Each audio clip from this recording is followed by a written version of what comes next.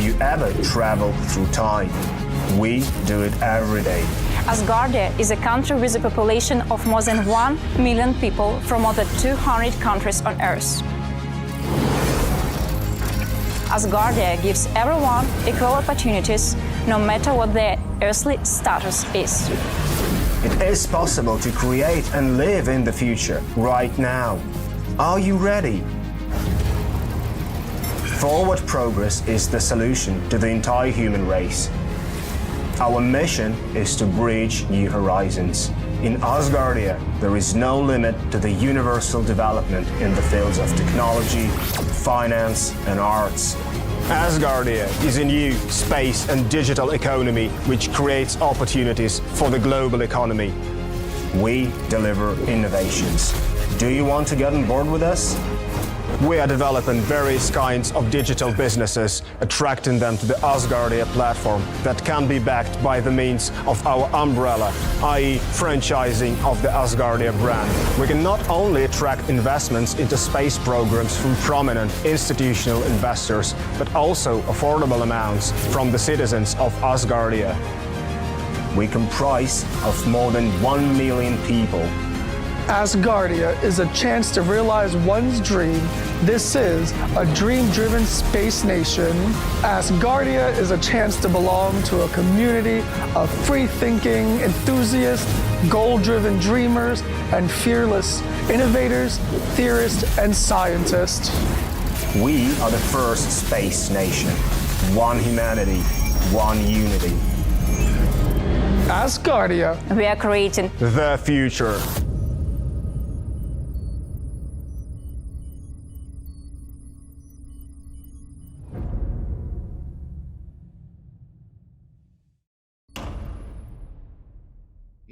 It was like 10% or less. Actually, it was 2%. Sorry. Oh, wow. I think so. Yeah. I was in the 4 hours south of Paris, and we got, I would say, 98%. And we had Wow. special glasses as well, so we were able to directly look at it, and it was fantastic, I must say. Wow. And the meteor shower that followed it that evening was so good that I went to bed and got up at 4:30 a.m. to have another look.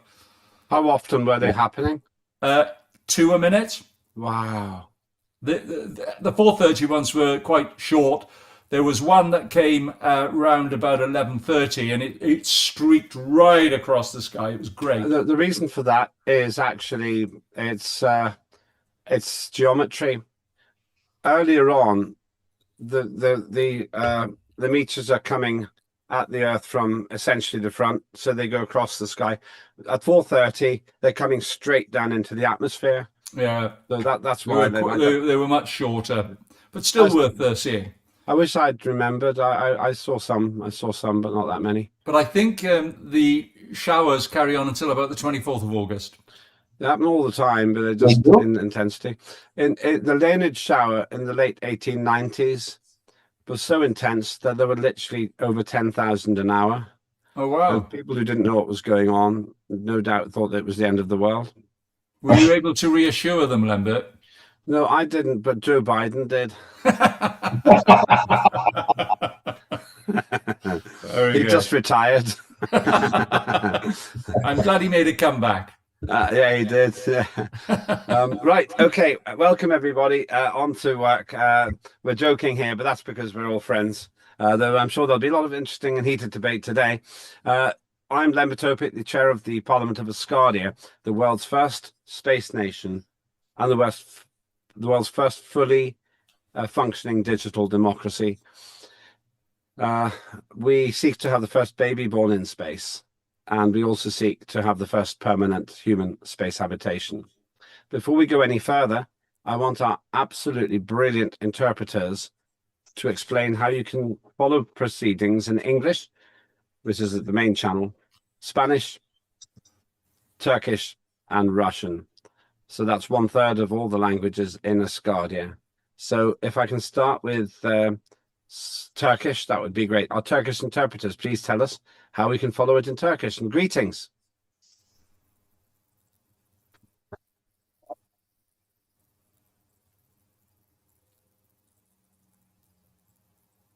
We can't hear the Turkish. You're still muted. Can we hear the Turkish interpreter, please? Right, we'll come back to Turkey. Let's go to Spanish. Our Spanish interpreter. I can't hear the Turkish interpreter. Maybe it's just me. Can we speak to the Spanish interpreter, please? Or hear from Yes, I'm here. Hello, Liz. Good to hear from you. Good morning, everyone. Good morning to you, Liz. How's Thank Washington? you. It's great. Good Excellent. weather here. Estimados parlamentarios, bienvenidos al segundo día de esta sesión número 14 del segundo Parlamento de Asgardia. Las traducciones se harán en los idiomas turco, ruso y español de forma simultánea.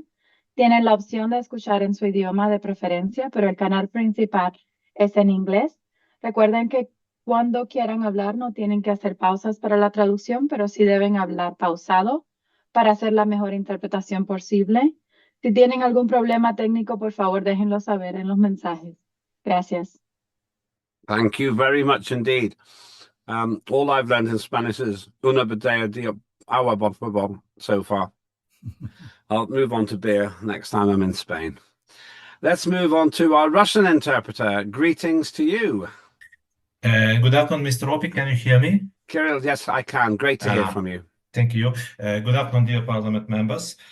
Приветствуем вас на 14-м цифровом заседании парламента Асгардии второго созыва. Сегодня для вас работают русские переводчики Елена и Кирилл. Все как всегда, пожалуйста, слушайте в русском канале, никуда переключаться не нужно.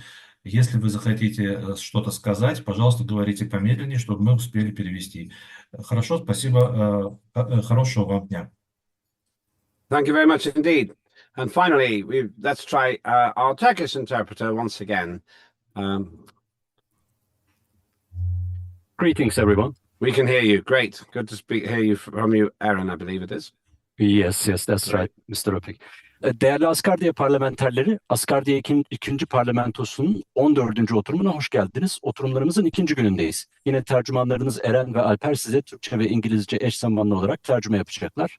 Türkçe tercümeyi Zoom pencerenizin alt kısmındaki küre ikonuna tıklayarak seçebilirsiniz. Söz aldığınızda tercih ettiğiniz dilde konuşmanız yeterli olacaktır. Tercümanlarınız tüm söylediklerinizi diğer dile anında çevirecektir. Hepinize verimli oturumlar dileriz. Thanks very much. Thank you. Thank you, everybody. And always a big thank you to our interpreters. One request, don't speak too fast. Speak normally, but not too quickly. That makes it hard for our interpreters to keep up.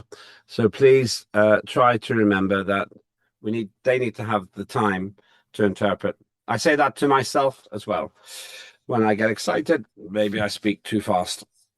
Now, let's go through, as always, review of the agenda. Yesterday, we had the official opening, and that is the announcements, the procedural issues, and the opening of the voting for the quorum, and 3 other items. And we had a discussion about various other matters. It was very time efficient yesterday, 45 minutes, which before we had our simultaneous translators would have been 3 hours. So we are being more efficient with less time. Today, we're on item 1, opening of the second day. In a moment, we will go to the government hour. In the government hour, our wonderful Prime Minister in one of the most beautiful places in the world, the island of Corfu, where I was honored to be recently, will open the government hour, and that will largely be his time. He will share what matters he wants to share. I do believe that Cheryl Gallagher will be making a presentation in the government hour. You will also be honored to meet a man who has previously been the acting foreign minister and seeks to be again. Our Prime Minister Salvas Mousakidis met with Nigel Evans, and it looks like he will be asking you to appoint him again till the 15th of December this year. A lot to do, very important role. Then we move on to the biggest event of the day, the Asgardia Antarctica Act, second reading. This is such a big piece of work that, based on advice from other various people here in the chair of committee meeting on Thursday, will be focusing primarily on that. It might take 40 minutes, it might take 2 hours. But I realized, really largely thanks to what John Fine had said, that the original items, compliance review and risk management, procedures for international agreements and operations relating to this Asgardia Antarctic Act, none of those really can be discussed now until we know what the conclusion is on the Asgardia Antarctica Act. They're called consequential codes. That means they all depend on the Act. So there's no point in talking about them in parallel until we've decided what the Act looks like. And we all know there is a lot to be said about the Act. Then we will talk about the Asgardia Manufacturing and Industrial Corporation Framework Act. That is up for voting too. That's second reading, and Mr. Benedetto, Professor, will be introducing that. This is important because we are activating our economy, and we need to have everything in place for manufacturing and service industries. John Fine has done so much work on this. We nearly have everything in place for our economy, but we do need this item as well. That's second reading. And then we will be closing the day. Now, I always try to make an estimate, just one more thing. Then tomorrow, it's normally normal day 3, which is really about committee work and parliamentary activity. There may be a guest speaker. I will know that tomorrow morning. A guest speaker, perhaps, on the question of what we know about extraterrestrial life. And from somebody who, by coincidence, only lives 15 kilometers from where I am today. I am not sure if she's available, but I'm hoping she might be willing to share some information. I don't know if she can, but we shall find out. She's very, very informed, and she has absolutely amazed me by what I learned. No promises, but I think we will maybe have a speaker tomorrow. Now, as for today, my estimate will be it'll take between 2 and 4 hours. It really depends primarily on the conversation with on the Asgardia Antarctica Act. It is such an important act that I will give any length of time we need for this, because there are strong views, and I wish to share in that debate as well. Now, I have to stress that there are very strong views, because I've seen emails and so forth about this. My apologies, I haven't been able to respond directly to emails I've received. I'm so busy during the digital sittings that it's hard for me to get forwards and backwards. I didn't finish till 1 a.m. and I was up again at 5:30 this morning. So apologies. I've seen your messages, and we need to go through all of that today. Everyone can say anything they want. We're not here just to agree, we're here to get it right. And I will really stress that we will talk about the Asgardia Antarctica Act after the government hour. These are 2 different items. So if we drift into the Antarctica Act in government hour, I'll tolerate it a little bit, but really we need to talk about the Antarctica Act as the main event today. Okay, that's all I have. Do please at least vote for the agenda, for or against the agenda. We must have a quorum, otherwise what we discuss does not count. Right, so with that, let's go to the government hour. And for the first time, I think officially, our new Prime Minister will handle proceedings for the government hour. So largely will chair this, but I'm here as well, of course. So Mr. Mouzakaitis is here. Let me say it was a real honor, and it's always a pleasure to come to your island in Greece, Corfu. Some call it London by the sea, because there are many British people there, but actually Corfu is an ecosystem and a cultural paradise, really. It's a beautiful place, and you are blessed to live there. Salvos's company is based in a building that overlooks the bay, and we can see all 15 of Salvos's luxury yachts from the window, and including the ones which are like 200 meters long. I don't think he has many luxury yachts, actually, but he has a wonderful view. Most importantly, Mr. Mouzakaitis, we always think him to call him Dr. Mouzakaitis, is a highly qualified lawyer and has been involved with Asgardia from the very beginning, having known Dr. Asher Bailey longer than the existence of Asgardia. So he is, in many ways, the most experienced of us all in this group. So with that, let me welcome you to our parliamentary sitting, Miss Dr. Themisikitis, and let you cover the items which I believe will be an update of what's going on, introducing Nigel Evans, and the presentation, of course, from Cheryl Gallagher, in any order that you like. Great. Well, thank you very much for the introduction. You're on mute, schoolboy error. I'm not. I am. I'm not muted. Am I? Oh, it's me. Ah. Keep talking. Okay. So thank you very much. As long as you can hear him, then it's me. Chairman. I can hear you. Sorry. Yeah. Okay. So especially the introduction of all my yachts and everything, which I don't have, by the way. But it was a pleasure to be with you here. And it's a pleasure to stand before you, members of this parliament.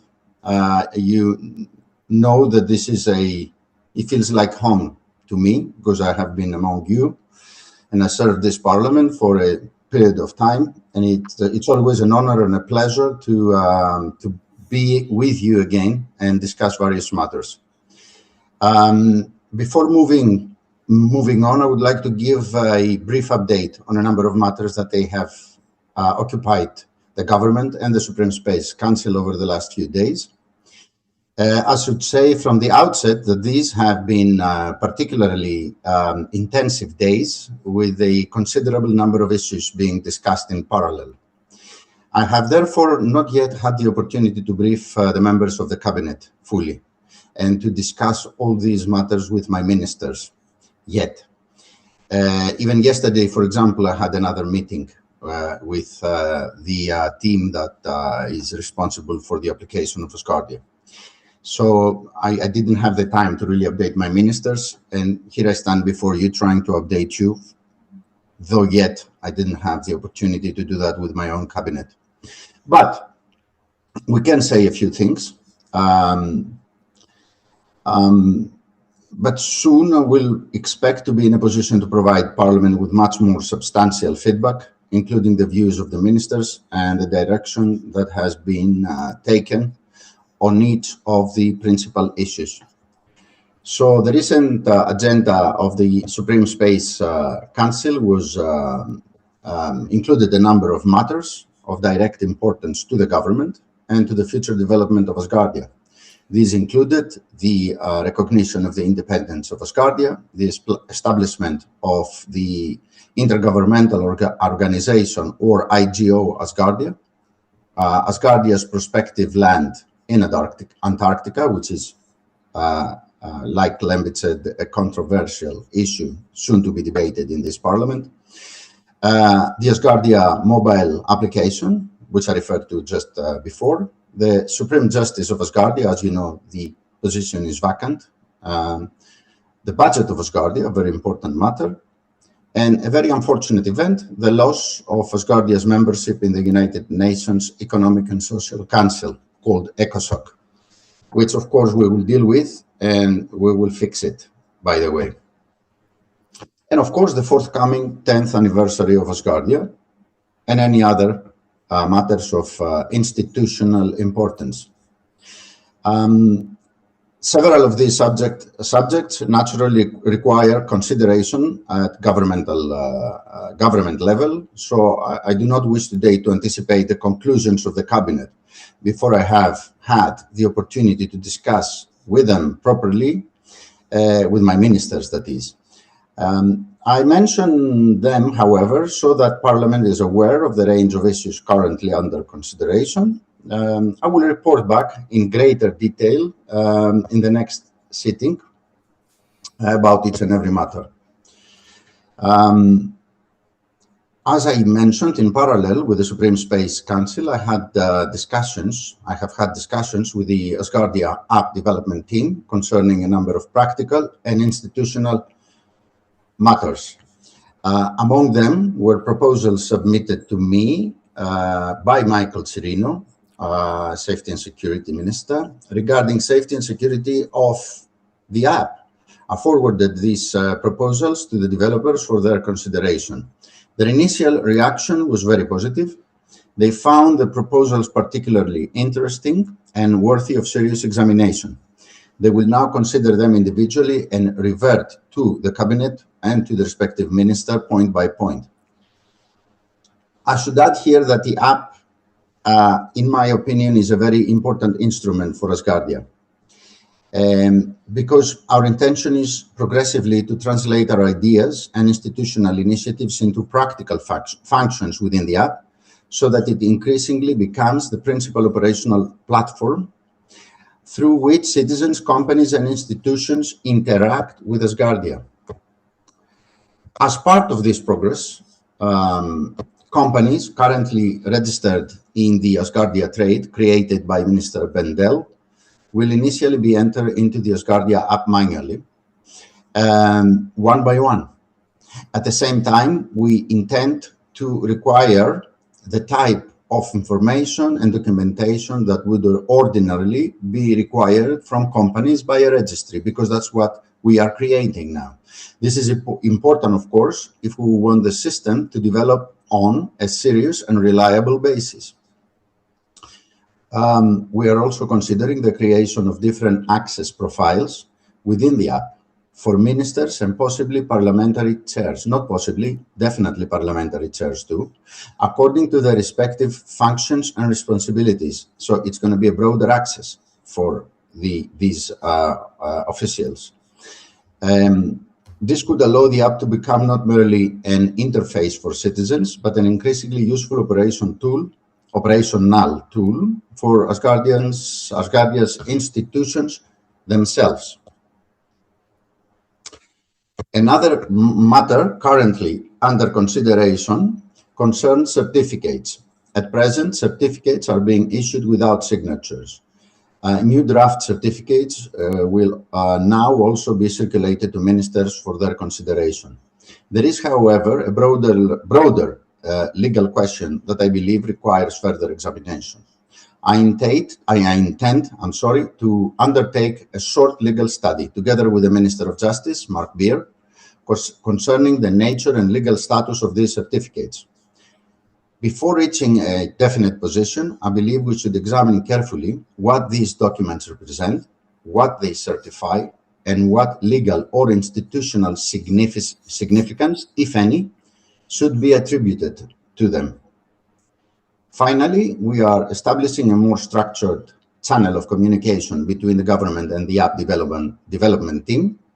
A dedicated group will be created for this purpose. It has been the complaint of the ministers that they have no interaction with those that they prepare and they develop the app of Asgardia. And in my opinion, a very legitimate one. So now we're solving this problem. And we are creating a team for the ministers and the app teams to interact and exchange opinions on the various levels of incorporation in the app of the ideas of the ministers and the works of the ministers, and vice versa, from the app team to the ministers. But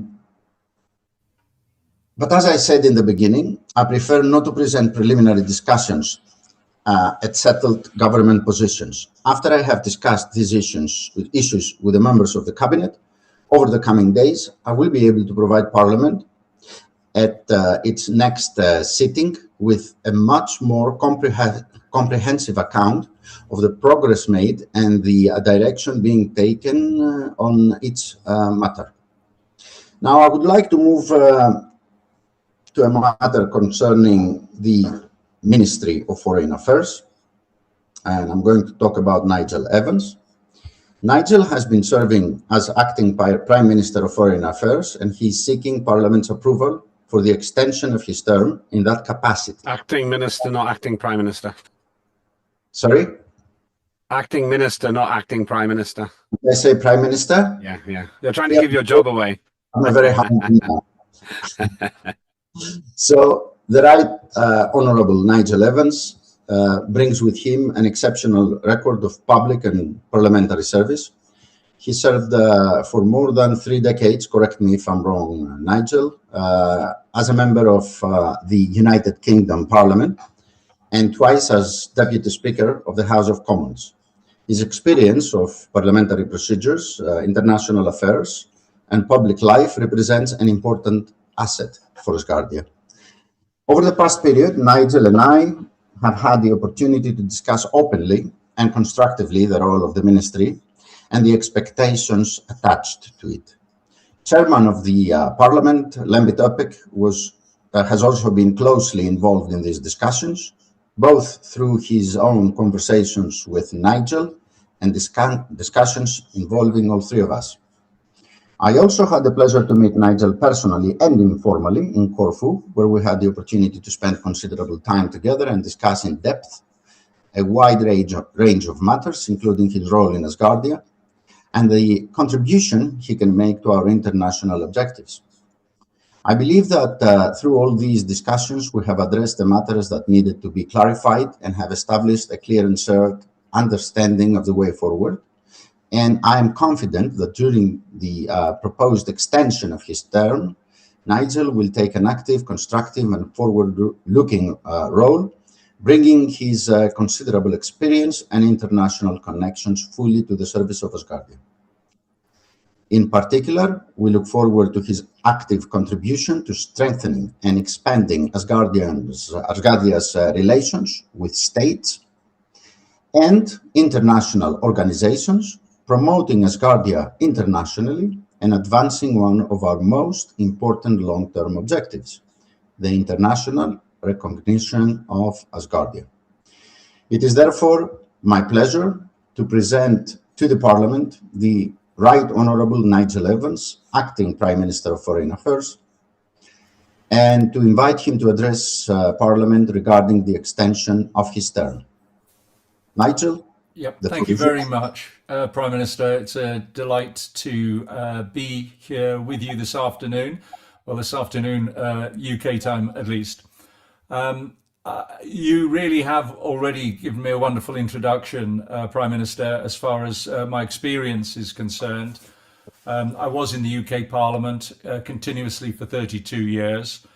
I did sit as Deputy Speaker twice, covering a period of about 7.5 years, which means that basically I sit in the big chair and conduct the business, whatever it happens to be. And so I did that on a daily basis whilst I had that particular position. Prior to that, though, I was very much involved in a number of other bodies, which I think gives more credence, quite frankly, than being a former Deputy Speaker, and that is being a former chair of the Interparliamentary Union, a former chair of the Commonwealth Parliamentary Association, and a member of the Council of Europe as well, which I did for several years. The Interparliamentary Union, I think, is a hugely important body, which does cover every country in the world, with a few exclusions, but the reality for the IPU is that it does bring countries together. It does bring members of parliament from those countries together, and a number of issues, including one like major debate, is debated twice a year, normally in Geneva and then somewhere else. And so I got involved with that and did give several speeches during my period as chair of the British group of the Interparliamentary Union. The CPA just covers the Commonwealth, but does very similar matters. They don't meet as often these days. I think it's more because of financial pressures. The Council of Europe covers a number of the countries, meets in Strasbourg, has some committee meetings in Paris as well, and there again discusses the major issues of the day, covering the events that really do impact countries that are within the Council of Europe basis. And so I did that for several years. It's probably not far short of 8 years I served on that particular body as well. You mentioned the problem with ECOSOC, Prime Minister, which is something that I will have to turn my attention to immediately should my extension take place, because that is one of the getting recognition in the first place took a huge amount of effort by the head of nation, but there has been clear issues and deficiencies which was outside of the power of head of nation, prime minister, or indeed myself. And so being removed from that particular body is a body blow, but we need to get recognised again and to comply by the rules, which was part of the problem in the first place for us being removed from there. So as I say, that is the one issue that I will be turning my attention to immediately. I also believe that getting recognition within the Interparliamentary Union is something that we should be able to do as well. There are non-state actors that do get recognition, and that's what we should aim to be doing, and then get representation at the assemblies and be able to contribute within the assemblies that take place. And then, of course, you mentioned the other burning issue, which is to get recognition eventually by the United Nations, because we are a body that needs to be properly recognized, particularly with the numbers of people that are joining our body, our group. And that is something that we need to look at. I know that I was speaking with Lembit Opik earlier on before we started this meeting. And I know this is something that you will be debating later today as far as one aspect of it. But of course, the aspect that you'll be debating isn't the only area that we could be looking at, and we need to broaden maybe our choices in order to ensure that when the opportunities come that we take them. And I know that Lembit was telling me a few years ago that we thought we were very close to doing something, and then there again there was a problem that wasn't properly sorted. So that's all I would like to say, if you please, Prime Minister, and I'll leave it to the body to decide as far as any extension is concerned. But thank you for listening to me today. Back to you, Salvos. Just briefly to say that Nigel Evans is on the voting, and you can vote at any time for him, or yes, no, or abstain. And so you have till 5 p.m. tomorrow to vote. Also, Prime Minister, I have no problem if colleagues want to ask Nigel any questions. This might be a good time to do it before we move on to your next item, which is the Cheryl Gallagher presentation. Yes, I agree with that. It's still the government's hour. We can reply to questions put by the respectful members of this honorable members of this parliament. And I believe that Nigel also would gladly reply. And I think we all had the opportunity to see how composed Nigel is in relation to the matters, and well-informed in relation to the matters of Asgardia. And therefore, I want to repeat that I'm really optimistic on this extension of his term, that we will achieve extremely positive results. And I value a lot his participation in this government. And of course, looking forward for your approval, which is subject to it, obviously. Thank you. And I'm just hoping as well, Prime Minister, that we'll be able to have another meeting face-to-face in Corfu before the summer's out, this incredible summer that we're all experiencing. And then, of course, the October meeting in Nice, which I would be delighted to attend that as well. Fully agree. I fully agree. I think everybody wants to listen to Cheryl. John. No, John has a comment. Good. Yes, Nigel, I was wondering, I am a member of Foreign Affairs Committee, and one of the issues that we often talk about, and that we actually really, I would say FERDA was the main event in it, was creating an embassy. And of course, she wanted to create one there where she's at. And she had set up all the, she had everything set up. And at one point in Asgardia, and I remember from the first parliament, embassies was a very important issue. And of course, that's a foreign affairs item. I was just wondering what your take on it was, on embassies, and whether you see any future of that being done for Asgardia. Oh, goodness me, John. Thank you for that question, because I should have really mentioned that within my presentation. I think the embassies would be one of the most important aspects for Asgardia getting a presence in all the countries around the world. There shouldn't be any countries where we're not properly represented. In my role as a former member of parliament and deputy speaker, I think I've probably visited half the embassies or high commissions throughout the world. And they are hugely an invaluable resource for feeding information as well back to the centre, because there may be issues, particularly within the space sector, that could be that somebody living in Turkey, for instance, would know what's going on there. Somebody in India would know what's going on way better than any of us. And the opportunity for them to feed that information back to the centre would be, I think, superb.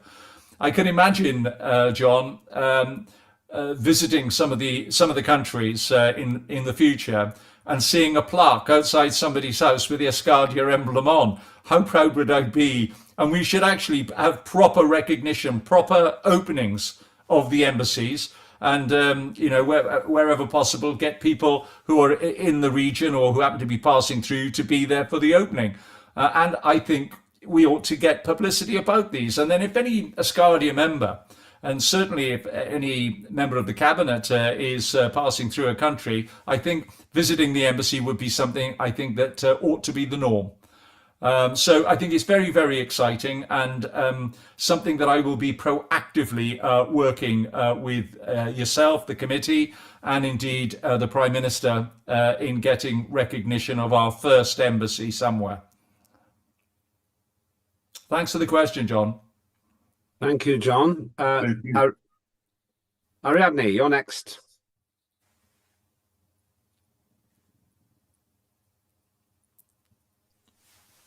Is it just me, or there's mute? Ariadne, unmute yourself, please. Ahora me escucho. Can you hear me? Yes. Can I ask you, See. Linda, how do I get the translation? One second, Ariadne. Just if you go to the bottom, 1 second, please. Go to the bottom, and you can see more. Yes. Go to more, and you'll find interpretation. Right. And then go to English. Okay. Okay, carry on, Ariadne, please. Gracias. Muchas gracias. Thank you very much. Minister Evans, it's a pleasure seeing you here, and all of my colleagues too. And I imagine an analogy when someone in a population has a supermarket to offer services, it's because they do have a population, vast population that's going to attend to those supermarkets. So the embassy and consulate is going to be the same thing. So they will be offering services to those who need it, like, for example, passports, documents to, move around, to attend the embassy, to request permission to do a conference of that population of not necessarily as guardians. And all of that is implied in the number of people that would attend embassies, because that would be a great place, very representative, but the number dictates the necessity. What can you say about this? Thank you very much. Yeah, can you hear me now? Yeah, very good. Yep. It sounds a very good idea. I like the supermarket analogy. In another life, I used to own a retail store. And you mentioned consulates and you mentioned consulates as well. So as John mentioned embassies, you've mentioned consulates. Getting the two together, I think, is vitally important. When I wander around New York, for instance, of course, it's not the capital. Washington is the capital, and that's where the embassies are. But they've got representation in a number of important states as well.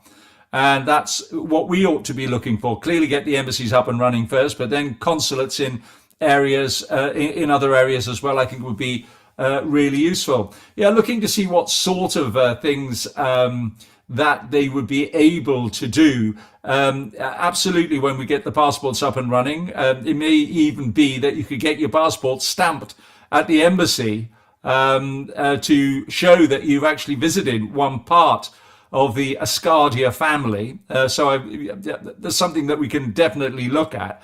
But then to be basically a base where members who want to seek advice are able to do so from a person they may not really know. In essence, I'm saying being a bit more welcoming than most embassies happen to be. Most embassies, when you wander around the world, are behind grilled fences. It's impossible to get into an embassy to see the ambassadors because they don't want to meet you. It's so unwelcoming, some of these places. They've got security cameras and notices all over them to scare you away. And even when you're British and visiting the British Embassy or High Commission, they're not the most welcoming of places, I have to say. Mostly people do go and visit outside of parliamentary relations when they're in trouble. It's normally an emergency when you're going there. But in my parliamentary days, I still, remember the security that are involved around them. Well, I don't think we need to be so bothered by that, and I do think getting a network of embassies and consulates around the world who are able to have a welcoming position to Asgardian members, I think would be great. It may well be that somebody just wants to know a little bit about the area that they represent. It doesn't need to be something deep or essential. It might be that you're visiting, let's say, the consulate in Istanbul for the first time, and you want to know whether it's a safe place to visit. I've been to Istanbul a ton of times, and I love it. But as you know, Istanbul is a fantastic city, and just because you visit one part of it, there are different parts. The Asian bit is way different to the European side. And so it may well be that you're opening the eyes of some Asgardian members who are coming to visit a city or an area for the first time, and you can be the outreach to them. And particularly if you get into any difficulties, having somebody there who can give you a helping hand or some advice, I think it would be something that would be a fantastic network. Thank you. Any other questions before we return to Salvos to introduce this next item? Okay, thank you very much to Nigel Evans, a man who I have vaguely known for 35 years. You're still carrying the scars. Yes, indeed. Some things can never be unseen. if you, and I can certainly testify to that, in more ways than one. If you find Nigel Evans agreeable to continue his important work, that is a yes vote, please, for him. If you don't, then you can vote no. If you're not sure, then please abstain, but please vote. I will just add one message, one comment, observation before we go back to Salvos. I did ask Nigel a few months ago, how many countries do you think you would be able to access in the world? And his answer was, all of them. So I'm actually very sure it's true. Having seen Nigel in action in an international environment, it is quite obvious that we're blessed to have his presence. And be aware, of course, he was a former parliamentarian in Asgardia, but then had to stand back when he became deputy speaker again. Right. Thank you. Back to Salvos, our Prime Minister. Well, not much to add from my part here. I obviously don't have a word in the Parliament's procedures, and neither I can advise the Parliament to vote yes or no for Nigel's extension as a acting Minister of Foreign Affairs. Therefore, if I was a parliamentarian, I would definitely vote yes, but that's all I have to say. And now I think it's the time to move on to Cheryl Gallagher. She will present her good work as far as I know. Are you ready, Cheryl? Should we move on? Yes, I'm here and I'm ready. Okay. Okay. As Cheryl's Thank getting you. ready, can I simply say it was a real honor to watch the solar eclipse with Cheryl Gallagher in Green Park. in Green Park in central London. There was only one problem. Cheryl spoiled the solar eclipse for the many thousands of people there because she shines so brightly. Well, thank you for those kind words. Just before you start, to let you know and the Parliament that I have presented your ideas on the celebration of the 10th anniversary of Asgardia to the Supreme Space Council, and of course we don't have the time to discuss, but I will revert on that to you. But yes, colleagues, Cheryl has presented some ideas on the anniversary, and we have discussed it in the Supreme Space Council. So the floor is yours. Thank you. And just one other thing, I'd like to thank, sorry to interrupt you again, I'd like to thank Nigel for spoiling the surprise of where we're going, because I was going to finish on that at the end of the government tower. We'll come back to that, but it doesn't matter because you need to all know the arrangements. The last item I was going to add under any other business for the government tower is the arrangement for the 12th of October. But back to you, Cheryl. I'm sorry, we keep interrupting you. Oh, not at all. Thank you. Thank you, Chair. Thank you, Prime Minister. And I'm very happy to see Nigel here today. I hope he has a few minutes to stay for my presentation because it has a lot to do with global collaboration and cooperation, of which is his area of strong expertise and interest in his department. And the other thing I'd like to say is, having met Nigel before myself over the years with Parliament, I can also give a strong vouching for his level of expertise and his competence for the position of Minister of Foreign Affairs. I almost said Prime Minister again too. But Minister of Foreign Affairs. Yeah. The conspiracy against here, even from my part. Yes, exactly. Is this the beginning of the first revolution in Asgardia? Yeah. If you want Nigel Evans to replace Salvos, vote yes. That is not what I'm meaning at all. That was just I have to say, Salvos and Cheryl, that even Andy Burnham would be amazed at the ease of this coup if it went as easily as it is, having the support of the Prime Minister. And so I am still traveling, and where I am has unstable internet. So as Sarah has so nicely offered to help to play the presentation that I'm about to present. I presented recently at the 4th World Congress of Space Renaissance International. It was a multi-day, quite extensive affair. I also presented, and so this talk is only about 8 or 9 minutes, but there is, if anybody is interested in the actual details of how would I pull any of the stuff off that's in there, I wrote an extensive white paper that went along with the talk that is also available. I can have that uploaded onto the drive if it's desired. So I'm wondering if Sarah is ready to play. The title today is Global Cultural Implications in the Age of Disclosure. And it is actually not a talk about disclosure directly.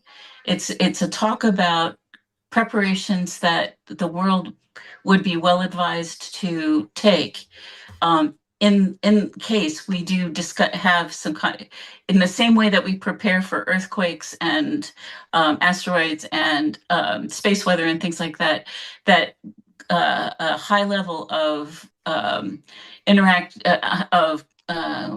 collaboration and cooperation on whatever level of disclosure that is coming or none. We should be participating in a plan. And as we are aspiring to be the first space nation, it's of course of great relevance and importance to us. So, Sarah, are you ready to share your screen? Thank you. And as long as we can hear it, that'd be great.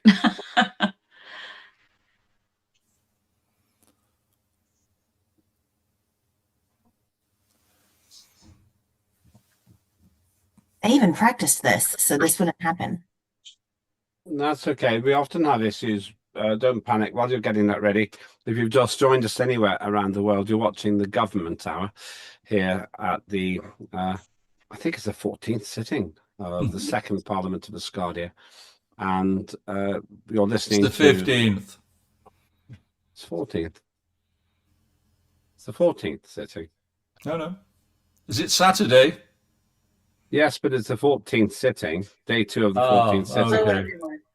Cheryl Gallagher here. Resign. Okay. From what? Okay. Good luck. Second, Hello, might be everyone. third time lucky. Cheryl Gallagher here with a question. How would we respond if definitive evidence of non-human intelligence were ever fully confirmed? For most of human history, this question was a subject of imagination more than policy. Today, however, the conversation is rapidly changing. Advances in science and technology have brought questions about life beyond Earth into more serious public and academic discussion. My purpose today is not to predict disclosure, nor speculate about what the evidence may or may not be or exist. Rather, I want to explore a different question. If humanity were ever confronted with a transformative discovery of this magnitude, are our institutions, cultures, and systems prepared to respond wisely? Because preparedness is not prediction. It is responsible governance. Why are we having this conversation? Several developments have contributed to renewed interest. Astrobiology and exoplanet research continue to expand our understanding of potentially habitable worlds. Governments in multiple countries have increased attention to reports of unidentified anomalous phenomena, or UAP. NASA and other scientific organizations have encouraged more systematic approaches to data connection and analysis. At the same time, advances in artificial intelligence, sensor technologies, and observational capacities are rapidly increasing our ability to detect and evaluate unusual phenomena. Taken together, these developments have moved the question of non-human intelligence from the margins of public discourse toward legitimate scientific and policy consideration. This does not mean conclusions have been reached. It means the conversation itself has become increasingly relevant. In many ways, humanity has already begun preparing for this conversation. Throughout history, cultures around the world have told stories of beings from the heavens, visitors from other realms, and intelligences beyond ordinary human experience. In modern times, science fiction expanded these questions dramatically and have served as a cultural laboratory. It has allowed societies to rehearse possible encounters with the unknown and examine how humans react when confronted by something fundamentally different than themselves. Long before science could investigate these questions systematically, culture was already exploring them. Science fiction asks, what if we're not alone? What would contact look like? How might societies respond? Science approaches the same questions differently. Researchers search for biosignatures, technosignatures, evidence of habitability, and data that can be independently verified. The goals are different, but both approaches have value. One helps us imagine possibilities, and the other helps us evaluate evidence. Together, they contribute to humanity's broader preparation for uncertainty and discovery. If definitive evidence of non-human intelligence were ever confirmed, the consequences would likely extend far beyond science. The impacts could be cultural, philosophical, psychological, economic, on every level, let's face it. What does it mean to be human in a larger cosmic context? Our education systems would have to adapt, and importantly, cultures would not respond uniformly. Different societies, belief systems, and communities would interpret the same information through different cultural lenses. Understanding these differences would be essential to maintaining social cohesion and mutual respect. The implications could also extend into governance and economics. History shows that major information events often produce both opportunity and disruption. Financial markets could react rapidly to uncertainty with possible extreme volatility. Public trust can be strengthened or weakened depending on how information is communicated. Governments may face increased demands for transparency. International competition and cooperation could both intensify. Now, none of these outcomes are inevitable, but they illustrate why preparation matters. The more prepared institutions are, the more effectively they can respond to uncertainty while maintaining public confidence and stability. The bottom line is, preparation reduces risk. Fortunately, humanity already has experience preparing for uncertain but potentially high-impact events. We prepare for pandemics, monitor near-Earth objects that could pose risks, invest in cybersecurity, develop climate adaptation strategies. We plan for natural disasters. In each case, preparation occurs before certainty exists. The purpose is not to predict exactly what will happen. The purpose is to improve resilience. Responsible planning does not require certainty, but it does require recognizing that some possibilities may carry significant consequences if they occur. If preparedness is worthwhile, what might it look like? A global framework could include several components. Scientific verification protocols that emphasize transparency, reducibility, and international collaboration. Mechanisms for international coordination to reduce confusion and conflicting responses. Public communication strategies designed to share information accurately and responsibly. Cultural impact assessments that help policymakers understand how different communities may interpret significant discoveries. Mental health and social resilience planning will be very important.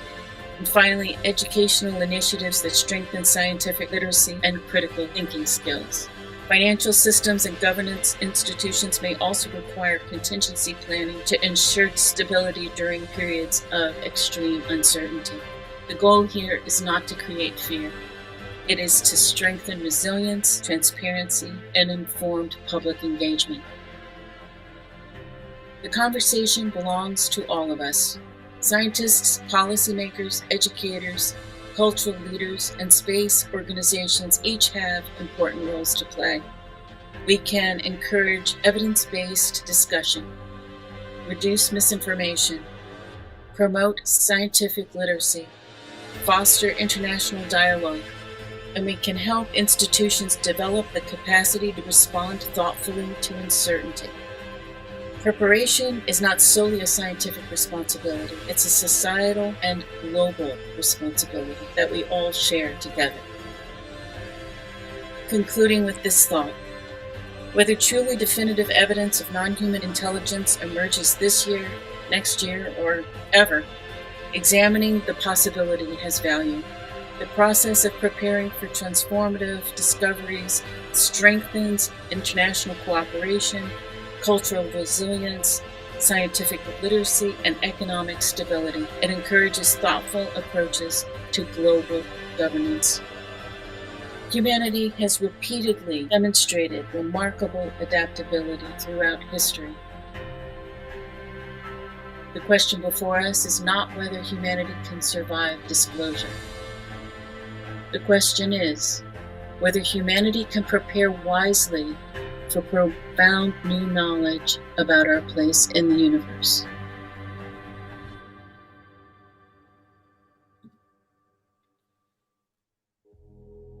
Thank you for your attention.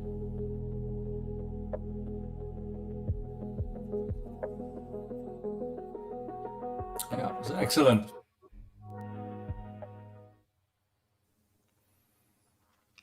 Thank you, Nigel. Thank you, everybody.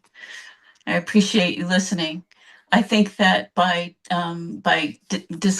opening up this discussion in a truly, like, from my perspective, from global interest, what should happen in the world, how we should be interacting with each other, we take a position of leadership in topics of this nature. What do you think, Nigel? No, absolutely. Funnily enough, Cheryl, last night, Lembit will confirm that the Prime Minister decided to use the emergency notification system of the United Kingdom, which is the first time it's been used outside of a test, to warn people about the heat and not to have bonfires and all that sort of stuff. And I was with some people and I said, I think I was expecting something a bit more dramatic, to be honest. It's something that I would normally associate with an alien invasion of the world, rather than don't have a barbecue. It was really funny because it is quite dramatic. I've always believed that there is something out there, and probably quite a lot of something out there. To me, the sense that that there is something there is more likely than those people who say, "Oh, we're the only planet in the absolute universe where there is any life form whatsoever." And of course, whatever else is out there, anybody who thinks it's going to be a mirror image of what we are, think again. I think I am going to predict that whatever is out there is way more intelligent than what's on our Earth today, because they've been intelligent enough not to come here. I think it's a conscious decision that they've made. They'll let us just get on in the haphazard way that we've been doing over however many millennia. So I think getting protocols in place for what may be happening in the future, because at some stage the reality is going to be that we are going to have to confront non-human form of existence, and how we are going to address that is going to be, I think, vital for how the world is going to. I mean, nobody else is addressing it, Cheryl. Well, and I'm sure that you're in agreement with me that we get so caught up in the discussion of whether, about disclosure, especially as it's becoming more prominent in our public discussion. But it's all about whether it exists or not. And so what are we going to do about it? That's right. Because if there is a disclosure, chances are it will be a sudden one, maybe not hopefully not an alien invasion. I am hoping the good guys show up first.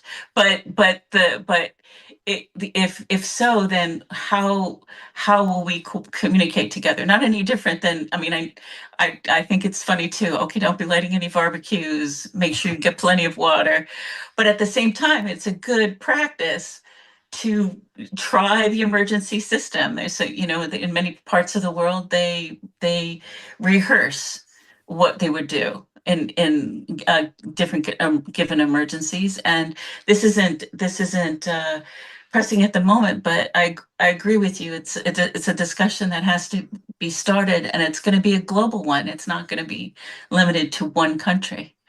So, I think it's very exciting, Cheryl. Very, very exciting. Yeah. If you consider the incredible advances that have been made over the last 10 years, I'm not asking people to go back to when I was born, or even further when Lembit was born. I'm saying just go back 10 years and look at the amount of power and information that is in this compared to what there was 10 years ago.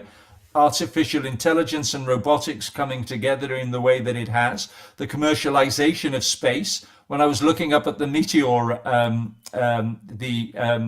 the meteors a couple of days ago, I haven't looked up in the sky for quite some time for the duration that I did 2 days ago, and to see the number of low Earth orbits devices passing by just gives you an indication about the speed at which the development of communications on Earth has advanced. You can now sit on a plane and watch TV, much to the annoyance of the person next to you, no doubt. But I mean, literally, you couldn't do that before. You could barely send a message on a plane. Now you can actually watch TV on a plane because of the telecommunications revolution that has been advanced by Elon Musk and various other people. Where is it going to end? Hopefully never. We don't, in that exchange that Nigel says, the aliens are undoubtedly more intelligent than we are. Nigel is speaking in a personal capacity about himself. I haven't noticed any hands up, but if anyone has a question there are four. Salvos, oh, there are four. Okay, Ugo, good. Ariadne, John. Good, Prime good. Minister.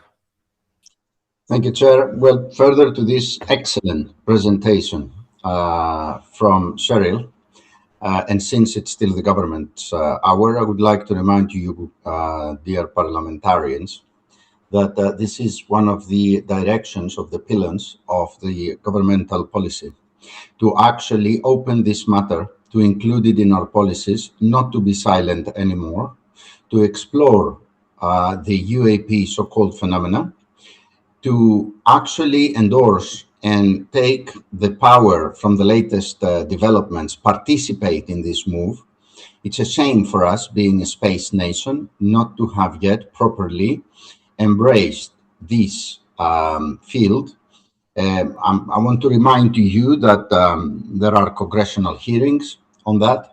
I want to remind you that there is a lot of disclosure, a lot of people talk, many officials, members of secret services, such kind of people. And we, as a space nation, we must participate in this actively, not just monitoring. And what Cheryl did is obviously to this direction. I would also like to remind you that we already had the first meeting, me and Sarah Clark and Lambert, together with Inara Tabir, who organized it, a meeting with Avi Loeb. Avi Loeb is a Harvard University professor. He explores interstellar objects with unusual properties.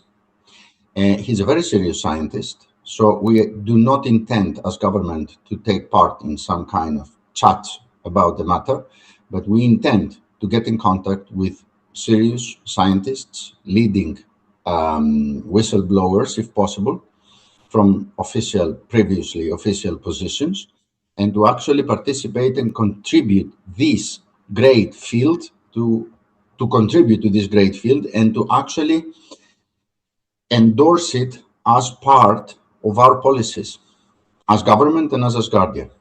Once again, thank you very much, Charlie. That was really, really nice. Thank you. Ugo.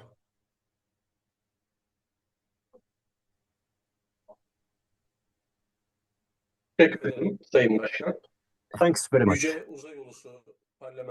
Distinguished speaker, I would like to extend my regards to all our citizens and members of parliament. And this is a topic that I'm really interested in. By the way, I have to say that I'm very pleased to see Cheryl Gallagher here. In our previous digital meeting, as you may remember, I made a presentation and I talked about this new design of identity card for Asgardians.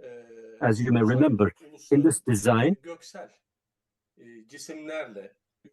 I have also mentioned that we can create some designs for our space nation and for other alien existence. And I have mentioned this idea of an identity card, and this was given a place in Asgardia News, on Asgardia website, which was really nice. Now, we're talking about the possible encounters or contacts with extraterrestrial life. I would like to talk about an incident that happened to me very recently. First of all, we should not forget the fact that all our members of parliament and all our citizens who paid their citizenship fees, now there is an identity card that has been sent to their addresses. Now, one day, I was telling to my wife, whose name is Özge, and I said, Özge, there are various movies like Arrival or Disclosure Day, and there are a lot of rumors about the presence of the existence of such kind of extraterrestrial beings. Probably they're trying to pave the way for it.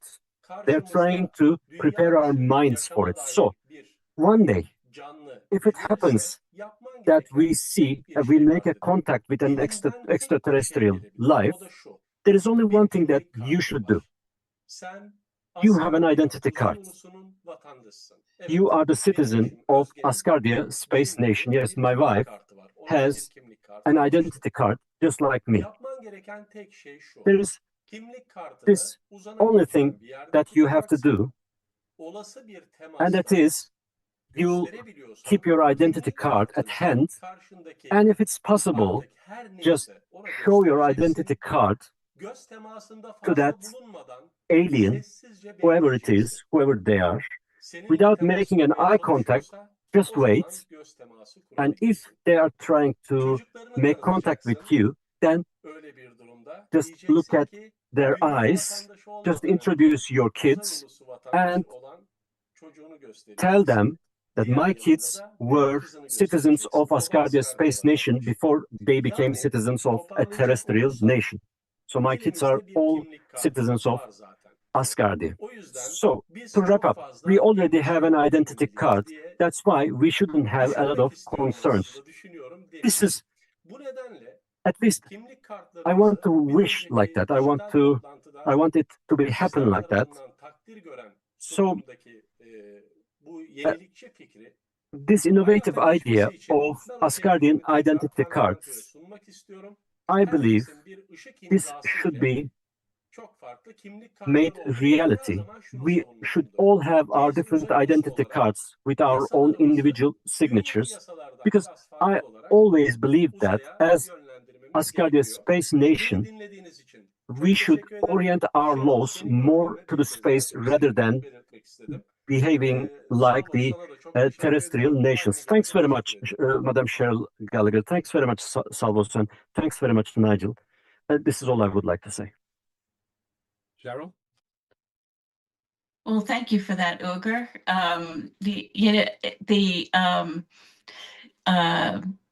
Having an identity card for Asgardia, the Space Nation, that would be lovely if that was a segue that communicated positive relationship between people of Earth, which we still are, even if we are in the Space Nation, and any beings that may come forward to us. And I'm just intentioning that they are going to be open to a warm welcome from humanity, as you say.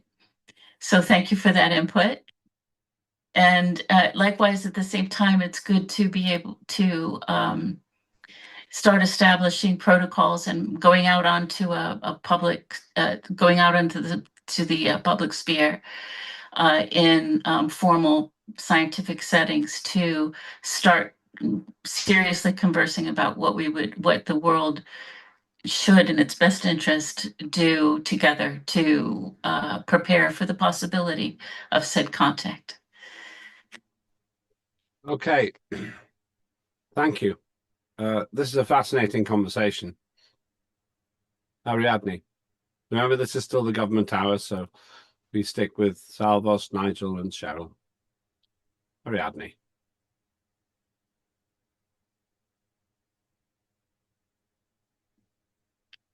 Bueno, ¿me escuchan bien? Can you hear me fine? Yes, we can. Sí. Okay, thank you.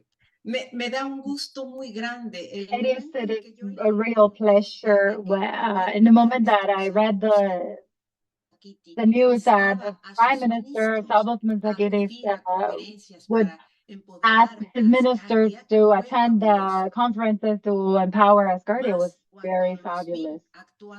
And when they were acting in that meeting with people interested in space, there were comments, very diverse comments. It was laughs, and the same moment, Dimitri and Cheryl, they put a vital accent to empower the philosophy of Asgardia in that sphere. When Nigel Evans, the Minister of Foreign Relations, makes the comment of the observation of a planet, it came to my mind the wonderful idea of one Greek person. I think he was Greek, but he talked about the symphony of the spheres, and it's what attracts us to space, the resonance that we receive from there to here, and from here to there. And finally, when Uger talks about the identification with space, what a better idea to think that we are already part of the symphony of the spheres. And at the same time, all of this reminds us that there's a magnetic idea that we have a relation that we have with the universe. And as John Fine has mentioned in many occasions, we are not a different kind of being. We are a stellar material, and that is the humanity and how it can be recognized among the stars. Thank you, Cheryl. It's wonderful. We hope that looks next year, where the eclipse is going to last 6 minutes, we could be with many Asgardians in Luxor and missing our colleagues to see that dialogue, that the moon and the sun becomes one, and it's a concordance, and we have done it for millennia. And for me, it's not just another thing. The eclipse is something that reminds us of our permanence and extremely something very important in the universe. And thank you, Cheryl. Thank you, Salvo. There's something from the book that I'm doing, but I'm going to send it to you soon. Thank you very much. Cheryl? Thank you, Ariadne. Those are really great words, and appreciate the sentiment. And you make a very good point, because even if we do encounter significant non-human intelligence, the one thing we have in common is that we're all made of the same star stuff. Every single one, wherever they come from and whatever intelligence they are, whatever civilization from around the universe, we're all made of the same stuff. So that was a really great point. Thank you very much. John, next. Yes. Well, first off, Cheryl, thank you for that wonderful presentation.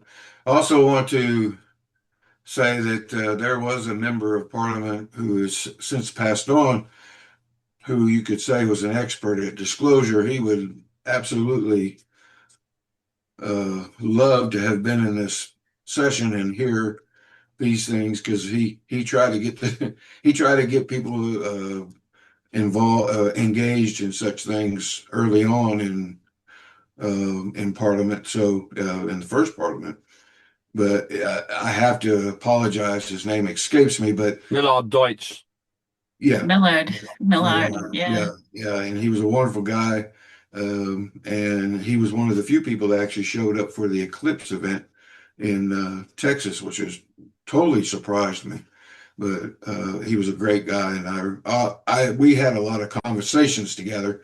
and it was always about disclosure. So, Yeah. Anyway, the other thing is one of the big topics that we had in Foreign Affairs Committee was the what we called the Prime Directive.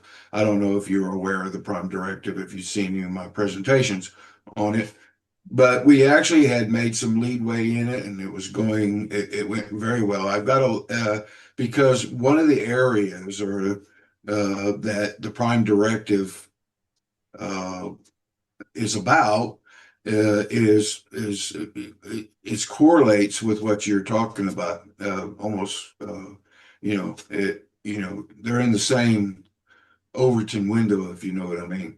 But and I would like very much to send you that information if you want it. I don't think it's going to go any further in our committee than what it has, but I actually had reached out to several organizations and people, and there were some top people from top organizations that actually replied back. So, and I can send you all that information once I get it together if you'd like it. Also, I would like very much if you could email me your white paper on my Asgardia email. And it's for something we had talked about earlier. And that would actually be perfect. And I think this topic would be perfect for that event. So, and I can actually use that white paper to create what we need for that event. Alrighty, I'll make sure I'll get it over to you, John. Okay, great. And I want to say wonderful. As always, your presentations are just wonderful. I am inspiring to be as good as you on my presentation. I'm getting there too. So, and I'm impressed. I'm impressed. You have set the bar, and I'm trying to reach that bar. So, thank you very much, Cheryl. You know I love you to death. So, just thank you for everything you do. Yeah, thank you. And I could say exactly the same to you, John. Appreciate everything you do. And I'm very impressed with the work you've done on your presentations. You're doing great. So I'll send you the white paper, and we'll talk about that event real soon. Thank you. Thank you, everyone. Back to Salvos, and I'm going to invite Salvos in his concluding remarks also to share the information that Nigel Evans just had to blurt out, not knowing it was secret, about plans for the 10th anniversary. It was secret, hey? Well, it wasn't a secret, really. It's not a secret now. 8 million people heard Nigel Evans say it. Okay, listen, most possibly, it seems that we are going to celebrate the Asgardia's 10th anniversary in Nice, France. It's going to be a 2-day or 3, I'm not sure about that. It hasn't been decided yet, by the way. I'm not certain. Celebration. So we tried for the maximum participation to actually invite the whole parliament, and maybe to comply directly with the suggestion of Sir Elliot Gallagher, which it was to have a full digital sitting. But probably that's not going to be the case due to various reasons beyond our capacity to handle and beyond our will. But it's going to be good enough. I think that the chairs of committees, they will be called. The cabinet will be called. Members of the Supreme Space Council. Of course, I believe that anybody else will also be able to participate, and some of their expenses will be covered, but not in full. But I don't want to say more because it's still ongoing, this decision, and it doesn't depend on me because the money is not in my pocket, as you know. And it's going to be it's going to require a significant amount of money for the celebration. But the idea is to invite press to make it really big. and to really, first thing first, celebrate for ourselves of this great achievement, because 10 years presence is extremely significant. I'm not so sure how many of us in the beginning we actually were certain that Asgardia will go on for such a long period of time and become stronger and more organized constantly. And here we are 10 years later, and we are going to do that. The head of nation will support it. And I'm looking forward to it. Of course, I don't have any further details on that. Maybe the chairman of the parliament, who was also present during the Supreme Space Council, can also contribute a bit to give us some more details on that. But I'm really enthusiastic and I'm looking forward. Thank you. To add to what Salvos has said, and we'll come back to Cheryl, Nice, France is certainly the destination where the head of nation hopes to have the permanent headquarters of Asgardia in a beautiful, beautiful, huge building of historic significance. The head of nation also said he will cover the accommodation costs for the 11th and 12th of October. He, at the moment, hasn't committed to paying for the travel because it's not an official sitting. As Salvo said earlier, he faithfully promoted the position that has been put forward by Cheryl, and I myself had put that forward. But he correctly, this is me changing my position, he correctly observed that this isn't really about a physical sitting. This is about Asgardia's 10th anniversary, and we do not want to distract by making Parliament supreme for that event.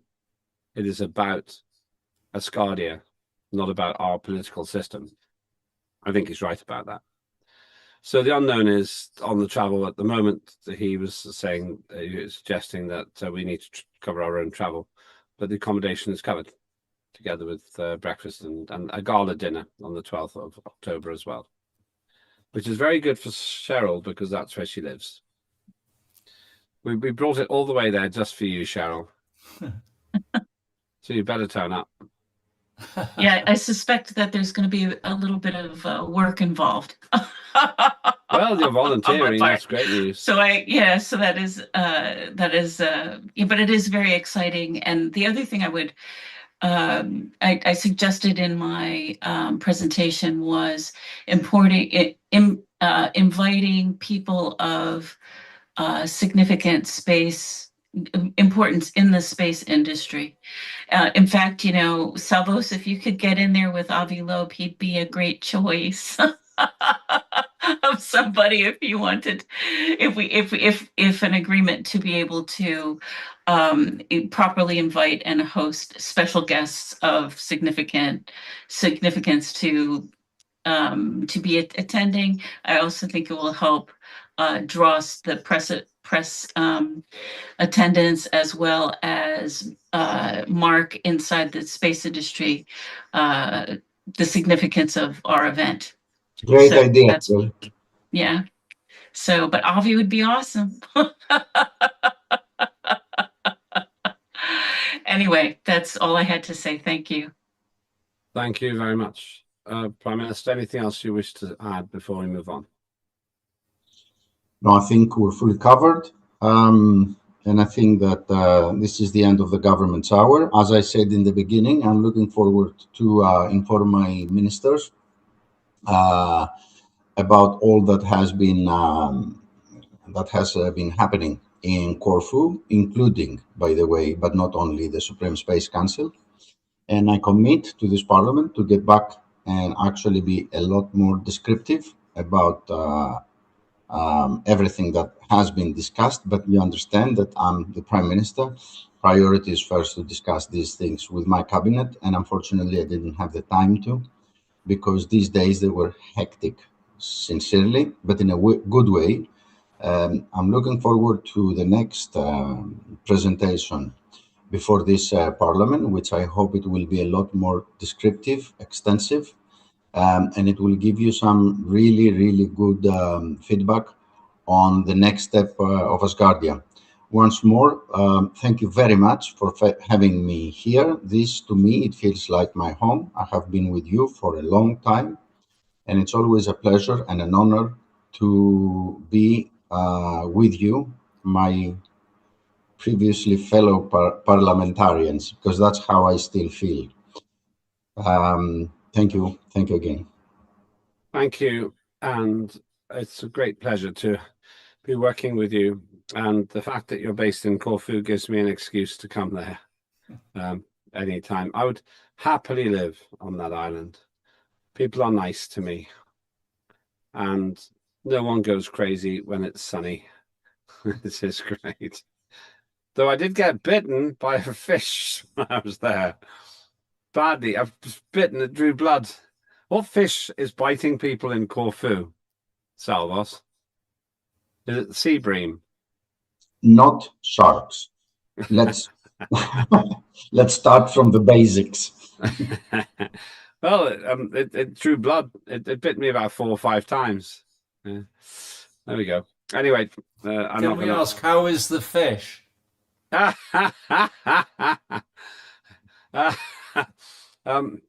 It had it died the way it would have wanted.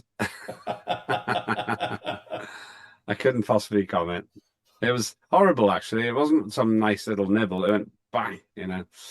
I still got the scar, actually. Very strange. So thank you. So that concludes the government hour. Remember, we have some action step to consider here. First of all, obviously, we must engage with the government, and that's a great thing. The action steps are to think about whether you wish to attend. It's not compulsory. In Nice for the 10th anniversary, accommodation provided for sure, and breakfast and the gala dinner. Essentially, most of the food provided, in other words, and all the accommodation. And then at the moment, you'd have to make your own journey plans, but that's the way it will be. And at the moment, and the Supreme Space Council, and of course, Head of Nation will be there as well. And then if you feel that Nigel Evans, despite being, by his own admission, less intelligent than extraterrestrials, is good enough to be the foreign minister, then please do vote yes for that. He has got more than a third of a century of parliamentary experience. I was in Parliament for 13 years. He was there for 34. And I think we're very lucky to have him. And then I hope that you vote yes, and he will be able to help to open doors. Now, our government colleagues are welcome to stay for the next item. And I suggest we move to the next item and have a short break after this.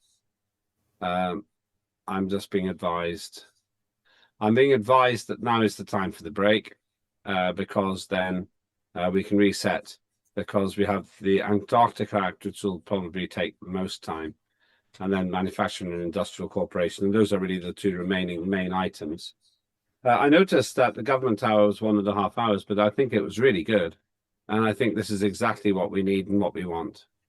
So what I suggest is that we start with I'll give an overview now of how we will do the Antarctica Act. Then we'll have a short break because it's quite an intense item. First of all, so I will describe what we're going to do, then we'll just take a 10-minute break, and then we'll go through the act. And once again, if I think Salvos has to go somewhere else, if Nigel has any time, I think he's very busy. He has to meet people later. But if he's welcome, sorry. Yeah, you do have to go. Yes, Nigel? Yeah, I do. Okay. So what I'll just do then is I'll outline this. Then we'll have a break, and Nigel and Salvos will leave during the break. Cheryl's welcome to stay, of course, and any other ministers. The background to this is the Asgardia Antarctica Act is the product of a decree by the head of nation, Dr. Igor Ashabeli. He set out his intention to claim territory in Asgardia in October last year at the Executive Congress in Dubai. And that immediately caused a lot of debate in Asgardia. Basically, the idea is that he wants us to be recognized as a country in line with what's called the Montevideo Convention. That has 4 conditions. 1, that a country has to have a population. Secondly, it has to have physical territory. Thirdly, it has to have a governmental system. And finally, it has to be able to do treaties with other countries. The Montevideo Convention was established in 1933 and has been used as a guide ever since. We have 3 of those for sure, and Head of Nation would say we have a 4th as well. The 3 we do have are a population, clearly. We have a government. We have the capacity to do deals with other countries. The only missing ingredient really is physical territory. And arguably, we could argue we already do. We have satellite in space and so on. But we recognize that we have to have some physical land somewhere on the Earth, which we can call Asgardia. A lot of work, hundreds and hundreds of hours have been put into trying to find a document which everyone is satisfied with. As Salvos can confirm, the Head of Nation is very personally involved in this. He really needs this to be successful. So after the break, oh, by the way, also, I know that there are people who have strong feelings in all directions here. So I may just say one other thing. After the break, we can go through this whole document. There are 12 articles. Suggestions have been made, and some criticisms and some alterations have been made, but by a group of individuals, and this was discussed a lot in the Corfu Summit. There is a set of suggestions which have been made to the second reading, and I have a rationale for each of those as well. And I will argue, I put my name on it because it was suggested that I should do that, and I took that advice from Thursday.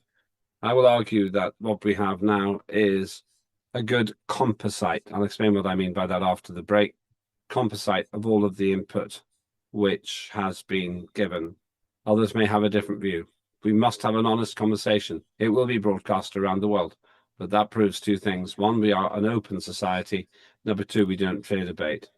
There's no doubt we need land. I think that the Head of Nation has been quite creative here, but everyone has a chance to have their say. So just before I call the break, is there anything that our departing ministers wish to add before we go? You don't have to. Salvos? Just a quick comment. I want to say that I fully respect the work that has been done by the members of this parliament on the Antarctica Act.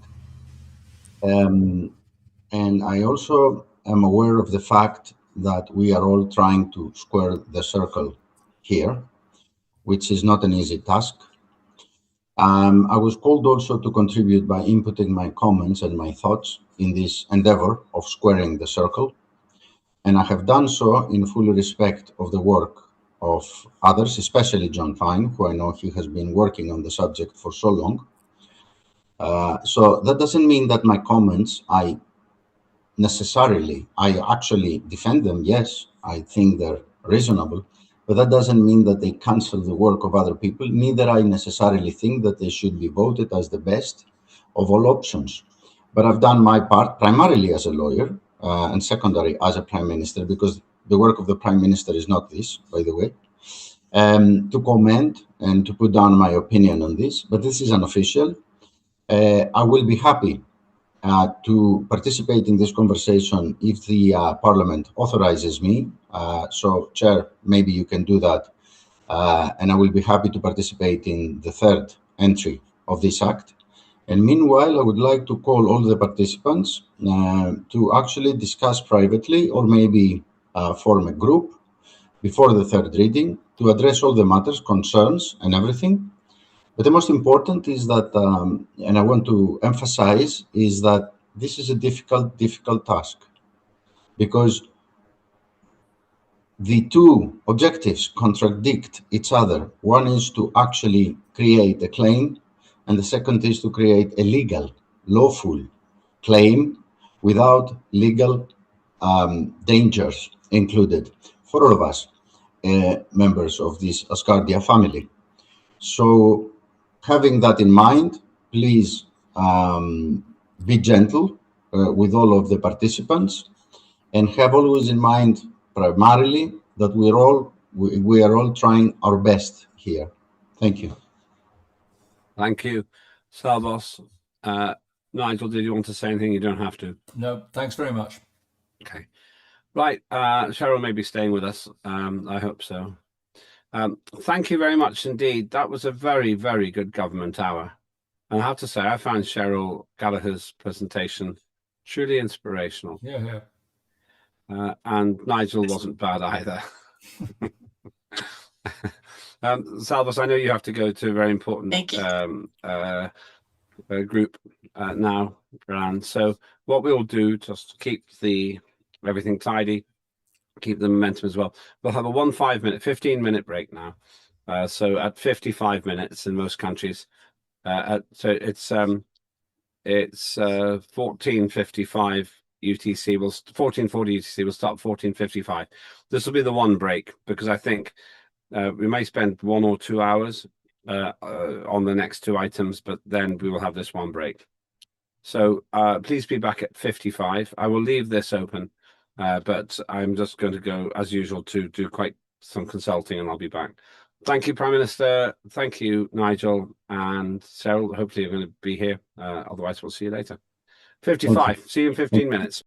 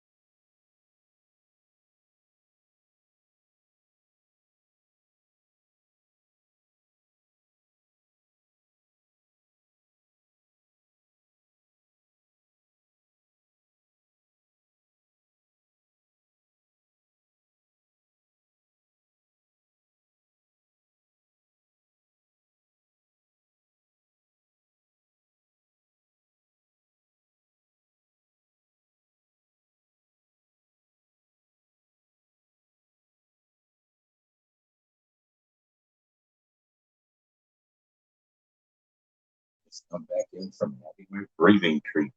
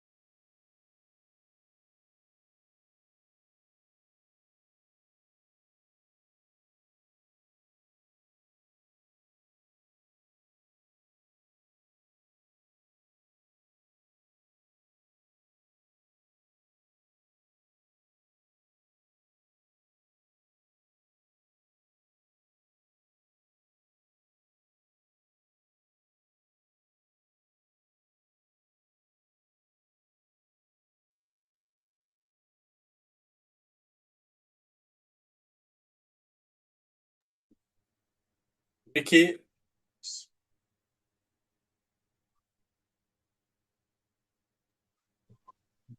Ricky, my secret test tomorrow committee report. Secret good.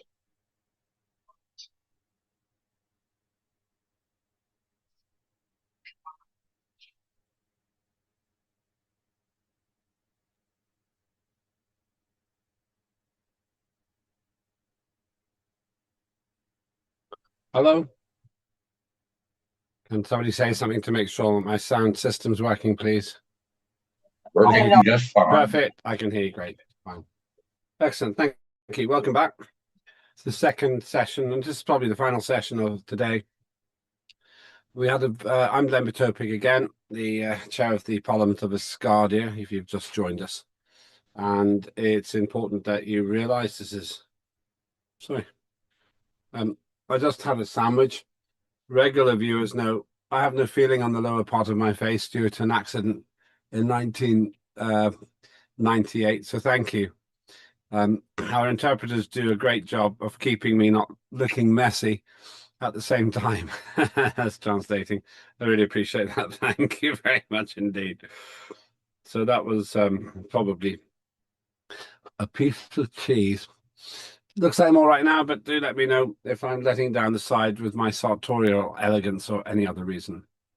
So I'm the Chair of Parliament, and it is my honour to preside over the 14th sitting of our Parliament in the second term.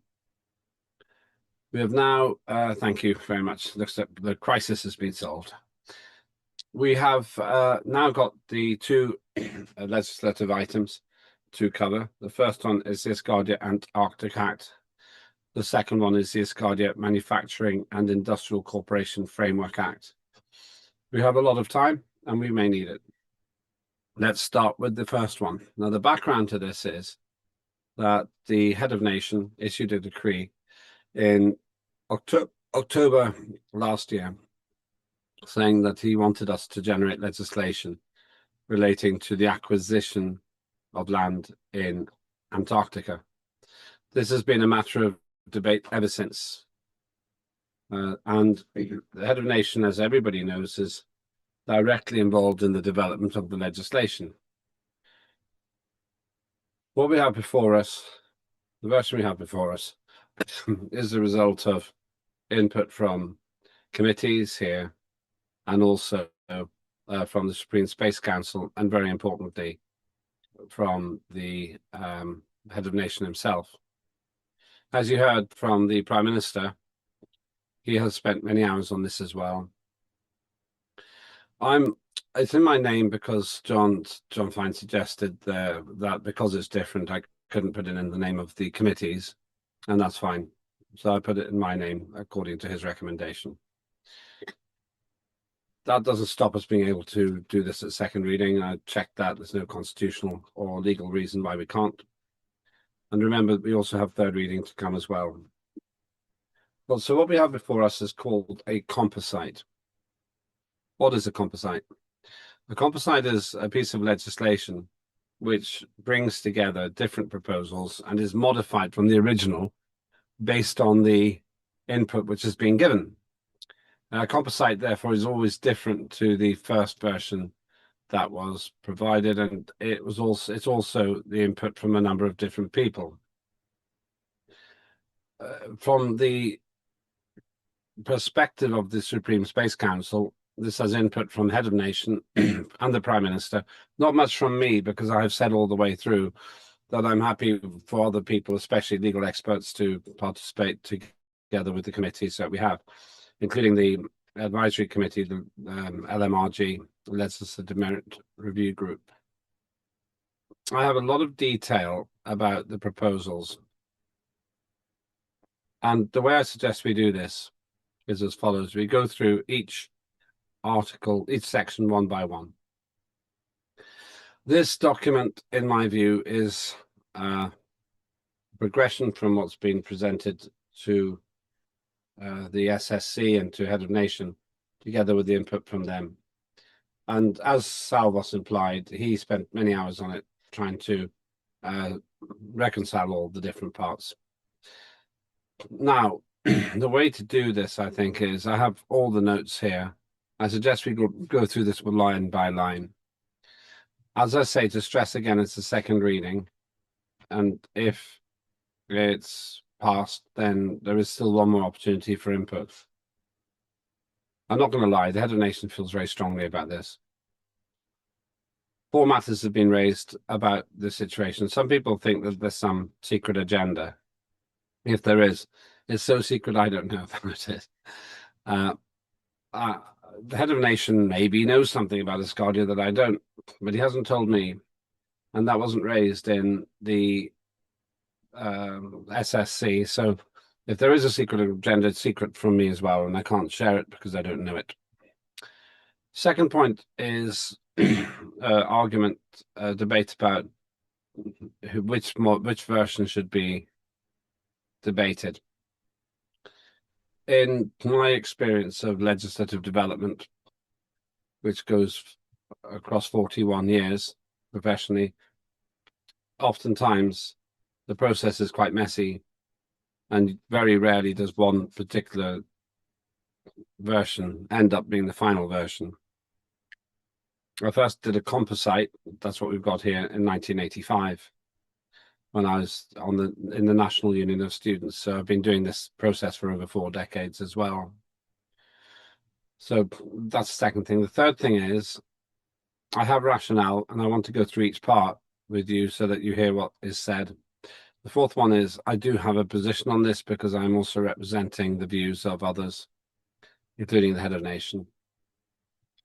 Not everything was changed. I believe Articles 6 to 9 were not modified, or was it maybe even 5 to 9? I can't remember. 6 to 9 may have been. So those aren't really matter of debate.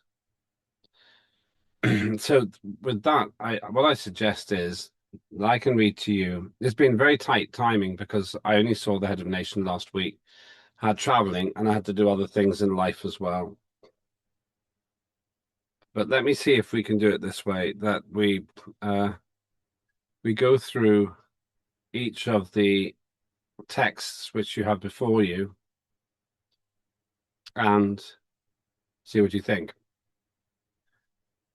We can't really, we can agree changes, but we can't make them today.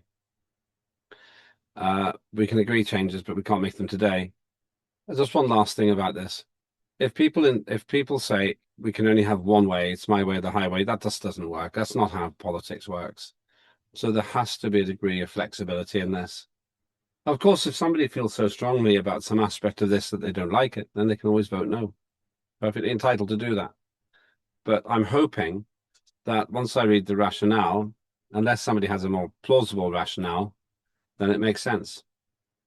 Last time we had a debate about what percentage of various changes had been introduced, and someone ran it through AI and gave me a figure. With these, what I've got here, it's slightly different because I've actually got details of each of the points and the recommendations as well.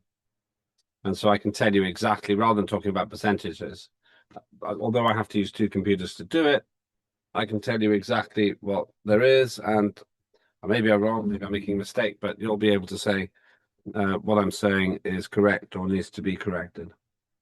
Those are all of my introductory comments. I have nothing else to really offer on that. Does anybody have any questions about the process? So the only way we can do this really, because it's so complicated, is going through each article one by one.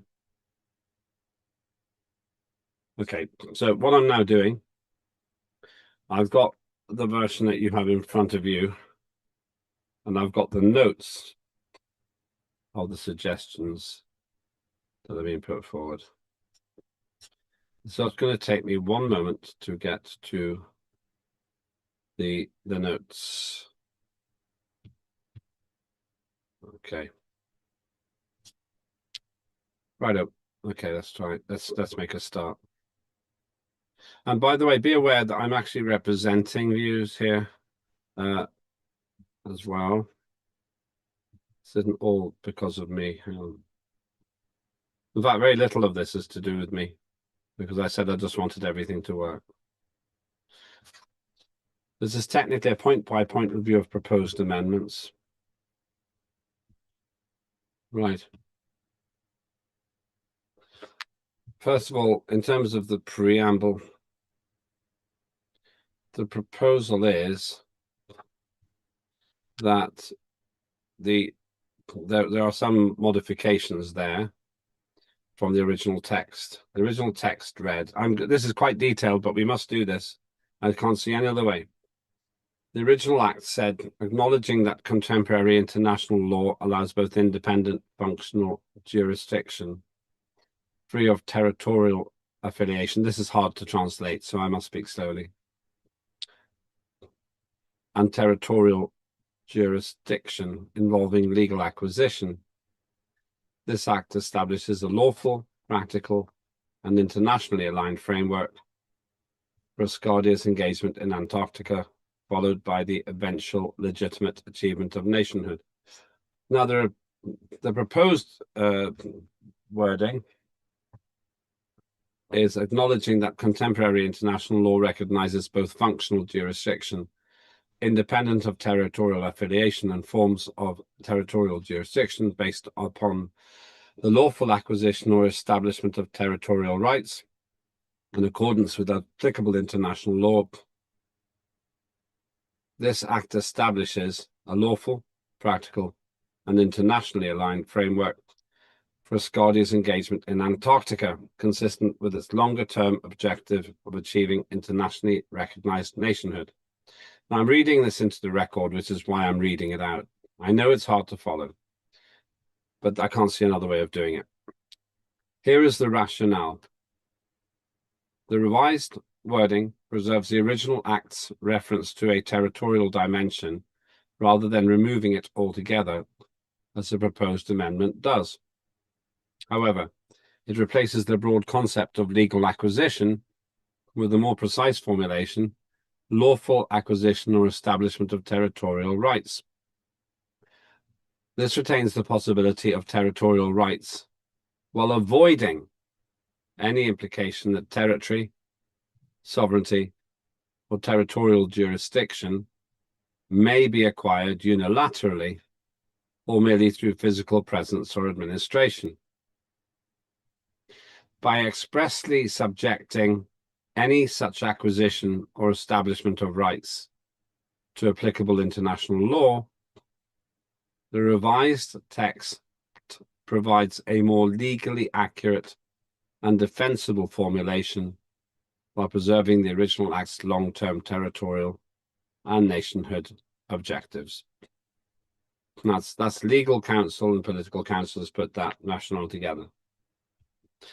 I'm not going to read everything. I've got 10 pages of this, so let's just do each part section by section. Does anyone have any views about the change or the rationale?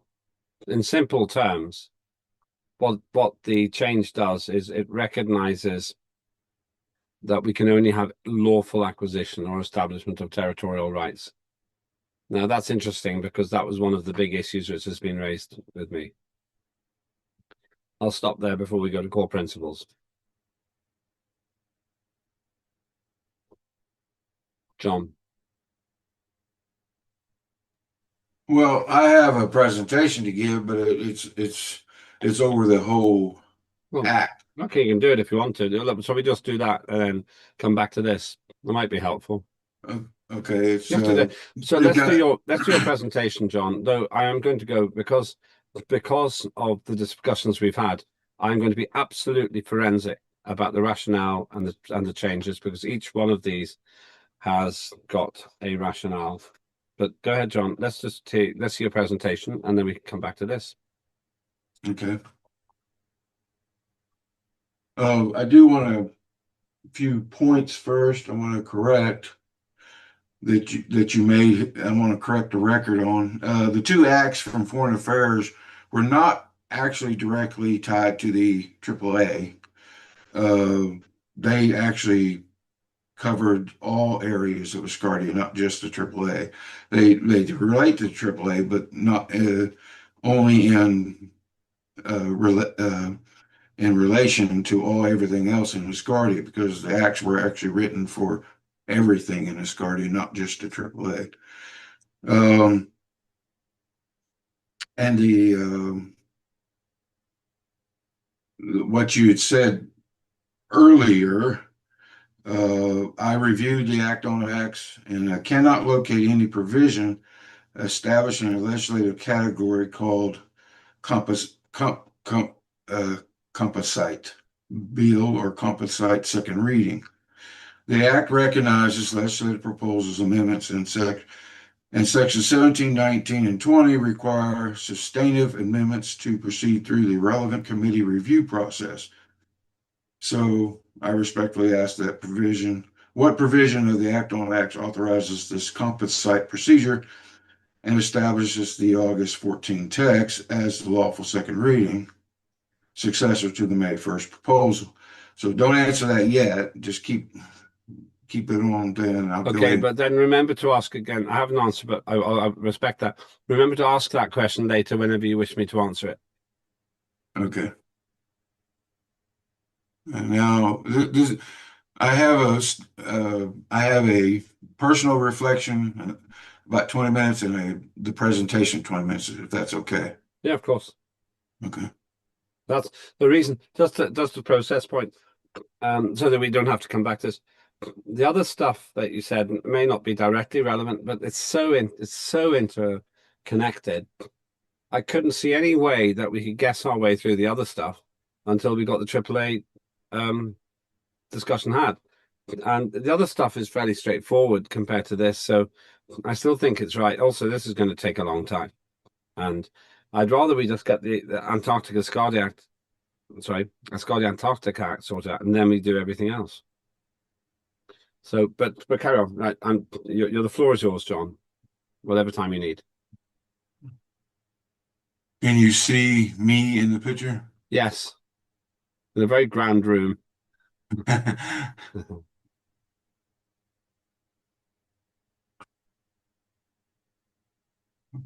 This was pre-recorded, by the way. I'm trying to be like Cheryl. Okay, here we go. Mr. Chairman, fellow members of Parliament, and Asgardia leadership, aho, and good day to everyone. Before we begin, I need to address the legislative status of the Asgardia Antarctica Act, now placed before Parliament.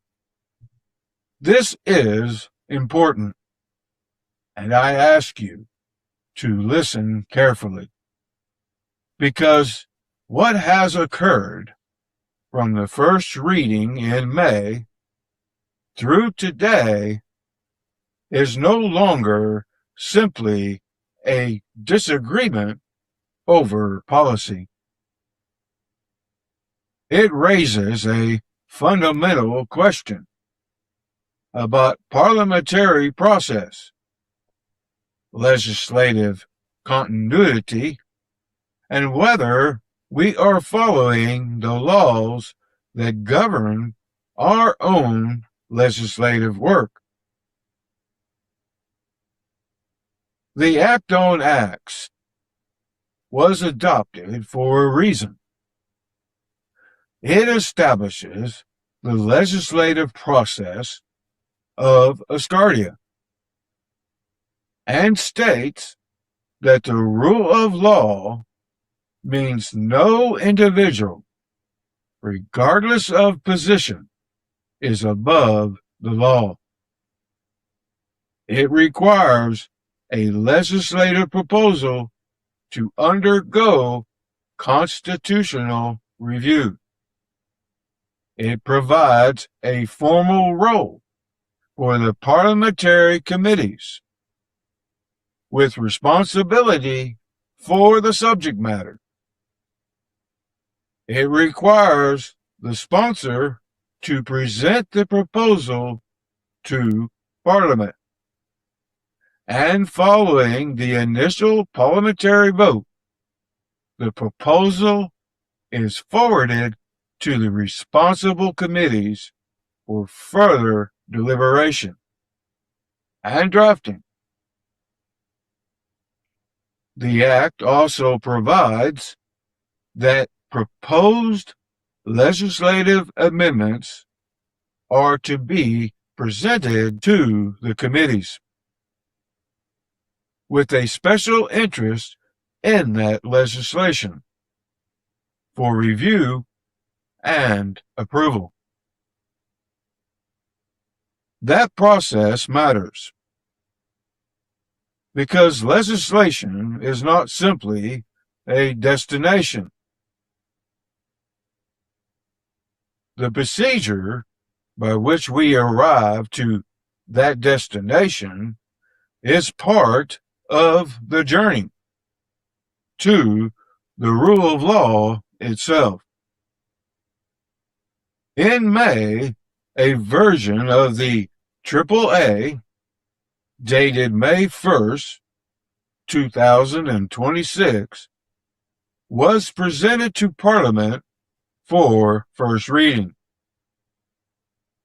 That version contained direct language requiring Asgardia to take steps to claim territorial sovereignty over Marie Byrd land in Antarctica. During that sitting, I made it clear that this was not the legislative product developed through trade and commerce and foreign affairs. That concern was subsequently documented through formal dissent, LMRG legal assessments, and additional reviews. The issue was not whether Asgardia should engage in Antarctica. We support that objective.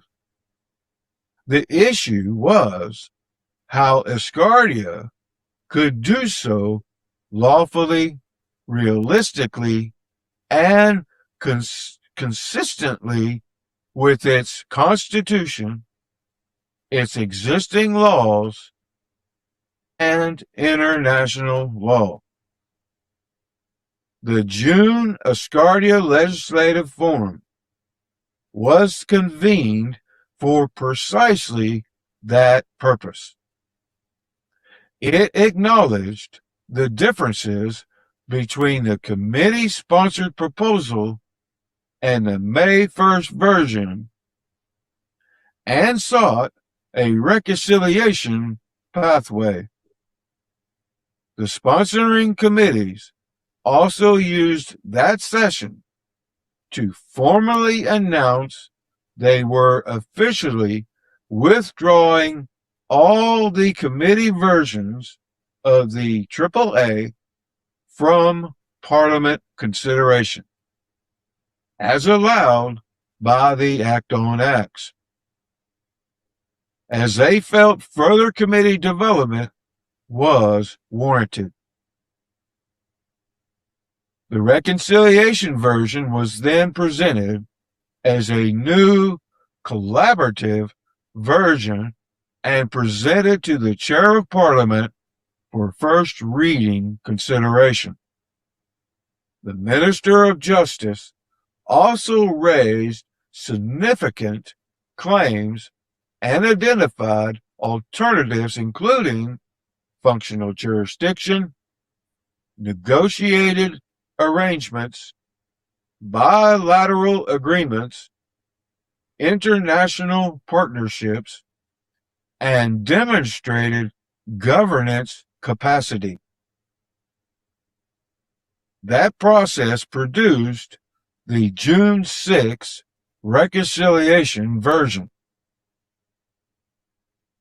That document expressly identifies trade and commerce and foreign affairs as the sponsoring committees. It was our attempt to preserve the strategic objectives produced during the collaborative efforts in the ALF while creating a legally defensible and sustainable framework. Then on August 12th, based upon a phone conversation I received from the Chair of Parliament that the head of nation had agreed favorably to the reconciliation version, I notified leadership that my presentation would be based upon the June 6 text. I specifically requested that any changes be provided before this sitting so that proper review could occur. On August the 14th, from morning until close to noon, I still had not received anything. So I sent a second request for information, asking for the current version, its sponsorship status, its legislative stage, and the record of what occurred. Following consideration at the Leadership Summit in Corfu. Just before the sitting began on Friday, we finally received a replacement text. The new document, dated 14 August 2026, was made available. It is labeled Second Reading, and in its final page, it identifies the Chair of Parliament as acting creator. That document is not the June 6 reconciliation proposal that was given to the Chair of Parliament. And although it contains elements of the May 1st version text, along with elements of various other versions produced by the sponsoring committees, it is not procedurally and functionally aligned with any of those versions. It is a materially revised instrument. The 14 August version, again, directs Asgardia toward claiming territorial sovereignty over Marie Byrd Land in Antarctica. Article 2 again refers to a claim toward territorial sovereignty. Article 3 describes Marie Byrd Land as territory which Asgardia claims. Article 4 states that its digital land registry reflects Asgardia's territorial claim and contemplates possible future possession rights. And Article 5 states that Asgardia shall reaffirm its right to claim Marie Byrd Land in Antarctica. Those are not minor editorial revisions. They change the legal posture of the Act. And this is why the legislative stage matters. If this is a second reading, then Parliament deserves a clear answer to a simple question. What first reading does this version derive from? If it derives from the May 1st proposal, then Parliament should establish how these material changes were reviewed between readings. This function has not been established. If it is a new legislative proposal, then the normal process for a new proposal should apply. If it constitutes a legislative amendment, then the committee review provisions of the Act on Acts become directly relevant. As chair of the Legislative Merit Review Group, I am not claiming the authority to make a judicial determination on the validity of this sitting. But I do have a responsibility to identify a serious procedural issue when the legislative record places one before us. And I believe that threshold has been reached. There is also a constitutional issue. The Constitution further states that it takes precedence over every other Asgardian legal instrument, and that laws contrary to the Constitution may be repealed or declared void.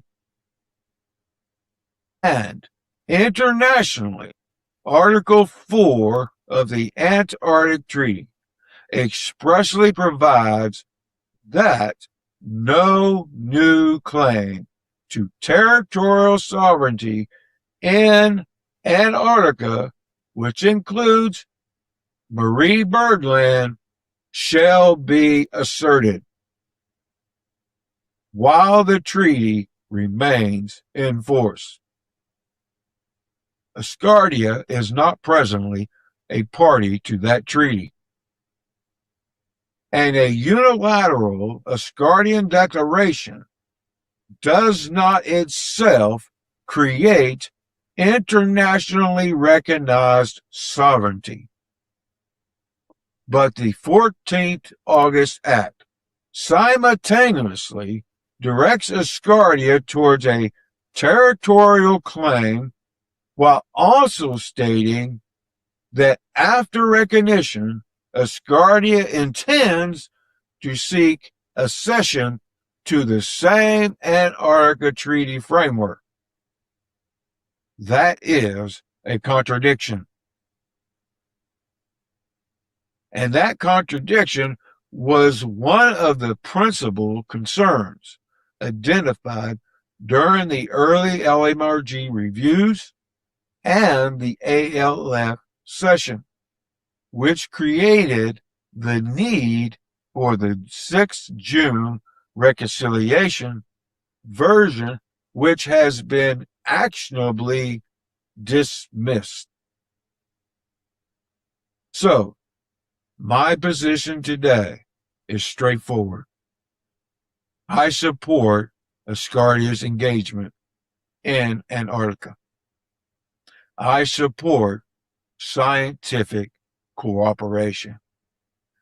I support functional jurisdiction. I support peaceful, lawful, and long-term efforts towards international recognition.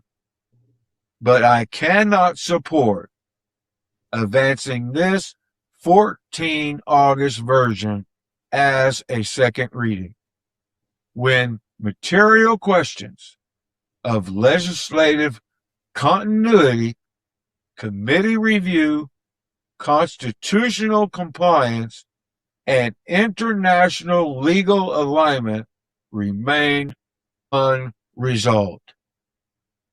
Therefore, based upon the record presently before Parliament, along with collaborative talks with other Parliament members, I will vote no on advancing the 14 August 2026 version.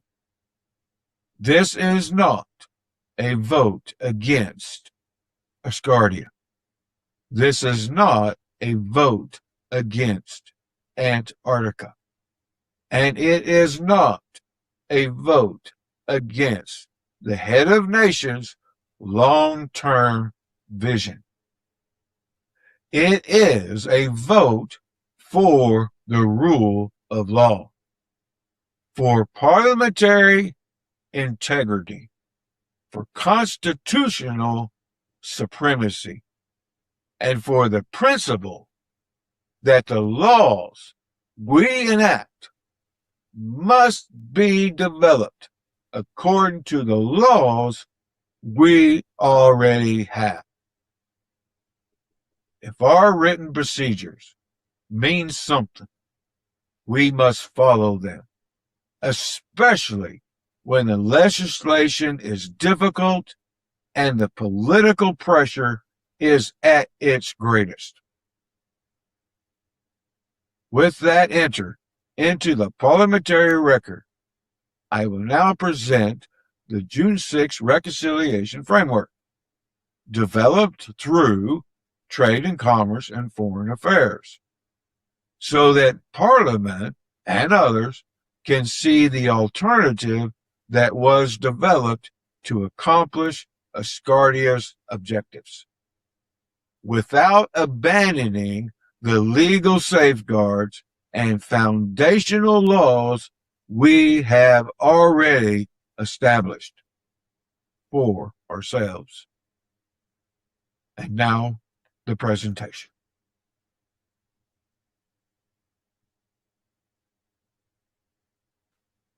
The presentation that follows explains the June 6 sponsoring committee reconciliation proposal, but it also places that proposal within the legislative history that has brought Parliament to the version now before us.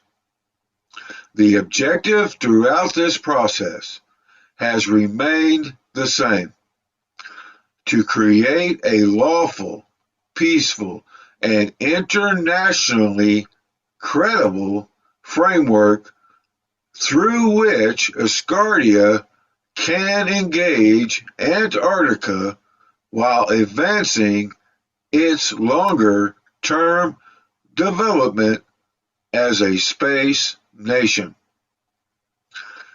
The disagreement has never truly been about that objective.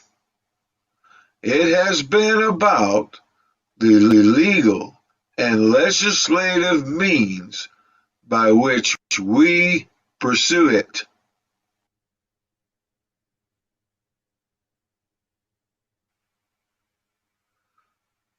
This slide is important because it establishes the legislative record in one view.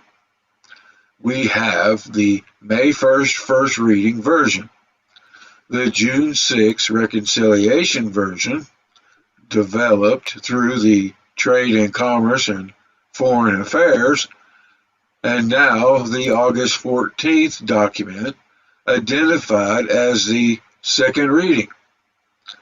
These are not merely three dates attached to the same document. They represent three materially different legislative formulations.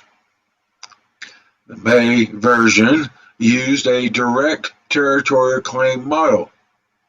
The June version attempted to reconcile that objective with constitutional, procedural, and international legal concerns. And the August version now restores significant elements of the territorial claim approach. That distinction is essential because a second reading necessarily raises the question of what legislative text is actually being carried forward from the first reading.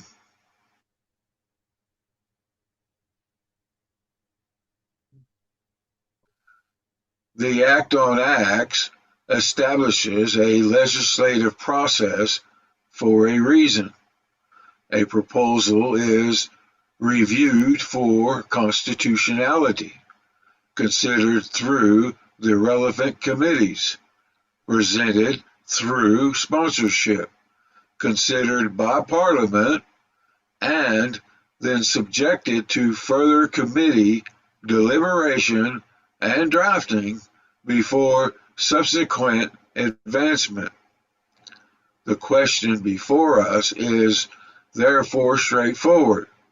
What documented legislative path establishes the August 14 text as the second reading successor to the May 1st text? The question does not require us to assign motives to anyone.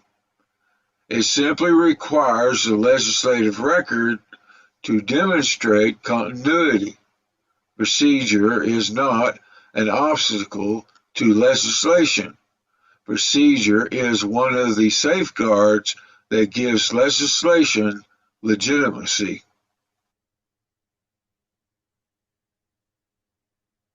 This comparison shows why I describe the August version as a substantive change in legal posture. In the June reconciliation proposal, the committees deliberately moved away from directly asserting a present territorial claim and instead emphasized recognition, sovereign interest, functional jurisdiction, and lawful future processes.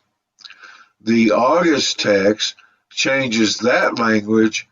It again speaks of claiming territorial sovereignty, describes Marie Birdland as territory which Asgardia claims, ties the digital registry directly to Asgardia's territorial claim, and reintroduces a stated right to claim the territory.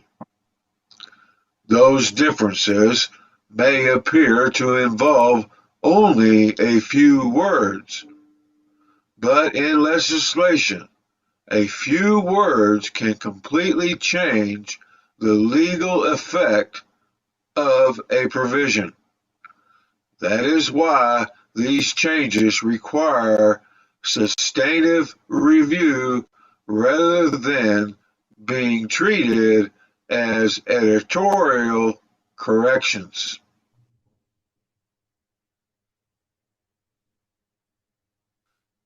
With that legislative distinction established, I now want to explain what the sponsoring committees actually developed in June.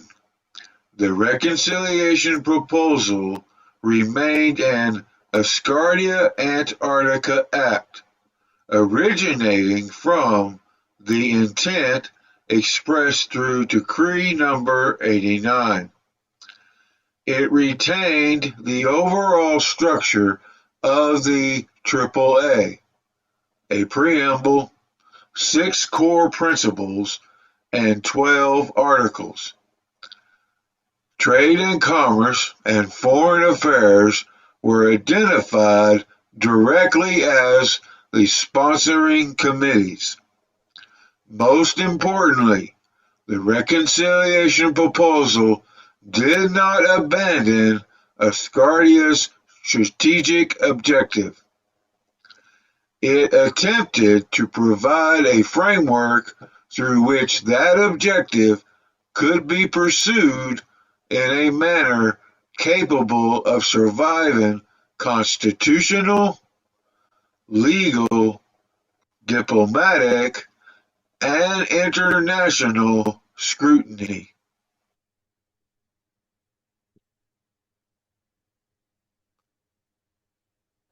The preamble establishes the philosophy behind the reconciliation proposal. It acknowledges that intent of Decree number 89, recognizes the unique international legal environment governing Antarctica, and distinguishes between territorial jurisdiction and functional jurisdiction. That distinction became central to the committee's approach. Rather than pretending that international recognition already exists, the proposal establishes mechanisms Asgardia can actually demonstrate today while preserving lawful pathways that could become available in the future. In other words, it attempts to build legal capacity before claiming legal consequences.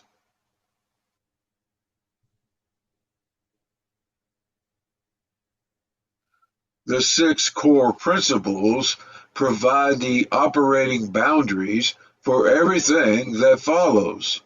Asgardia retains a sovereign interest in its long-term objectives concerning Marie Bird land, but engagement must remain lawful, peaceful, and cooperative.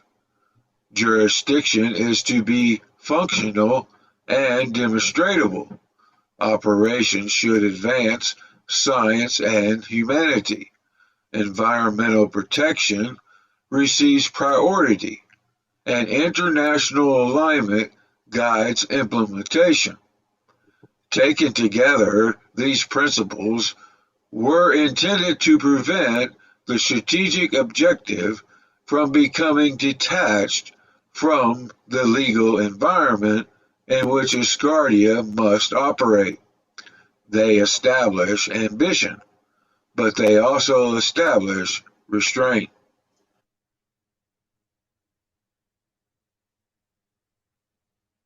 This slide identifies the legal foundation upon which the reconciliation proposal was constructed. The Constitution stands first, followed by the Act on Acts, Decree number 89, and the Foreign Affairs Act. That order matters. A decree may provide political direction, but legislation must still operate within the Constitution, existing Asgardian law, and applicable international legal principles. This is why the final statement on this slide is particularly important. All provisions are to be interpreted and implemented consistently with applicable international law. The reconciliation proposal, therefore, sought to connect the head of nation's strategic objective to the existing Asgardian legal order, rather than placing one above the other.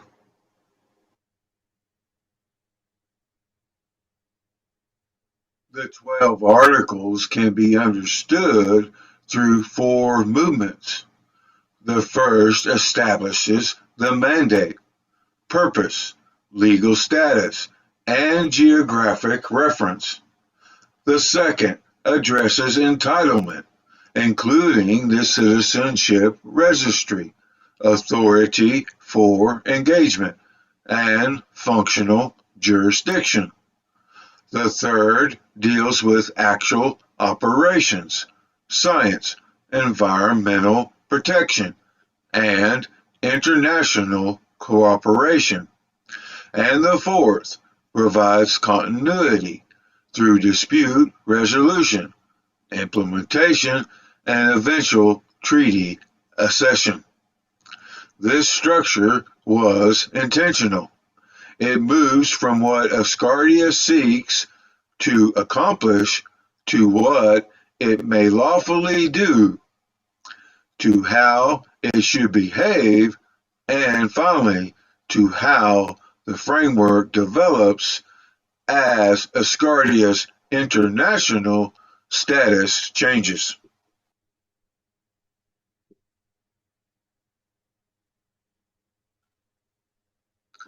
Article 1 establishes the operational purpose of the Act. It defines permissible engagement, jurisdictional boundaries, and oversight associated with Asgardian activity in Antarctica. Article 2 then confronts the difficult legal question directly. Asgardia was not in existence when the Antarctic Treaty was adopted, and it continues to develop its international legal standing. The reconciliation language, therefore, does not pretend that international legal recognition already exists. Instead, it provides for lawful, functional, jurisdictional, sovereign interest, peaceful engagement, and future internationally consistent mechanisms. That distinction allows Asgardia to pursue a long-term objective without treating the desired future condition as though it already exists today.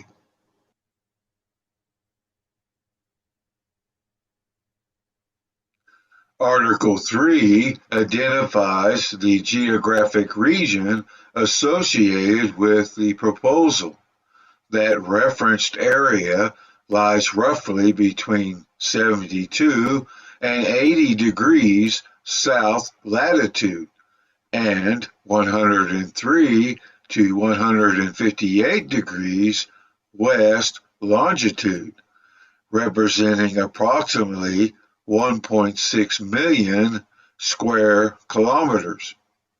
But the most important feature of Article 3 is not the size of the territory. It is the condition placed upon what happens next. Questions of state administration or future distribution arise only after lawful international recognition or status has been established. The reconciliation proposal therefore separates geographic identification from present legal ownership.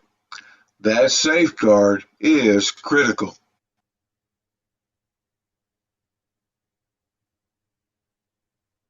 Article 4 was one of the areas requiring the greatest care. The reconciliation proposal allows an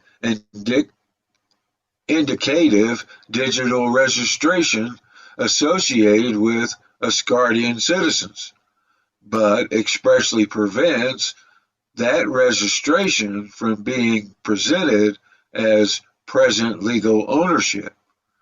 It is free and non-remunerated.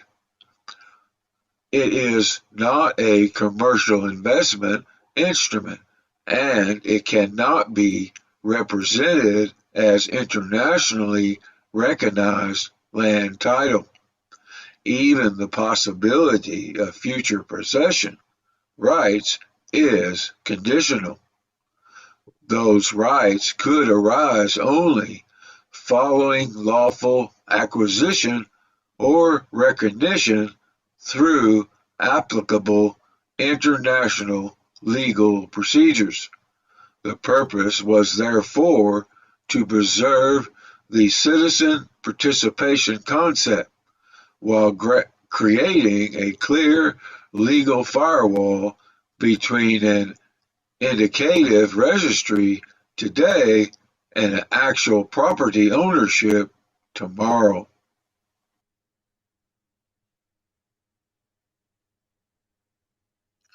Article 5 and 6 move the Act from aspiration into activities Asgardia could potentially demonstrate. Article 5 provides for participation in science, logistics, environmental initiatives, operational activity, and cooperative international programs. Article 6 then establishes functional jurisdiction over Asgardian citizens, missions, systems, platforms, and infrastructure. This is one of the strongest concepts in the reconciliation proposal. Functional jurisdiction means Asgardia demonstrates its capacity to govern the people and activities legitimately associated with Asgardia, rather than beginning by asserting control over territory that has not been internationally recognized as Asgardian. This creates a record of governance through conduct, not merely through declaration.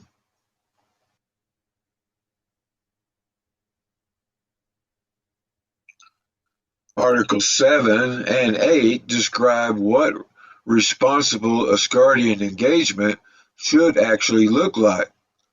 Permitted activities include scientific research, technological testing, environmental monitoring, logistical coordination, and potentially the development of stations and supporting infrastructure.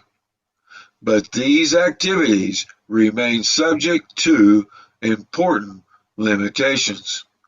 They must be peaceful, they must meet environmental standards, and they must protect the Antarctic ecosystem. The message here is simple. If Asgardia wishes to demonstrate that it is capable of responsible nationhood, Antarctica provides an opportunity to demonstrate stewardship, scientific contribution, and disciplined governance.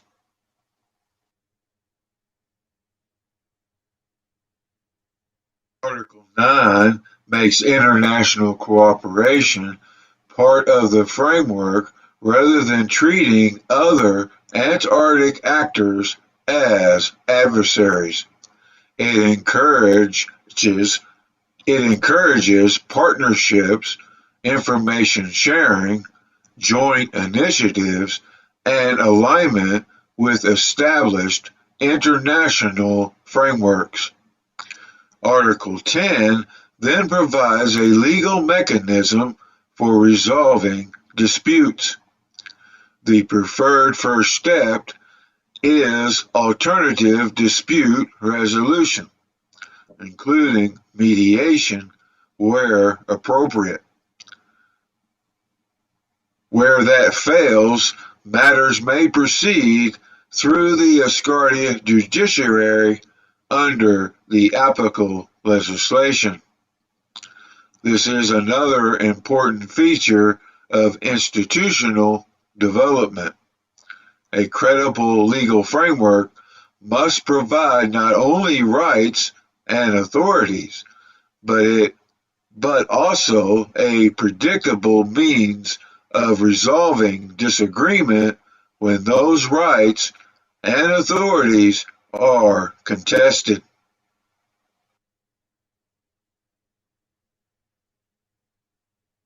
Article 11 and 12 connect the present framework to Asgardia's possible future international status. The Act would enter into force following approval by decree of the head of nation, but implementation remains subject to the Constitution, Asgardian legislation, and relevant international frameworks. Then comes the long-term objective. Following international recognition of Asgardia's nationhood, Asgardia would seek accession to the Antarctic Treaty through the applicable procedures if accession requires Asgardian law to change. Parliament would amend the legislation accordingly. This is why we described the reconciliation framework as an attempt to create something lawful today while remaining capable of adaptation tomorrow.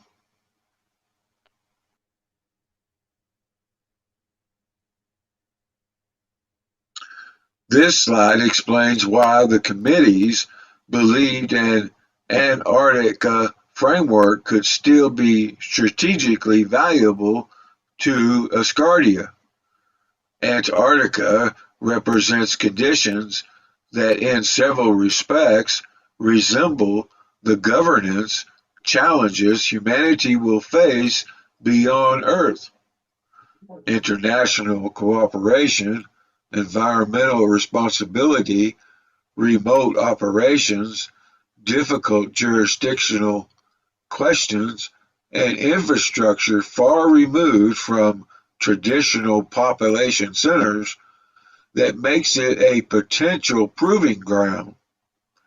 Asgardia can demonstrate jurisdiction rather than merely asserting it, develop responsible scientific and operational capacity, create meaningful citizen participation without overstating legal rights, and build a record of conduct that supports its wider quest for international recognition. The reconciliation proposal therefore treats Antarctica not merely as land, but as a place where Asgardia can demonstrate what kind of nation it intends to become.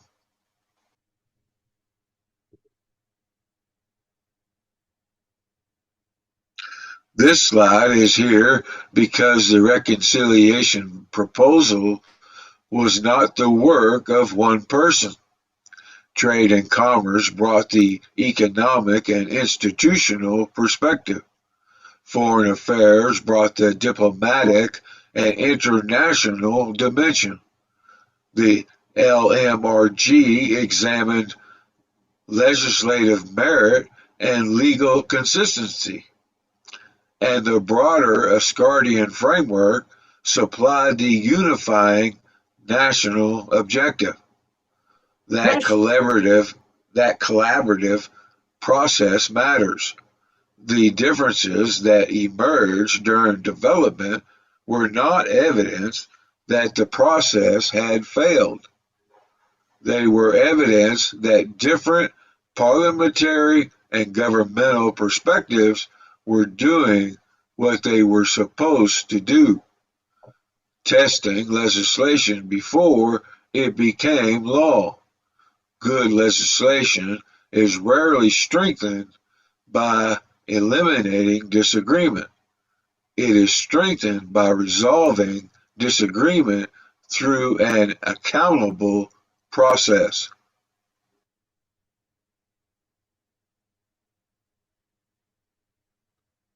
And that brings us back to the legislation now before Parliament. The LMRG recommendation is not to advance the August 14th version at this time.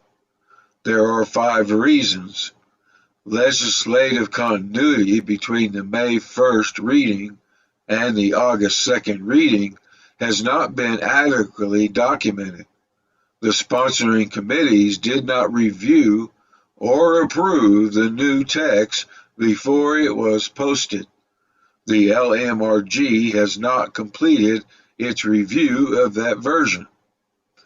Direct territorial claim language has been restored, and the proper parliamentary process remains unresolved. The recommendation is therefore not to destroy the AAA. It is to return the proposal to proper review. A no vote today preserves the possibility of a lawful AAA tomorrow.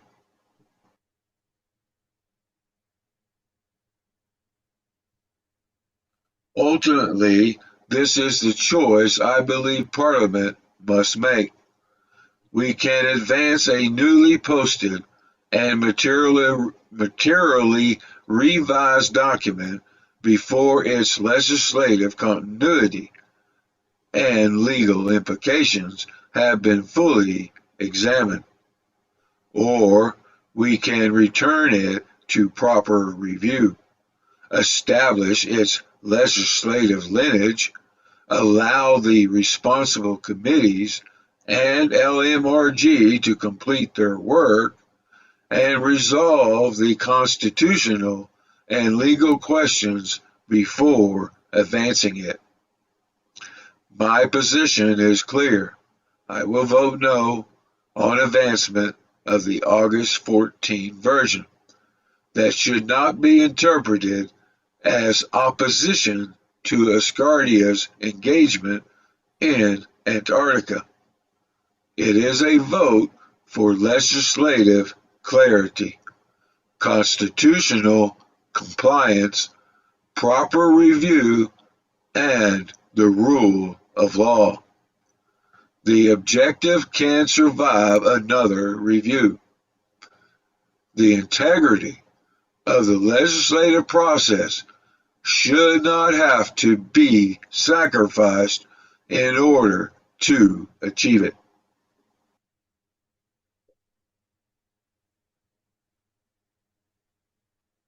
I want to leave Parliament with the principle expressed here. Asgardia asks of Antarctica only what it asks of space: the right to act lawfully, peacefully, and in the service of all humanity, and to be recognized for having done so. That remains an objective I can support.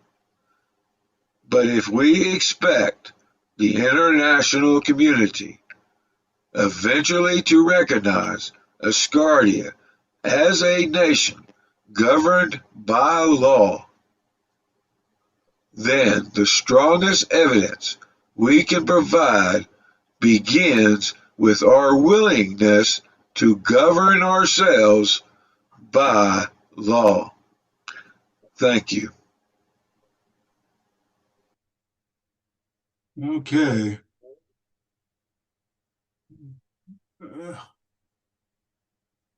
And that's all I have. That's a lot, John. You put a lot of effort into that. Very impressive. Anything else you want to add? Just that question. Like I said, I checked Act on Acts and I don't find anything in there that supports your assumption that that is a authorized action in Asgardia Parliament. It may be in the world, but it is not, that has not been put into our own laws as a viable solution in Asgardia. So I'm just Someone's got a live. One second. 1 second. Carry on, John. Yeah, I just repeating that compensate what you talked about.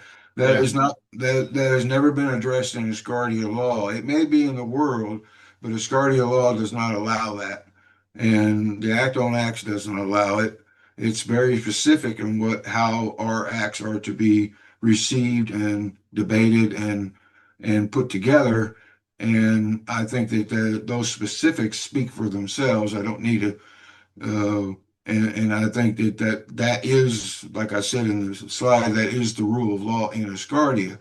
If we had meant to have the compensate in our laws, we would have put that in the Act on Acts, but we did not. And so I just want to address that. Okay. Anybody else want to ask any questions of John before I respond? Okay.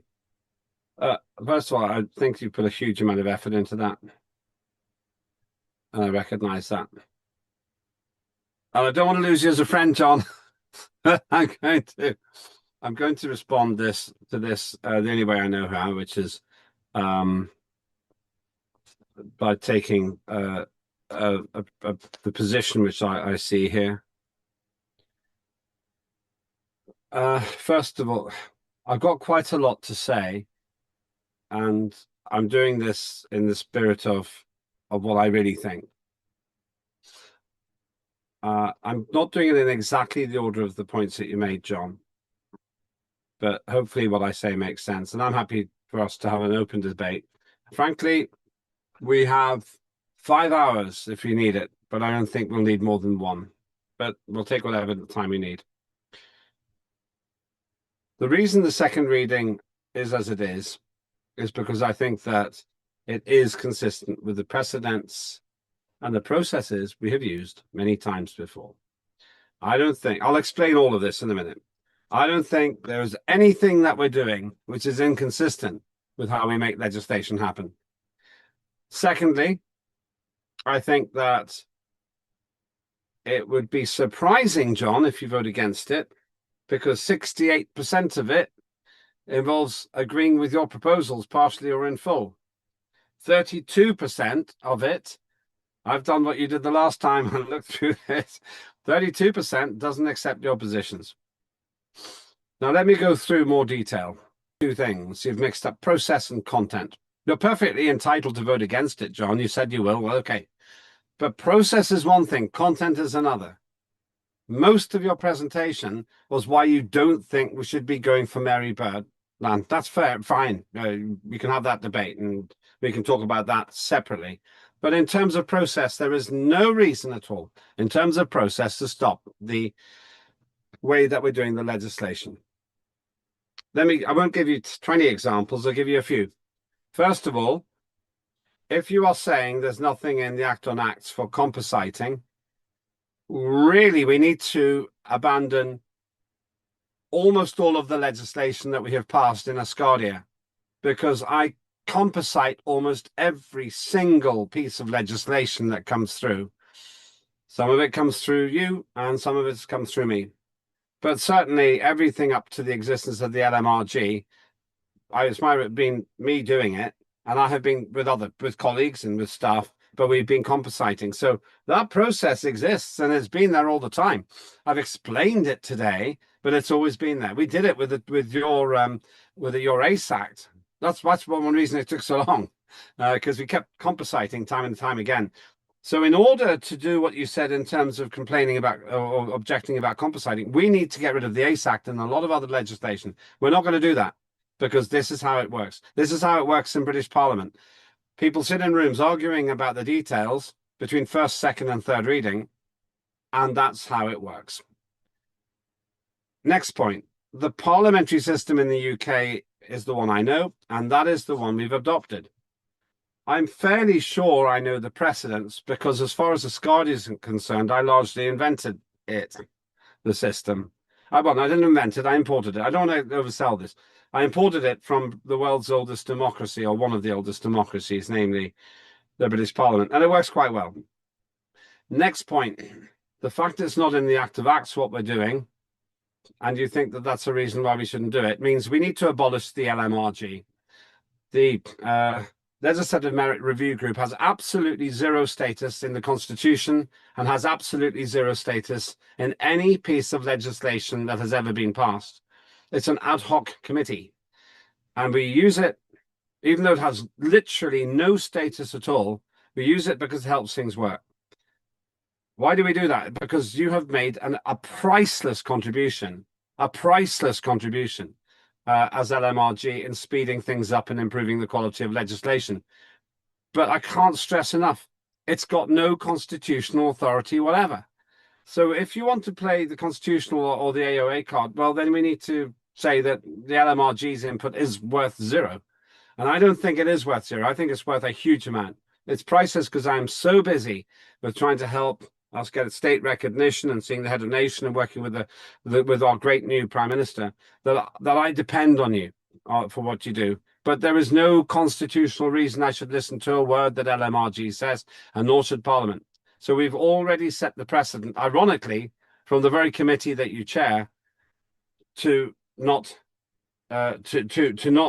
always follow what is excluded from the AOA. I would suggest rather than, as long as it is not excluded in the Act on Act, then it's okay. I've been told to slow down. I apologize. Sorry.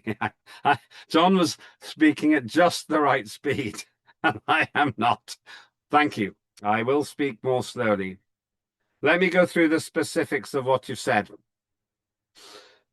In terms of mixing up process and content, procedurally, I've given some examples of why I don't think there is any procedural limitation to what we're doing.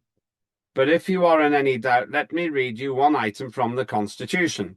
And John is right to reference the Constitution. Article 32, Asgardia's head of nation. One of the things the head of nation is entitled to do, it's Article 32, Clause 9, subsection B, is to propose bills to the Parliament or return them without signature, and has the right to veto acts adopted by the Parliament. In other words, the head of nation is 100% entitled to propose legislation. That is what he has done. I put my name on it at your recommendation, John, on Thursday, because you suggested it, and I thought it was the right thing to do. You made the right point. But de facto, this is really the head of nation's legislation. So we have not violated the process at all, because what the head of nation could say is, this is the legislation I want. It's quite possible for him to say also that we want more changes by third reading. It would be pedantic in the extreme for us to say the head of nation has no right to interfere or involve himself in legislation when he could logically veto a piece of legislation and replace it with minor amendments of his own. Article 32, Clause 9, subsection B. The head of nation has the right to propose bills to the Parliament. That really is an absolutely central point here. Now, so as far as I'm concerned, procedurally, we would have to stop a whole lot of things we do every time we have one of these meetings, one of these parliamentary sittings, if we were to start playing the process card. A few more minor points here. I never said that the head of nation or myself or anyone was accepting 100% of what you call the reconciliation version. Never said that. Never said it. I thought you would. I was wrong. I thought you would be happy with the version that was put forward, and I was wrong about that. But I not one time said you'd be happy with all of it. I simply said I assumed you'd be happy that so many of those proposals from these committees had been accepted. But I was wrong. It's not enough for you, and I have to accept that. Just a few more things. The June the 6th reconciliation proposal is a composite in itself. So if we don't accept the composite process, we can't accept the June the 6th version either. And I think we have established that compositing is a central part of the negotiating process of any legislative process. You wanted clarity on where this comes from. That's a great question, and you deserve an answer, and I shall put it into the record. The current version, the 14th of August version, which you're right, came very late, simply because of the timetable, I will explain that in a minute, was the work of the Supreme Space Council. The Prime Minister, the Chair of Parliament, the Head of Nation, those are the people involved in it. No secret in that. I've said so before.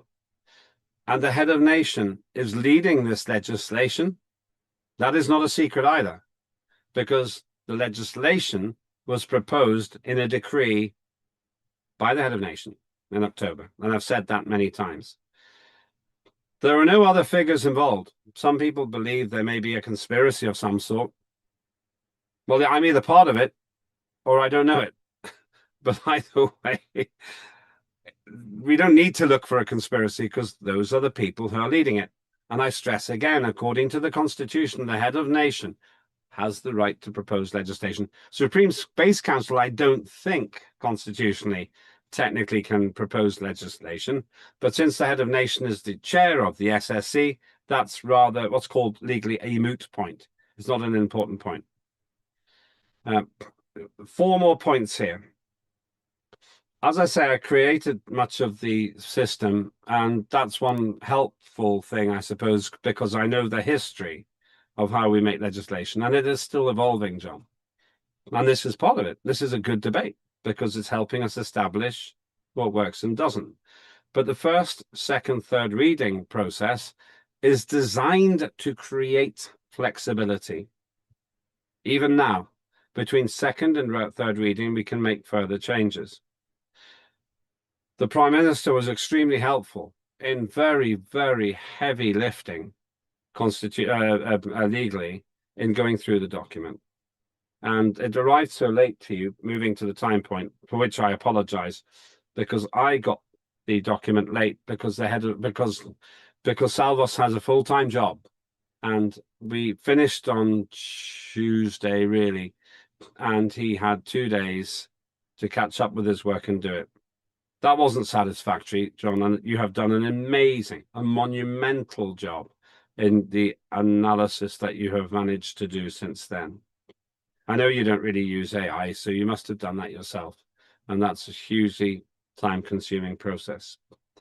Third last point. You talked a lot about the Act on Acts, and you talked about that we need to change, that we can't go further because of the substantive change in legal posture. I don't see anywhere in the Act of Acts where that phrase is used, but I could be wrong. If you find somewhere in the Act of Acts, to be very pedantic myself, where a substantive change or substantial change in legal posture means that opposition means we need to start again, then tell me, but I don't think it's in there. You mentioned, second last point, applicable to international law. When we go through the document with all of the changes, you will see that what the president of the ATA, that's the Asgardia terror arc, Salvos Muzakitis, also the president, the prime minister, is responsible for, is keeping us legal. And he has accepted those points, and he has made changes which he, as the person who would be prosecuted if we do not do that, he's satisfied with the changes he's made. You're not the one who would get prosecuted, it would be Salvos, and he is satisfied that the changes he has made are acceptable. And the last one, you said, you want to keep with the head of nation's objectives. I'm sure the head of nation will be happy for me to say the legislation as it is, he might want some further changes still because it has been a busy week. But the version we've got is close to what their head of nation thinks we need to achieve his objectives. So I will vote for it because as far as I am concerned, if one of the best lawyers in Greece and our Prime Minister, also president of the Asgardia Terarch, thinks this is legally okay, then I'm happy with that. I'm not a lawyer. I haven't got his experience and I don't have your qualifications. I've been in politics professionally for 41 years, but you are better qualified than me, John, in that sense. But I will trust the head of nation and I'll trust the Prime Minister on that. And then connected to that, you are 100% entitled to vote against this, but not because of process, because process, as I said, this is pretty consistent with how we do process, including with the acts you've put through. We've argued, we've talked about things before with other pieces of legislation, we've changed things. We don't go back to square one. So I don't accept the process point. In terms of content, if you don't think that this is right, and we haven't gone through the legislation yet, then vote against it, but not on process. Not on process. It's just, I wouldn't do something which was procedurally wrong because that compromises my personal integrity. A few very small additional points, then we've got Ariadne, we've got Dan to come in. In terms of the changes, last time, I guess you put it through AI, and you said that I was wrong about the percentage that was retained from your version and so on. I manually went through the whole document, and as best I can, because I don't really trust AI in this sense. AI is good with numbers, bad with interpretation. But there are 22 changes that you propose, 22, I think. 15 of them have been wholly or partially accepted. And you can argue with the figures. That's 68% success rate for this composite. 32% not accepted. If that's not enough, then I have to say I feel that that is inflexible. But I suspect you have a principal objection to the head of nation's ambitions for Asgardia. And there's nothing I can do about that. I'm not going to waste Parliament's time trying to persuade you as an individual, because maybe other people feel the same way as you. When we go through the detailed rationale, and I have 10 pages to read to you on the detailed rationale, then we can cover that.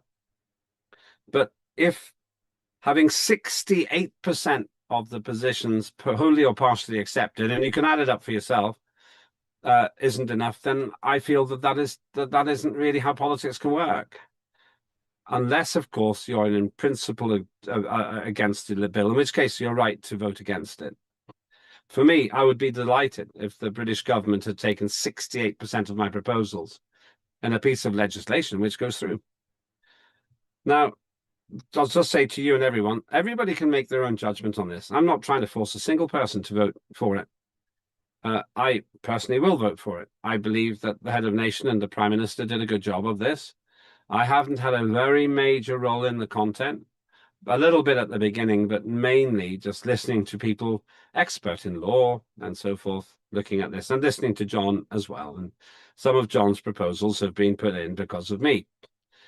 But I would say that if you have more than 2/3 of your proposals accepted, it seems a little bit, there's a word, I don't know if it can be easily translated, but churlish. It means not in very good faith to simply vote against it. But that's a matter for you, and it's a matter for colleagues. If we vote against it, then we're not delivering what the decree said. Remember that the head of nation also has the right to issue decrees. I'll finish on this, and then we'll get everybody else. And then I won't say much for a while. The head of nation issues. This is Article 32. Sorry, Article 32 it is, yeah. Clause 10. The head of nation issues decrees that are mandatory for the governmental bodies and Asgardian citizens. Head of nation decrees shall not be contrary to the Constitution and Asgardia's laws. So he actually mandated us to do this more quickly than we have, and we haven't delivered it. So if we do vote against it, we're kind of voting against a decree. And back to John's original point, that's not constitutional. Let's go to Ariadne, Dan, John, further. Can I Ariadne. respond? Can I respond to you first? Well, can I just do Ariadne, Dan, and John? Oh, well, Ariadne, Dan, John's right. Can I let John reply? Then we'll go to Ariadne, Dan, and further. You're quite right. Ok, gracias. No sé si me escuchan bien. Wait a minute. Estoy Sorry, en mi Ariadne. casa. I'm sorry, Ariadne. Can we get John first and then you? Sorry. Ah, ok, perfecto. My apologies. Perfecto. Yeah, it probably is more logical. Okay, to many of your points, I understand where you're coming from, but for instance, the LMRG is in the Act on Acts, where that body can be created, and I've shown you that before. And in fact, it was in our discussion when we were deciding to create the LMRG, and you acknowledged at that time that yes, it does give you that leeway to do that.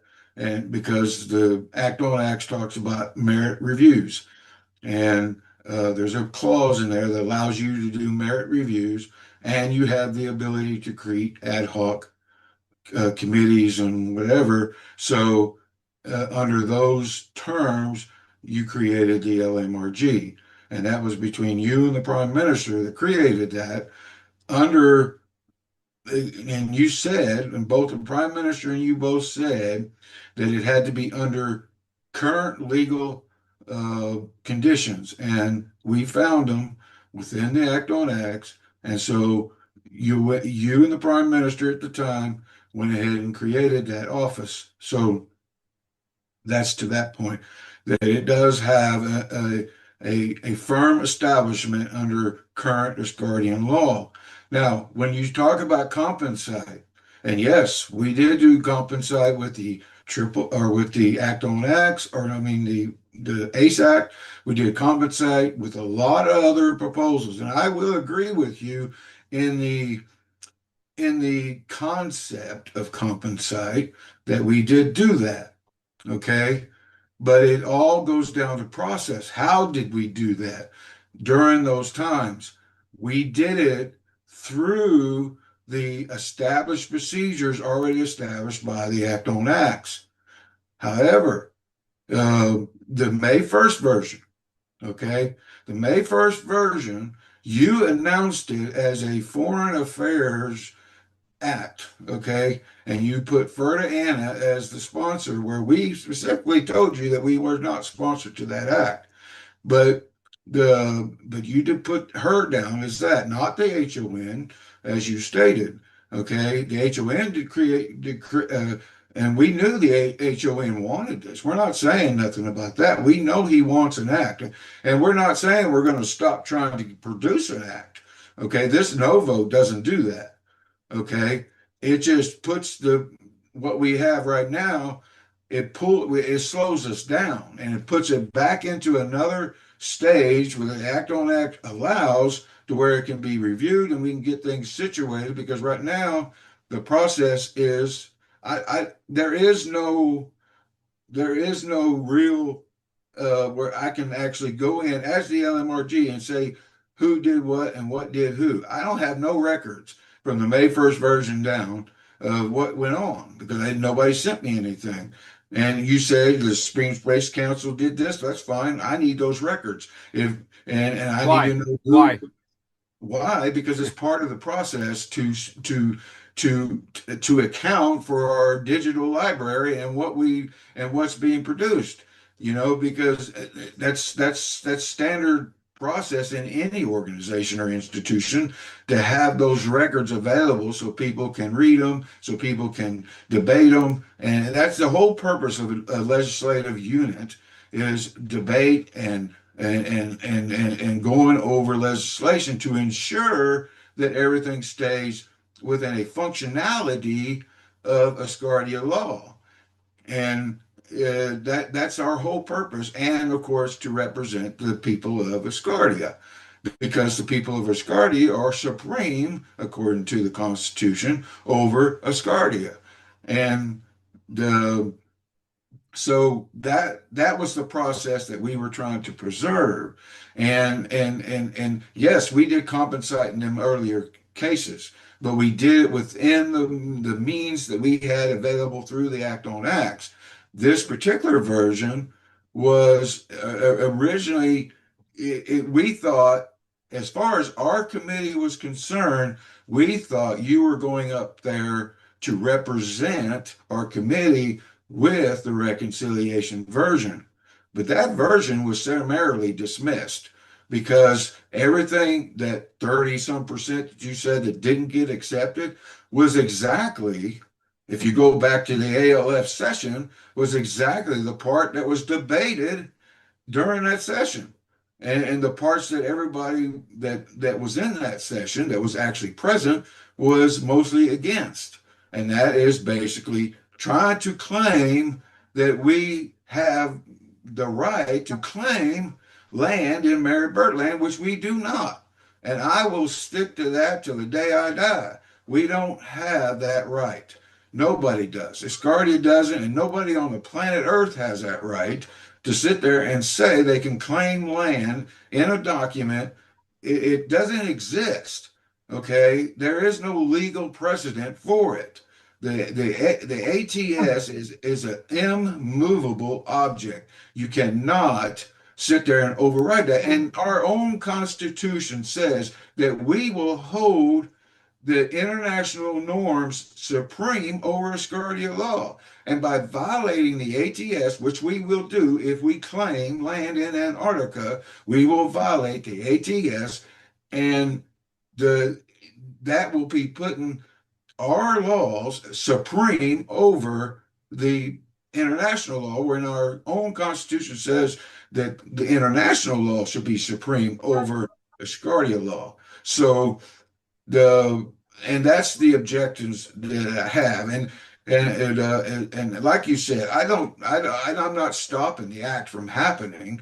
I'm just asking us to slow down and pull it back into the committees where it belongs, and allow us to deliberate and debate about it. And because we never got to do everything that you all did in Corfu, we didn't get a chance to debate about that. And the Act on Act says that we have that right, that opportunity to debate on it before it gets presented to Parliament. And we didn't get that. We didn't get a say in it. We didn't get a say in it. And that's why you have a Parliament, is to have a say in it. And so our say was the actual reconciliation version, and it was summarily dismissed. So we didn't really have a voice there. We thought we did, but we didn't. And that's the processes I'm talking about. But but I'm not trying. I actually want to go to Antarctica for the reasons I stated in the video, and I think that's a great platform for it, because a lot of the things that you would have to do in Antarctica, you're actually going to have to do in space also. So we could really learn, learn some really valuable information there. But I still think that we need to do it through the internationally recognized methods, not any methods that I mean, or when I say internationally recognized, I mean internationally recognized, that the whole international community, including the people that guard the ATS and all those elements of it, will recognize. And I guarantee that if we took this act and presented it to the ATS members, I guarantee they would laugh us out of there. They would not be happy with what we developed. However, the reconciliation version, they would be, okay, because it actually integrates their ideals into it also, or their principles or their concepts. But and that was a whole idea behind, and that was actually directed by the HON also. He said in one of his speeches that I'm not sure if it was this year or last year, that we will adopt the international language into our laws, and he expects that out of us, to adopt that and to uphold the international norms. And by declaring Murray Birdland and giving ourselves the right to claim land there, because that's what this act does. I make no mistake about it. The language is clear. As soon as that act is passed, the HON will have the right to claim land in Mary Birdland, period. Okay. And that's the right we're giving him.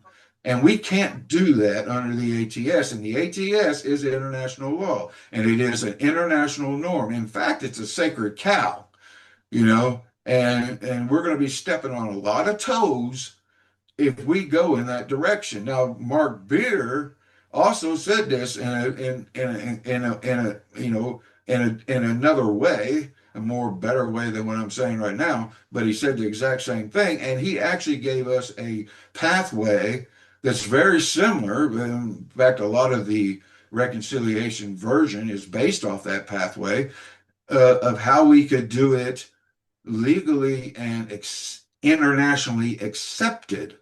All right, because he too believes that the current version of what we have will not be accepted by the international community. And that's the people we really got to please. We ain't got to please ourselves. We ain't even got, yes, we got to please the HON, but ultimately we got to please the international community, because they're the ones that are going to be observing us. They're the ones that are going to be looking at us.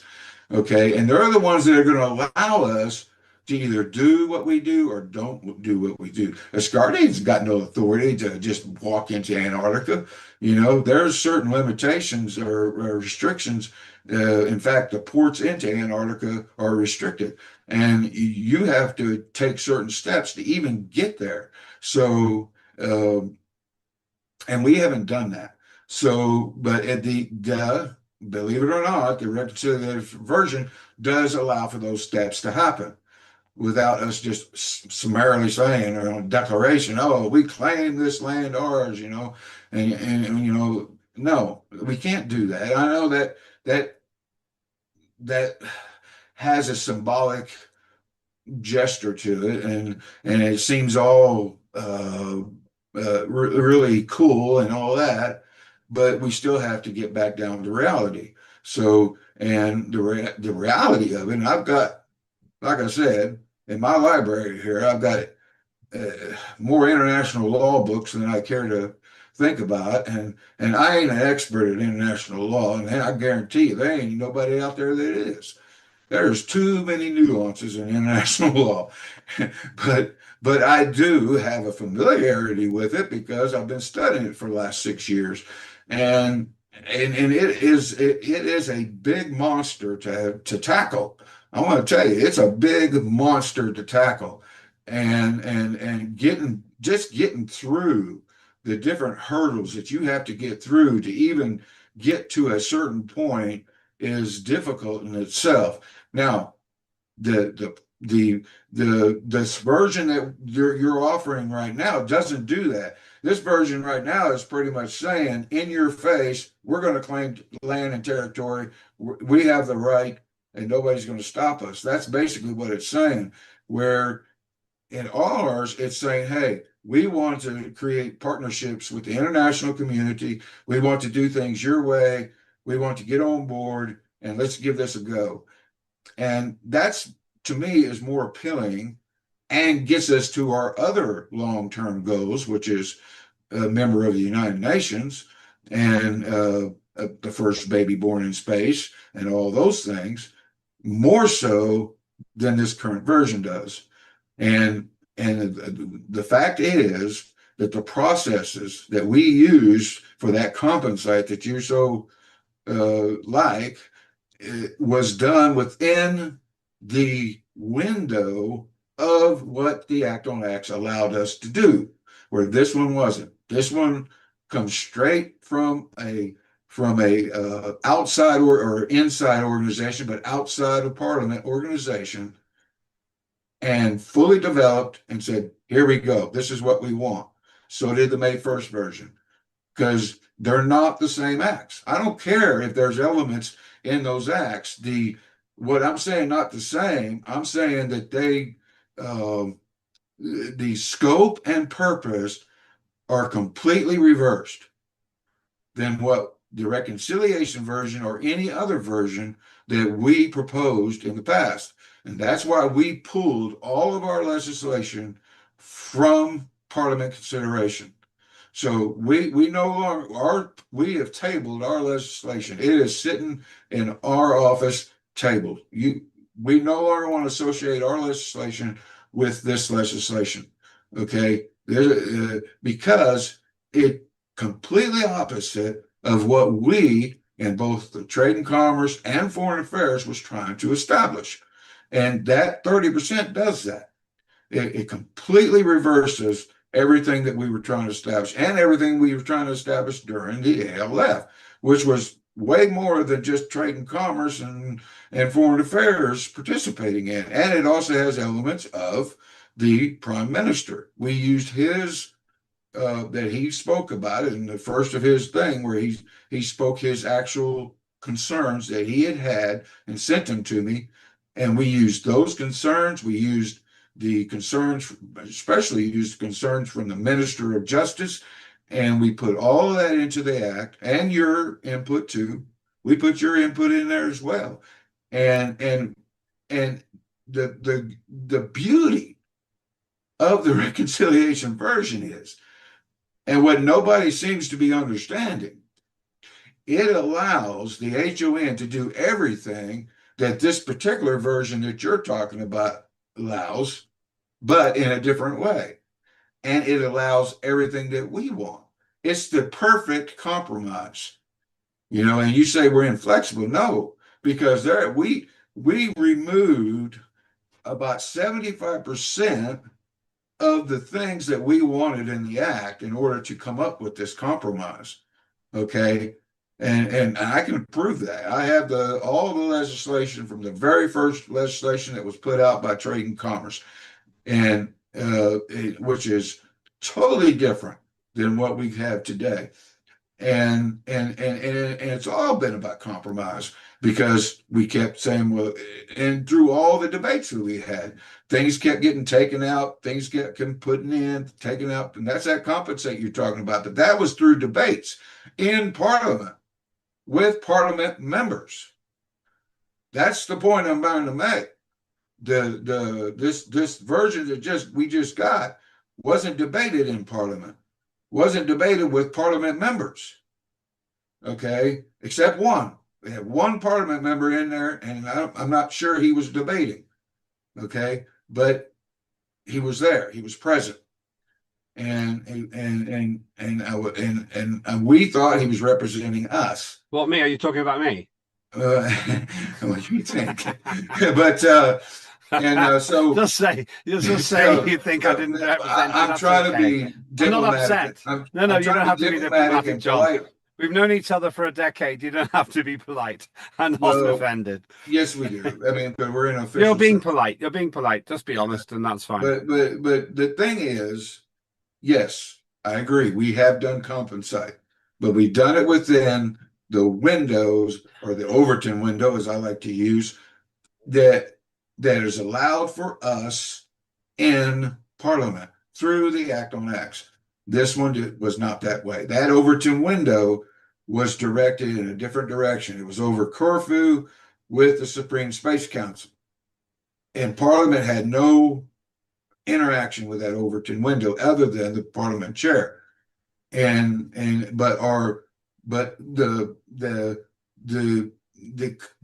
the compromise that all the members that were present in the ALF, which are more than Trade and Commerce and more than, and all the input from Mark Beer and from the Prime Minister himself and you and others, and all the input that was put on WhatsApp, and all the input that was put in Slack, and all the input, and we were talking a lot of input. I put all of that in that compromise that came out during the June 6th version.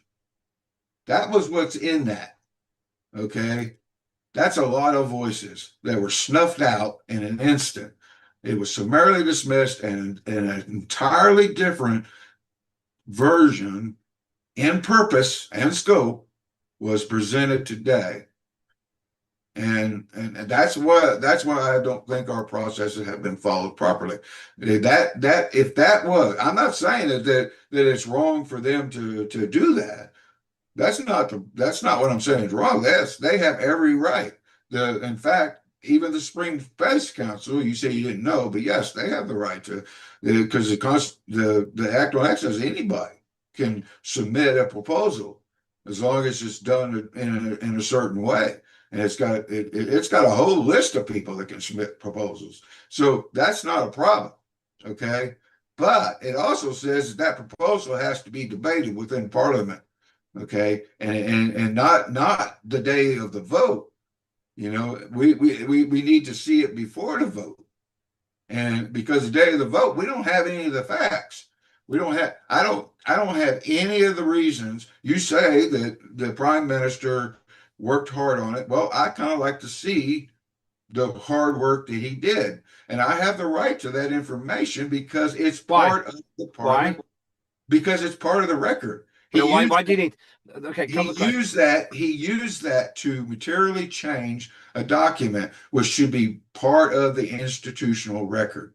Okay, I'm sorry. That's the way in any legal government, it's always been that way. Any work that goes into a legal document, which this is, has to be recorded.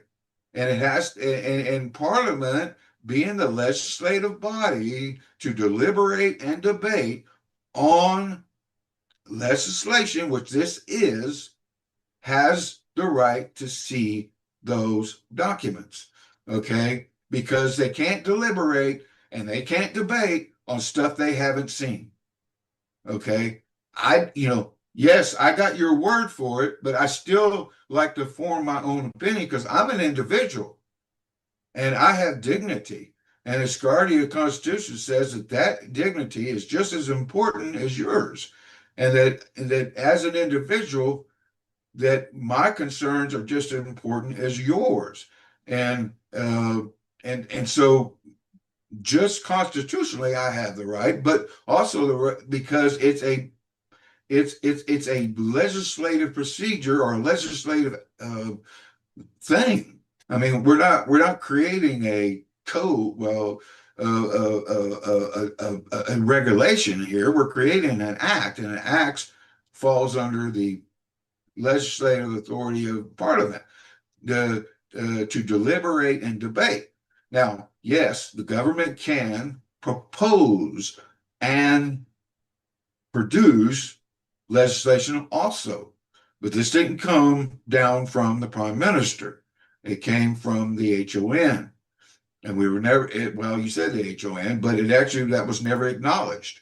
The May 1st was never acknowledged. It came from the HON. It was never acknowledged. Now we know. Now I know as the LMRG who to assign as the sponsor of both the May 1st version and, well, I'm assuming the May 1st and the this version, and that's be the HON, which is fine.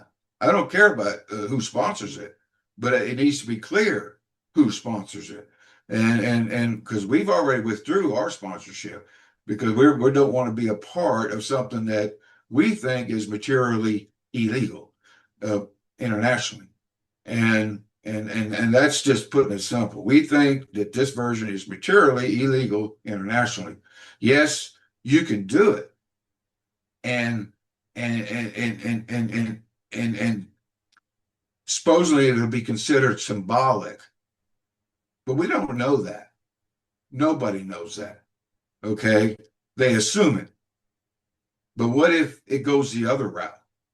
What if the wrong people get a hold of it, like the United States, and they decide to go the other route, the legal route? I don't want to be around when they do. And they got a whole bigger purse than any of us in order to take that route. And I don't want to be around when they do.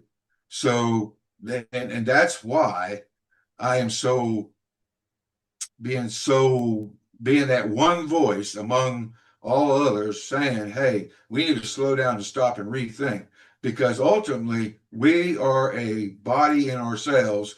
And yes, we collaborate with the rest of Asgardia, but our legislative processes fall under the Act on Acts, and we have certain conditions that should be met. And we do, I agree, we do those things with the other acts that compensate, but we do it within the Overton window that's allowed through the Act on Acts or the Constitution. And we always have. ACE Act was done that way. You know, all the acts have been done that way. In fact, you and the Prime Minister insisted that we check. To me, when you were making the rules of LMRG, insisted that I compare all the law, the proposals to the international law. And if you remember, all the sessions of all the laws that Trade and Commerce passed, which happens to have the most legislative pass in all of Asgardia, that I specifically said this is in line with international law. This act that you're asking everybody to vote on is not, right? And nobody can prove to me otherwise. Okay. And I have no proof of that otherwise. I do have plenty of international law and books that tells me it's not, but I don't have anything from those who say it is that it is, other than them just saying it is. Well, for me, that's not enough. I need materials. I need to see where that argument comes from. I need to see why they're making that argument. Okay. And so that I can believe. And and surely you can understand that. Surely you can understand that. I don't take things on faith. Okay, I'm an American. We don't take things on faith. So surely you can understand that. But and plus I'm a Texan, and we definitely don't take things on faith because Texans can be a little arrogant because we got the biggest state in the United States. But the thing is, that's just a joke. I'm just being funny. But the thing is, that's my position, and I stand by my words that's in the film. And I'd be happy to produce. I already produced a document that everything that I said, I can show you verse or word by word, provision by provision.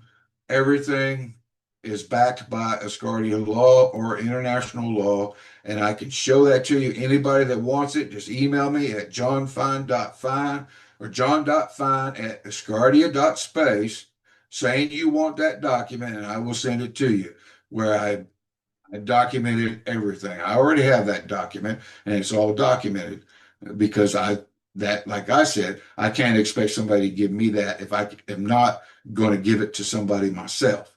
So I don't want people to take my word.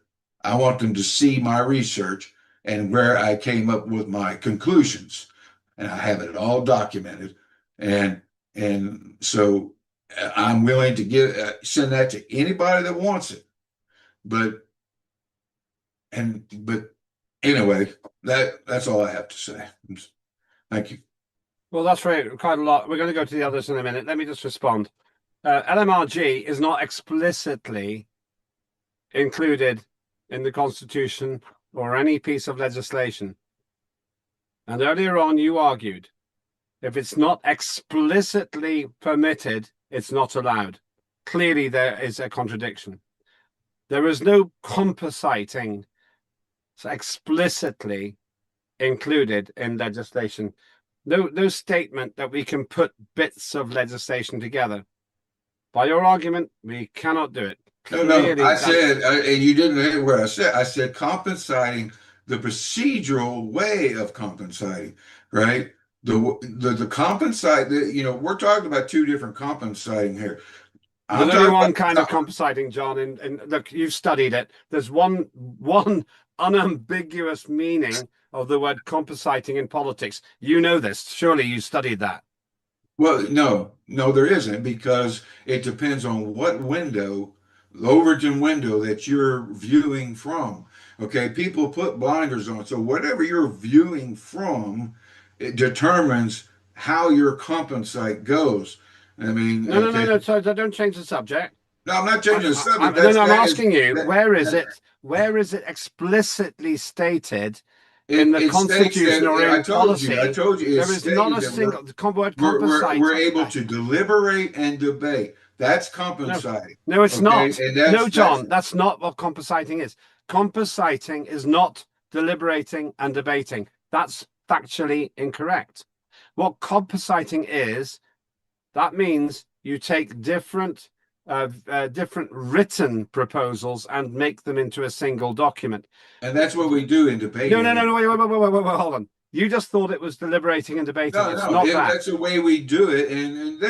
John, and when we debate, we take different components and put them in there. But we did not do that with this act. So when I say deliberate, I mean deliberate to this act, John, not to everything else that we've done.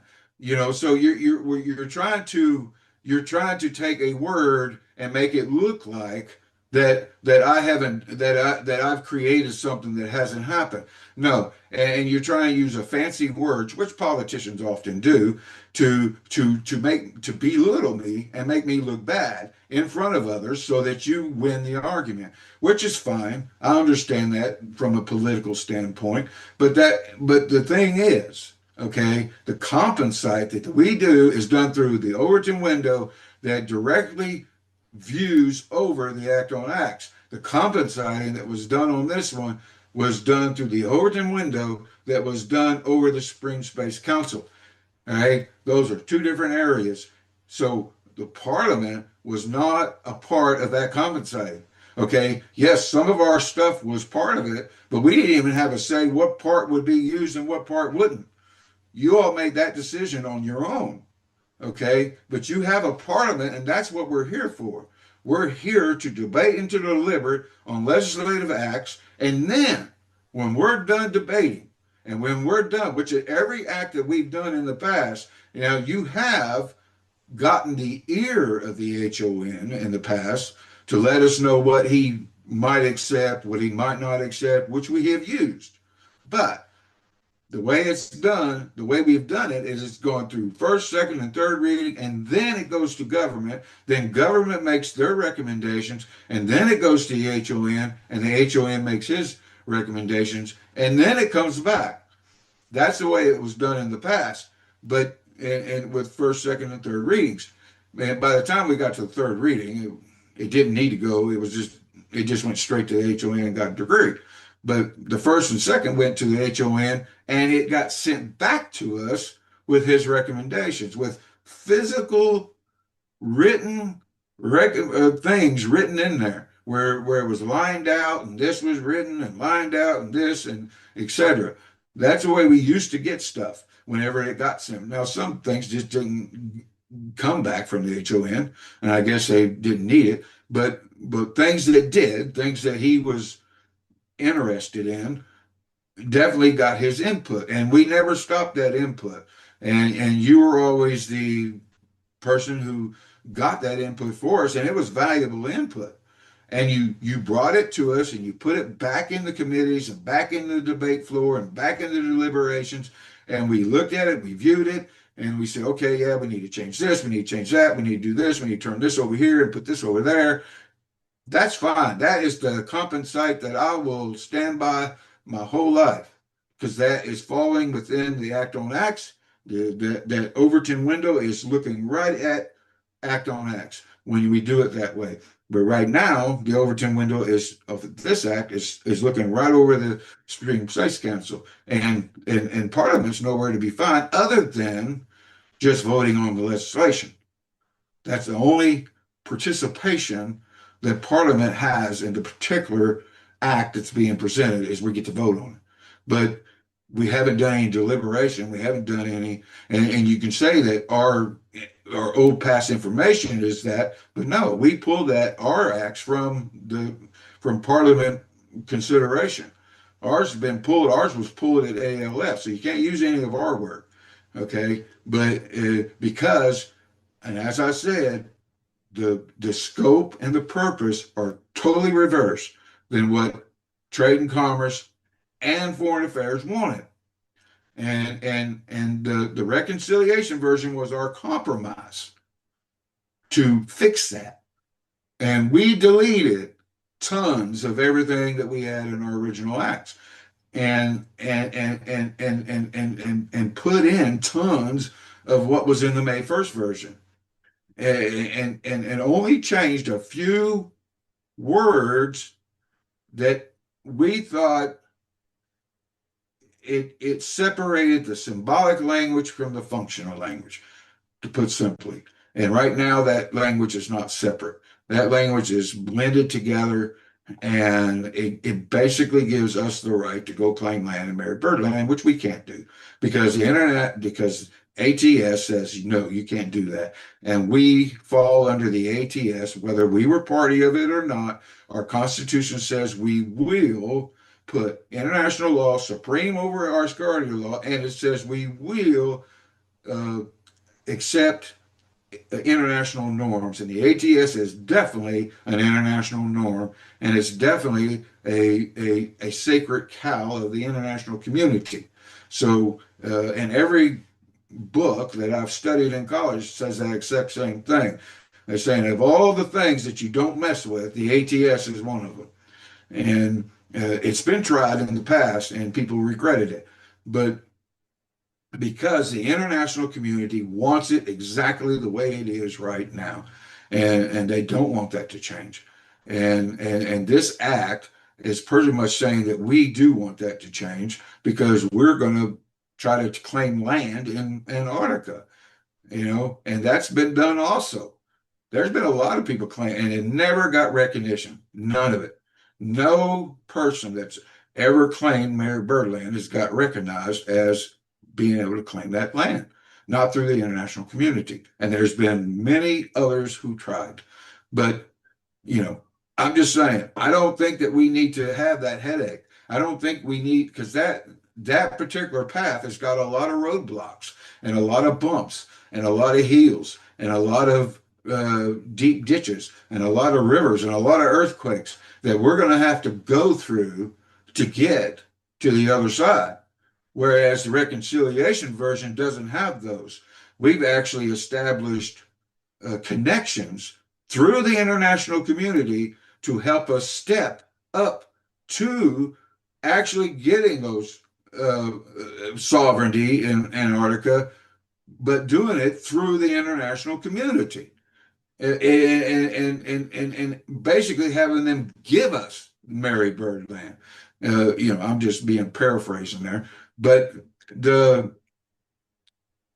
one kind of doesn't do that. It pretty much says in your face, we're going to take Mary Bird land whether you like it or not.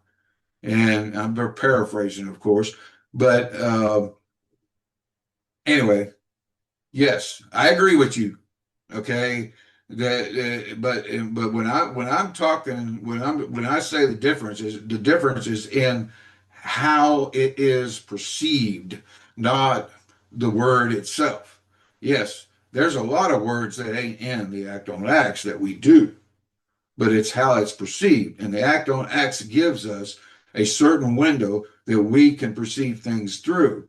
Whereas right now, this one does not give us that because it's not totally aligned to the Act on Acts, and it's not aligned to the Constitution, you know. And we're bound by the Constitution in our legislative efforts. You know, that's one of the documents that we have to stick to, and the Constitution says we will not violate any international law. I mean, paraphrasing, but that's what it's saying. We won't. And if we claim land in Mary Bird land, we're violating an ATS, because the ATS said no new claims can be made. Period. There's no wiggle room there. There's no, well, if this. No, there's no wiggle room there. And I got plenty of books from people far smarter than me that say that that's true. And you know, and in fact, one of them is the foremost expert on international law and the ATS. And I even have a copy of the ATS right here on my shelf from the secretary. I ordered a copy from the secretary himself of the ATS, so I'd have a legitimate copy. But anyway. So I know what the ATS says. I know what the other document you mentioned earlier, I can't think of it right now, says. But anyway, that's my statement. I'll be quiet now. Let others talk. Is there anything else you want to add? Because I'm not going to come back to you for a while because of the last 2 hours, 10 minutes. You have spoken for most of it. Is there anything else you want to add now? No. Okay. I'm going to say some things and I'm going to go to others. There is nothing in this constitution which mentions the LMRG or in legislation or a compensating process. A lot of politics is assumed and it requires common sense and goodwill. So I'm not going to accept that we can't talk about this because it's not explicitly written. You also contradict yourself to an extent when you make some of those points, because we can't just assume some things are okay and some things are not. In reality, politics is always compromise and negotiation. Next, the last thing I want to do is diminish you. And it's completely wrong to think that I'm trying to undermine your dignity. Simply not. It's just, you know me well enough to think that to realize that's not a reasonable thing to say. We're having a heavy duty, serious conversation where you and I disagree. That's nothing to do with undermining. If you could see the things that I've put up with in my 41 years in politics, some of those things have been objectionable, some have been libelous, some have been positively disgusting. Let's not get personal. I disagree with you. That doesn't mean I don't respect you. 3 more points. You can vote no if you don't agree with what the head of nation is trying to do. Perfectly legitimate. But using a process and a content argument isn't normally very effective. By the way, it's not really anything to do with Overton window, but that's another story. Using the situation from a process point of view, I think is dangerous for the reason I said. But from a content point of view, perfectly entitled to say you just don't agree. Then just vote no. I mean, you've got 3 options: yes, no, or abstain. I'd advise people to vote yes, no, or abstain. If you're not sure, then abstain. The ALF, the Asgardia Legislative Forum, that's my construct. I had some advice from Head of Nation many years ago on it, but it's not statutory. And once again, we're in a situation there where we're using a non-statutory process to get a result. My final point is, you said we haven't debated in Parliament. I've cleared the agenda for today so that we can debate it in Parliament. And we'll have another chance to talk about it, unquestionably another ALF, and then at the 3rd reading. The last thing I want you to do is feel disrespected. And here's the statistic, John Fine. The work that you and colleagues have done, I mean, that's 68%. I could be wrong. You can check it, but I've done this manually, and I've done it twice. 68% of the suggestions you've made have been wholly or partially agreed with and have been accepted, including by the Prime Minister. We wait to see more about what Head of Nation thinks. But the Prime Minister spent 2 days, just under 2 days. Well, spent, I don't know exactly how long, a long time. 68%. Now, the 32% is the part that you don't like. But that's nothing to do with the process. And there's nothing that I can say to you, I think, that will stop you from being very unhappy about us trying to claim part of Mary Birdland. I'm not going around another circle with you on this. I am happy to vote for this. You're not. And let's not repeat ourselves. I've got other things, but I've said them already. So colleagues and viewers can decide if they think, and I can simplify it to this: do we trust the Prime Minister, or the Legal Counsel, the Head of Nation, who decreed that this happened, and myself, or do we not? Now, I don't give myself very many votes in this because I'm not a legal expert. The debate can be summed up as follows. Should we be making this claim within the law with the changes, the 68% changes, which the committees, which John Fine has correctly highlighted, have recommended, or should we not? I'm satisfied that the immense debate that you guys have had, and the fact that 2/3 of everything that you asked for has been accepted, makes it okay. But if you think we should never touch Antarctica, then don't vote for this. But we're doing it within the law. It's in the modified version. Salvos, I spoke to him this morning. I'm continuously speaking to everybody before these events. And he said he's now satisfied he can legally justify this. He has a real life professional, highly paid job as a lawyer. And my view is that's good enough for me. Now, I'm not going to say anything. John's not going to say anything. Let's open it to everyone else. Further, you're next then, Ariadne. And I think, Dan, you had your hand up too. Further. And I'm grateful that you're here, by the way, at a difficult time. Thank you. Teşekkür ederim. Çok sağ ol. Ya zaten problemde o aslında hiç enerjim yoktu. Program değişti. Actually, I didn't have any energy at all when the program changed and the other presentations were postponed to the other meeting. And I just wanted to observe, but I just wanted to remind a couple of things that I have suggested earlier. Thanks very much.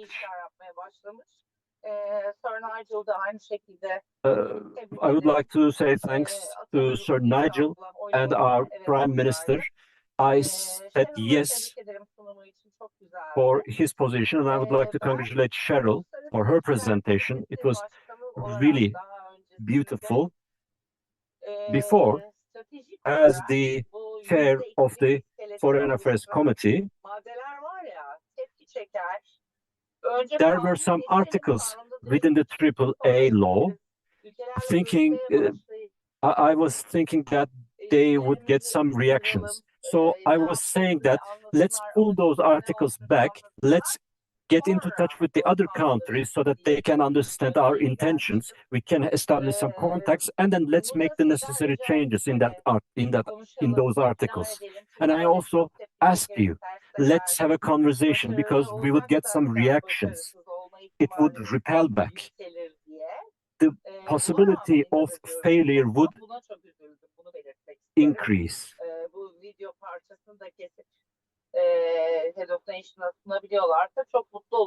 I would be very pleased if you can send this piece of video to the head of nation.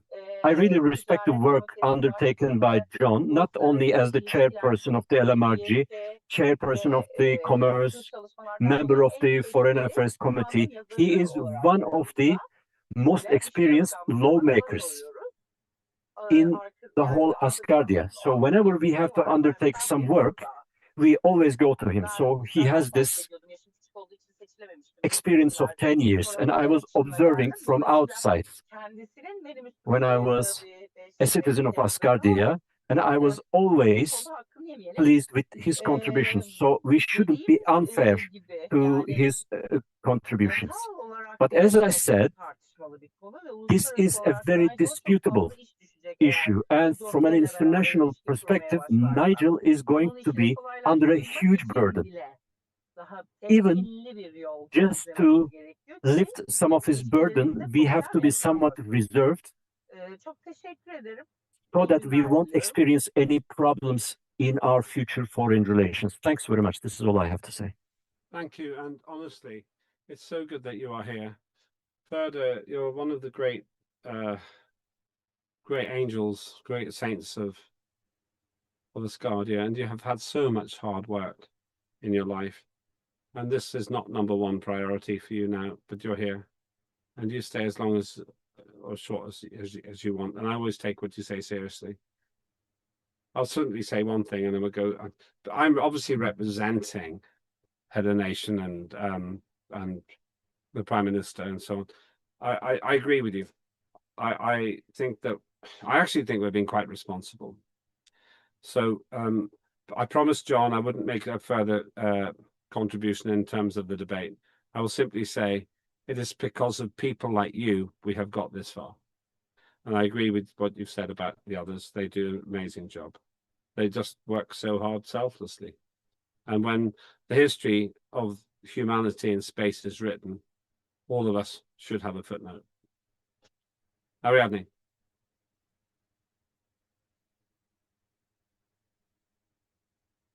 Ariadne? Oh, sorry, yeah.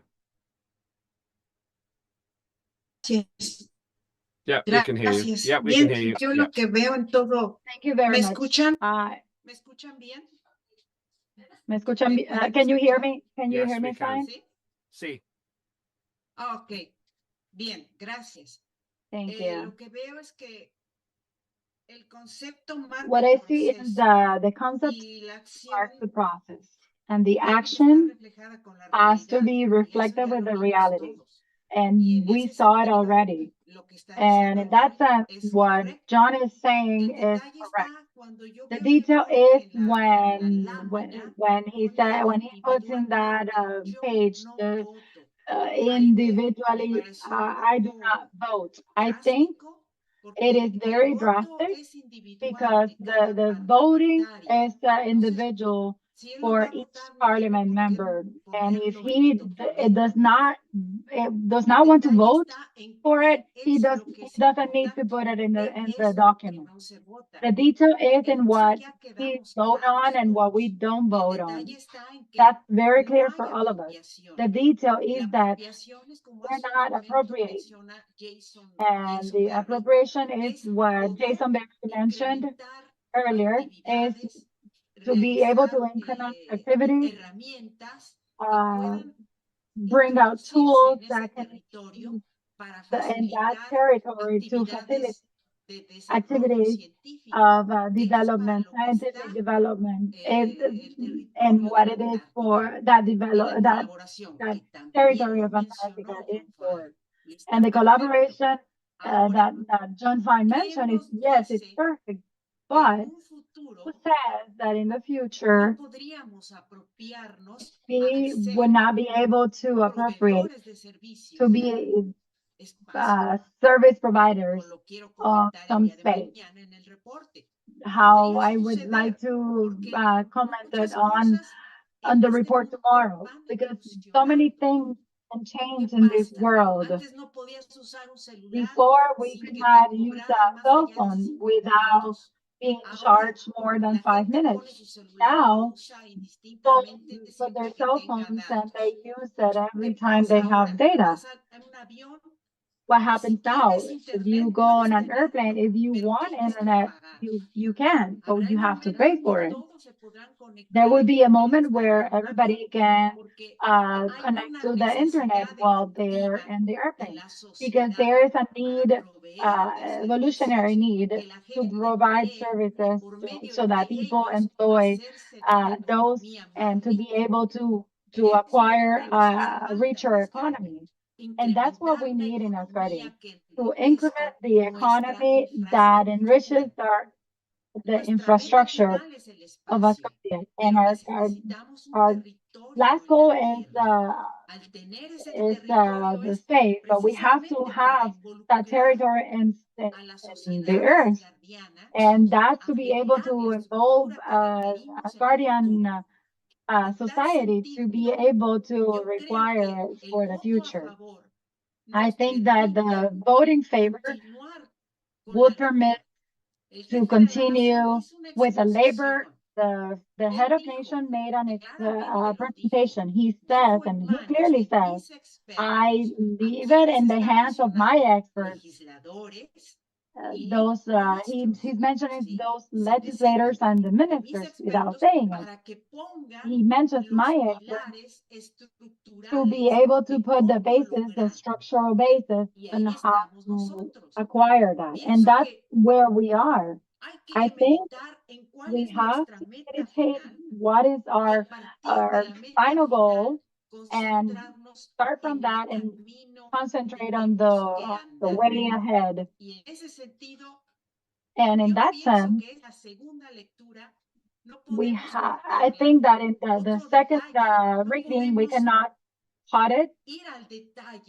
We cannot go to the detail, what it was said, what was not said, but taking the concept, what is the wave in the ocean?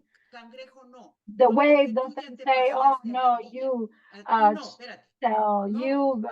crab, you cannot go. The wave goes and takes everybody together, and together we leave for the water to see the reality of what we need. This is just an analogy. Many people have put Neptune in messages, and it's fine. That's actually fine, because what brings the waves is the thing of what we are going to work with. And maybe that is why it's very important to be to have those details of what we said, what we didn't say. But let's see what we can work with, and to be and see what we can do with what we have. The construction is there. What Jason Berry mentioned, and what also John Fine mentioned, and myself, I would say, just take off that part where you say, I am not vote. Because when you say, I am not vote, you're individualizing the document. This is my opinion, and that's what I have to say on this. Thank you. Thank you very much indeed. I really appreciate your view. Always a helpful contribution, Ariadne. The last speaker, I think now, not sure if, okay, somebody had his hand up, it's gone now, is Sarah, and then I will give John the last word. I'll say something and we move to the final item. Sarah.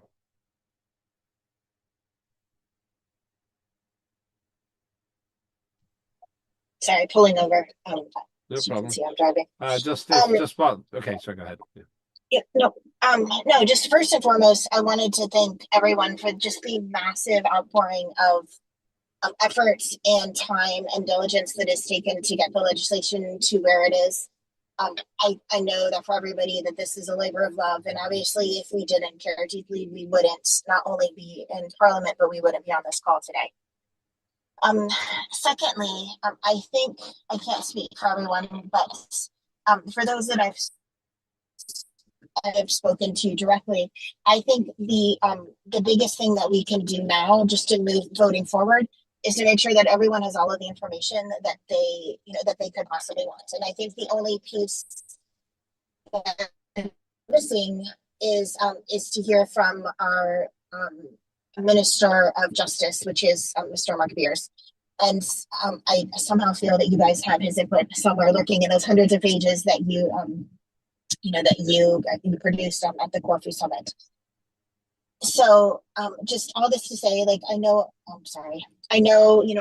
emotions have run really high. I respect everybody's opinion. I respect the work that they have done. And it really does just come down to, voting. Do you as an individual have the information that you need to vote yes? Do you have the information that you need to vote no? And if you really don't know, or if you don't feel that you have the information that you need, to abstain. And I don't know that we need to drag this out indefinitely. I would by no means want to, cut off discussion, but I think there comes a point where it's just a round robin and we begin discussing the same parts over and over and over again. So just again, for myself, just for the transparency and trust, I would really love to hear what our Minister of Justice has to say. Other than that, thank everybody so very much for your time and all of your efforts. Thank you, Sarah. I'll make a suggestion now. I was going to read out the rationale for the proposals. Based on what you've said, and obviously the Prime Minister is in charge of government and Mark Beer is part of that, I will ask Linda to share the rationale for the changes, the things I have here. I won't read them out. That would take half an hour, this document, to save time. You're quite right. We've actually covered everything, really. I will send this rationale to colleagues, and then you can add up the 68% or 32% for yourselves. I think you'll find it useful, because I'm basing my position on what I have been told, because I don't pretend to be a legal expert. So if this would this work for you, and then I'll say to Salvos and so on that we're giving this as the government position. Would that be okay, Sarah? And obviously Mark Beer is part of the government. As far as I'm concerned, absolutely. I can't speak for others, obviously, but for me, yes. Well, okay. I mean, I don't know exactly what the discussion has been between Mark Beer and Salvos. I know that obviously he communicates. I don't know if he talks. I don't know exactly what's happened, but I have to trust that the Prime Minister is in charge of government the same way that if I speak for Parliament, I have to be sure that I'm saying what you think.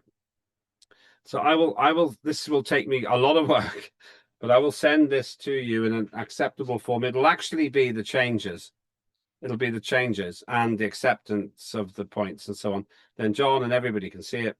And hopefully that will explain what's been said. I'm not going to read it out because that's against the promise I made that we won't have another round of debate. So thank you. That's a really helpful point because it means we can probably stop on this now. Thank you, Sarah. My action step is to create this in a form which can be shared by Linda, and you will receive it within 2 hours of the end of our sitting. Thank you. And obviously to John as well, because John's seen the act, but he hasn't seen the rationale. I'm going to give the last word, unless anybody else wants to say anything. We have one more piece of work to do after this. John, last word to you. Don't repeat what you've said. Anything new, and please keep it fairly brief. John? I'm sorry, my board went to sleep. I'm trying to wake everything back up. You don't look asleep. No, I'm quite awake. Hey, and I'm wearing a tie for the first time, and nobody said a thing. So very good. And I got goatee now.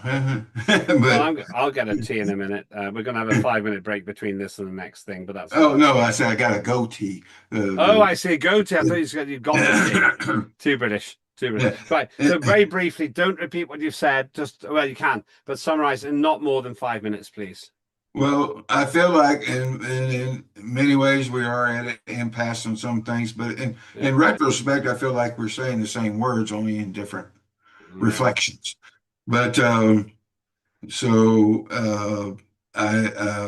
do very much want Asgardia to engage in Antarctica. That is not the issue here, as I've stated, and I think that these deliberations are important.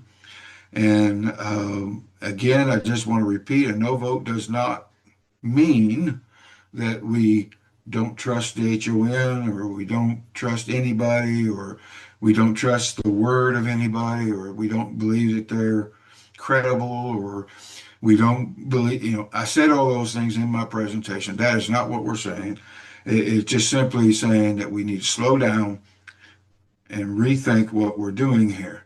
So other than that, I really appreciate the contributions from Ariana and from Sarah and from various others. I was kind of expecting to hear from Ricky, but I'm not even sure. Don't provoke it. We've nearly finished. but anyway, and I'm looking forward to seeing manufacturing's presentation, which should be coming up shortly. It will be. Thank you, John. All I'll add is I personally think the big debate isn't about process. Oh, you've now provoked Ricky into speaking. Okay, so I'll just say this, then we'll have Ferda, then we'll have Ricky, then we'll have a very short break, and then we move to the last item. I will simply say I don't think there is any problem with the process. I say that because I invented a lot of the process, so I would be criticizing myself if I didn't like the process. It's about content. And I personally am satisfied that Salvos and the head of nation, not so much me, Salvos head of nation, really understand this. And the fact that 68, my estimate, 68% of the proposals have been completely or partly taken on board in the August 14 version. And I think that's pretty good. So if in principle you don't agree with our initiative in Asgardia, I think you should vote no. If in principle you agree with Head of Nation's decree, you should vote yes. And I think that it's yes because Salvos would never do something which compromises him legally. I'll stop there, but also as an action step, I will share the legal guidance which I have here. I won't read it out now. Last words then, not for me or for John, for Ferda and then Ricky, then we have the break. Ferda. Teşekkür ederim. Ya benim bir Thank hayalim you so vardı. much. I actually had a dream when we started talking about this issue on an international platform. As you know, almost all countries, has a center in Antarctica. And my dream was that to have a center also in Antarctica, be sisters or brothers with those countries and collaborate with them. That was my dream actually. Because having your flag there up on that hills in Antarctica is so nice, it's so valuable, and to start scientific research operations, and it would be great to be there. And we know that it is so difficult to live there, to be resident there. There are just scientific researchers, we all know that. So I was just dreaming that we can make use of that environment, and we can be a part of that international community up there. That was my ideal, and hopefully we continue working towards that scope or towards that dream. Thank you so much once again. Thank you, Ferda, and thank you for being involved today. I really appreciate it. And stay as long as you feel able. Ricky, last word to you. Yes, very interesting how this has been going, but I'm looking forward to getting the information from not only you, but from what John presented today. And I'm going to go back over the video on YouTube. That's pretty much it. there's a lot of things that still have to be worked out. All legislation is composite. Doesn't matter what country it is, because every legislation has to go through a committee of some sort before it can be brought up for a vote. So basically, that's automatically built into our system, just like it's built into everyone else's system. If at all possible, but maybe some speed from the Han on his thinking and his work, that might be helpful. That's up to him if he would like to do that, like in a letter or something. Put it in Slack or WhatsApp or our new thing on the app, and that's pretty much it. Thanks. Thank you, Ricky. And we finished there. I will not provoke John into responding because I won't respond. Let me just tell you that John's laughing now. I have to tell you, John's a great friend. I really, really like him. And I was so pleased to see him in Dallas for the eclipse. And he mentioned a great man, a quite very characterful man, Milord Deutsch, who we saw for the last time alive there. Now he's up there with the stars instead of watching them from down here. But I really like John, and I really thank you for the sincerity with which you've conducted the debate.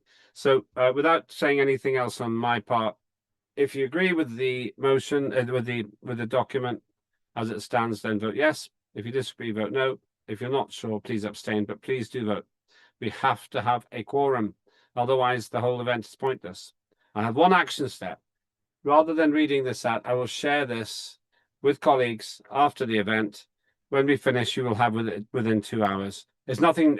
It does not change the document. It explains the rationale. That's all it does. And you can decide for yourself. And then John may want to reply as well.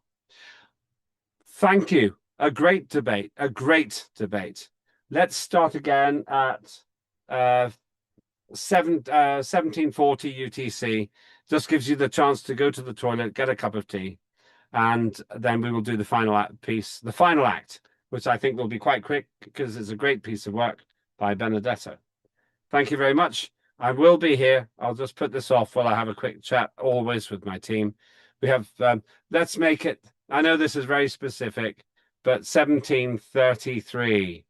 So that 1743, 10 minutes. 10 minutes. John,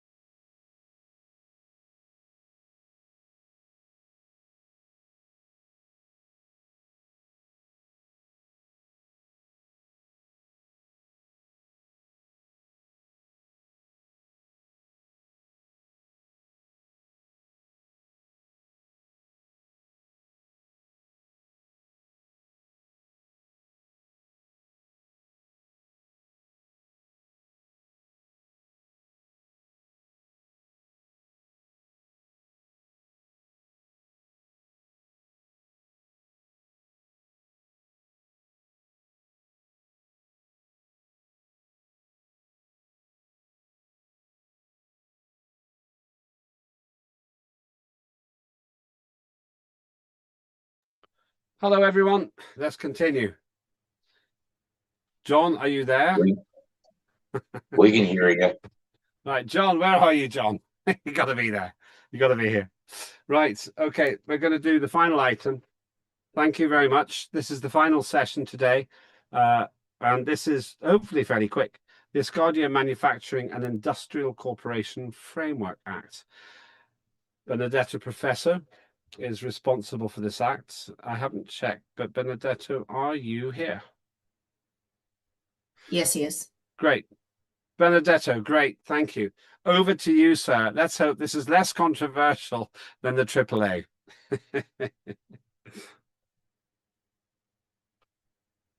We can't hear you yet. I'm not sure if you've got your microphone.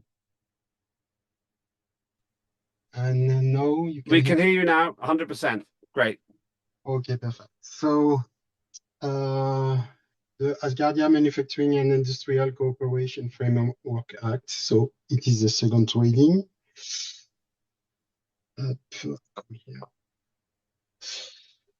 So you know that I am the sponsor of it. In a preamble, recognizing manufacturing as a strategic enabler of Asgardia's long-term development and its foundational role in supporting sustainable terrestrial and space-based economies, affirming Asgardia's commitment to the peaceful use of outer space, international cooperation, and responsible development consistent with international law, acknowledging the importance of resilient, integrated industrial system to support innovation, infrastructure, and technological advancements, recognizing the importance of sustainable development, responsible resource management, and respect for human and environmental consideration in the advancement of manufacturing systems,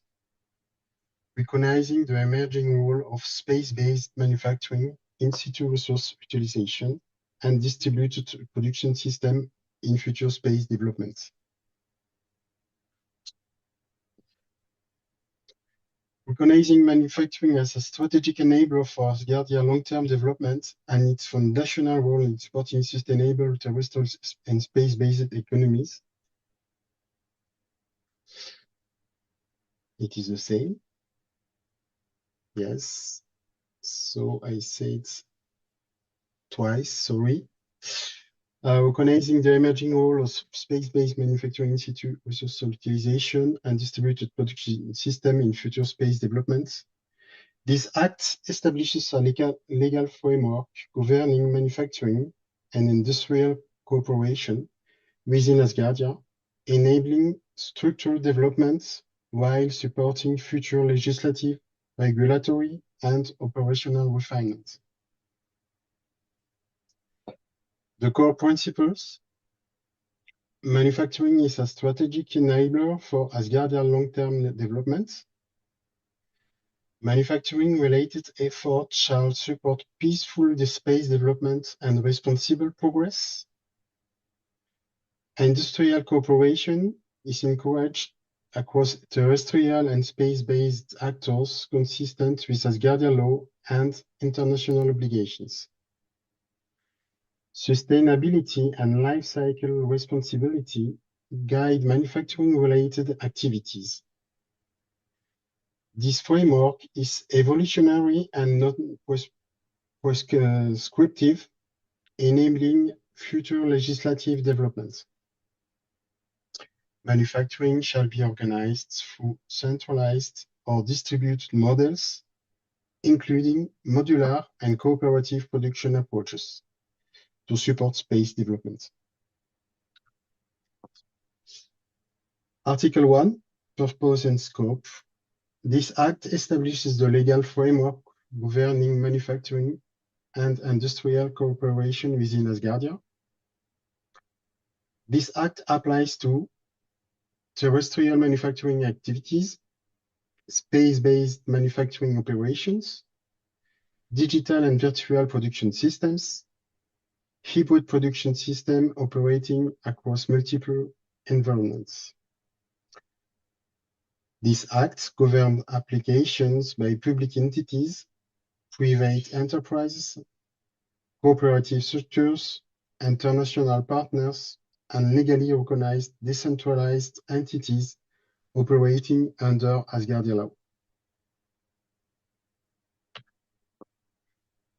Article 2, definition. For the purpose of these acts, manufacturing means the transformation of materials, data, or resources into goods, components, or systems through physical, digital, or hybrid processes. Industrial cooperation means coordinated activity between two or more entities for the purpose of production, development, research, or exchange of industrial capability. Operator means any natural person, legal person, or legally recognized decentralized entity engaged in manufacturing or industrial activity under this act. Production systems means integrated processes, technologies, infrastructure, and organizational structures used to produce goods or services. Space-based manufacturing means manufacturing conducted in orbits, on celestial bodies, or in extraterrestrial environments. In situ resource utilization, ISRU, means the use of resources found in space or on celestial bodies for manufacturing or production purposes. And distributed manufacturing means production conducted across multiple locations of systems coordinated through physical or digital means. Article 3, strategic role of manufacturing. Manufacturing shall be recognized as a core component of Asgardia's economic development, technological advancement, and long-term strategic capability. Manufacturing activities shall support economic resilience, industrial capacity development, technological innovation, expansion of space-based capabilities. Article 4, peaceful and responsible development. All manufacturing activities under this act shall be conducted in accordance with the Constitution of Asgardia, the applicable Asgardian law, international legal obligations, and principles governing the peaceful use of outer space. Manufacturing activities conducted in space or involving space-based systems shall further adhere to internationally recognized principles governing outer space activities, including peaceful use, non-appropriation, and international cooperation. Article 5, governance and authority. The Ministry of Manufacturing shall be the primary authority responsible for the implementation, coordination, and development of manufacturing and industrial activities under this Act.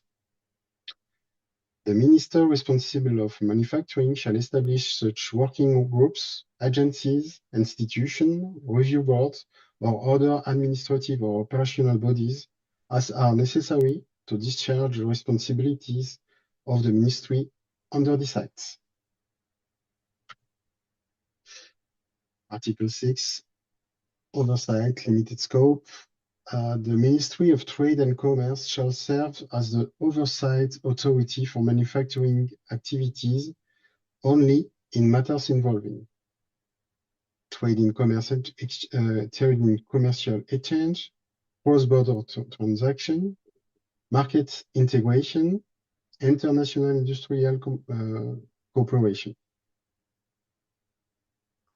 Oversight under paragraph 1 shall be limited to external economic interaction, not extends to internal manufacturing operation unless required by application law, applicable law, sorry, not impede or delay manufacturing activities except where strictly necessary for compliance with applicable law. The Ministry of Manufacturing and the Ministry of Trade and Commerce shall coordinate within their respective authorities under this Act, without duplication of authority or administrative interference. Article 7, Industrial Cooperation Framework. Manufacturing activities shall be conducted through cooperation between public entities, private entities, cooperative organizations, and international partners. Industrial cooperation shall include joint ventures, technology exchange, shared infrastructure, and coordinated development programs. Industrial cooperation under this article may include coordination across supply chain, including the exchange of information, resources, and capabilities necessary to support continuity, resilience, and efficiency of manufacturing systems. Article 8, Sustainability and Life Cycle Responsibility. Manufacturing activities shall incorporate life cycle responsibility, including resource efficiency, environmental consideration, long-term sustainability, reduction of environmental impacts where feasible, promotion of efficient resource use and reuse practices consistent with life cycle sustainability principles. Such responsibilities shall apply to both terrestrial and space-based manufacturing systems. Manufacturing systems should, where practicable, support sustainable practices, including waste reduction, material reuse, and efficiency improvements consistent with long-term environmental stewardship. Article 9, Organizational Model of Production. Manufacturing shall be organized through centralized production system, distributed production networks, modular manufacturing systems, and cooperative and hybrid structures. Organizational models shall support flexibility, scalability, and resilience. Article 10, Integration with Asgardian legal and economic systems. Manufacturing activities shall operate in alignment with applicable Asgardian law, including but not limited to corporate and enterprise regulations, digital commerce frameworks, intellectual property protections, labor and employment laws, standards and compliance systems, financial and currency regulations, information security requirements. Article 11, Innovation and Technological Developments. The development of advanced manufacturing technologies shall be encouraged, including space-based production, automation and digital manufacturing, e-through technologies, emerging industrial systems, including digital, automated, and distributed manufacturing technologies.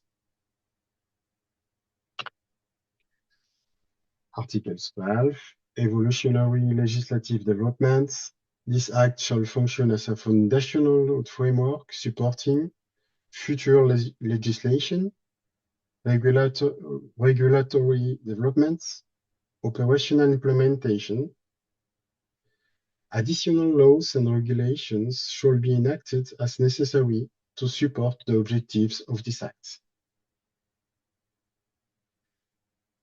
Article 13, Dispute resolution and remedies. Disputes arising under this act shall be resolved in accordance with applicable Asgardian law. Dispute resolution shall include mediation, arbitration, judicial proceedings, decision rendered through this mechanism, shall be binding and enforceable in accordance with Asgardia law. Article 14, severability. If any provision of this act is found to be invalid or unenforceable, the remaining provisions shall remain in full force and effect. Article 15, entry into force and implementation. This act shall enter into force and upon approval by decree. Implementation shall be conducted in a phased manner, taking into account the available resources, institutional capacity, and operational feasibility. Finishing by the legal authority, this act is enacted pursuant to the Constitution of Asgardia and derives its legal force from the legislative framework established therein. Thank you for your attention. Thank you. You know what? That's a beautiful thing. What you've done there is very straightforward. It's clear and it's relevant. And I think this is supremely important because I have been speaking to people who want to create a manufacturing base in space. Maybe they will work with us. So let's open this to questions and comments. I know people might be quite tired, but please do raise any questions and comments. I just sent a message to someone and it said the exact opposite of what I meant, so apologies for that. I used the word escalate instead of de-escalate, and in a certain context. Right, any questions or comments on this? I will ask one. I've been asked to ask two, actually. One is, Benedetto, what practical impact will this make on our ability to manufacture in space? This is only the basics of the framework. So we already have a plan to make other laws, other acts, to implement that and to make something, let's say, more tangible. So we speak today with Jason, that is coming back in the team more effectively, and we will prepare some other future laws for to be more precise on what we can and we will do. Second question I've got is there a way that we can use this legislation to build relationships with those people who want to make things in space? I understand that microchip manufacture would be better in space. Can we proactively drive our economy with this? You may not have an answer to that. It is a point that we already discussed with the minister, Jacob. And yes, it is done for that. The main work, let's say, of the manufacturing in Asgardia will be work with partnership with company from outside of Asgardia. So yes, but always when there is business, we need a win-win activity. And what is difficult to emphasize today is what can be the win that Asgardia can give to the partnership we can maybe get. Okay, thank you. Let's go to Ariadne, then John. Ariadne. Es coincidencia que This el is a ministro de coincidence Manufactura that sea the francés, Minister of pero no Manufacture es is French, coincidencia but it que is not a la coincidence ministra, that the bueno, que minister el presidente del or well that the Parlamento chairman of ubicado the en parliament manufactura sea francés. Pero el que haya Cheryl Gallagher, la ministra de is Cultura, ha located mencionado close que to va a France. ser muy positivo poder Cheryl atraer Gallagher gente de la mentioned that it is industria positive a to bring el people evento from the de la década de industry. Asgardia me hizo And evocar at this aquella época de conference to celebrate 1889, the donde 10th precisamente en anniversary of París se Asgardia, da la primera feria and it reminded me of científica y the tecnológica que asombró al first mundo fair, entero. Probablemente nosotros no nos imaginemos al technological mundo entero fair porque ya está that muy was asombrado y lleno de carried out tecnología, in pero France. que el mismo lugar donde se funda Asgardia So it is in the también same sea el que abra el camino para que place se where cree una Asgardia is going to industria be, o la it's been founded, relación con la will be the industria same place where aeroespacial por Asgardia's parte de los asgardianos industry con la system will gente que be labora en created. ese aspecto, me parece maravilloso. Y I think claro, this is es una wonderful. analogía And of solamente. course, this El is only an logro analogy. está en manos de la gente que conoce. Y And it sin just duda, shows us that we Benedetto can, Croweso the people that we sabe know cómo hacerlo, sabe a quién are the people who dirigirse. know Él how y to do el things, ministro de who to talk Manufactura to, lo saben muy and how bien to y get saben los things alcances que done. esto The tiene y Minister of lo que se puede Manufacture lograr. Así knows que how to me parece do things maravilloso porque es a and how partir de to ahí que la gente va a decir, achieve yo great things quiero for estar en Asgardia. Asgardia. A mí me And interesa ser people will say in residente the porque future, I want to veo be part of como Asgardia. activa una I want to be situación a que a mí resident. me va a enriquecer. And this is Es something that nuestro will anhelo. enrich me. Felicidades. Merci beaucoup, Congratulations. Benedetto. Merci Very beaucoup, good. Ariadne. Thank you. Benedetto. I'm not sure that I understood everything, but thank you, Ariadne, for what you said.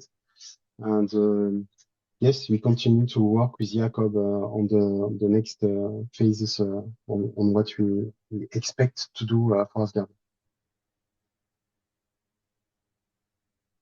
Thank you. That's very, very short and clear. John.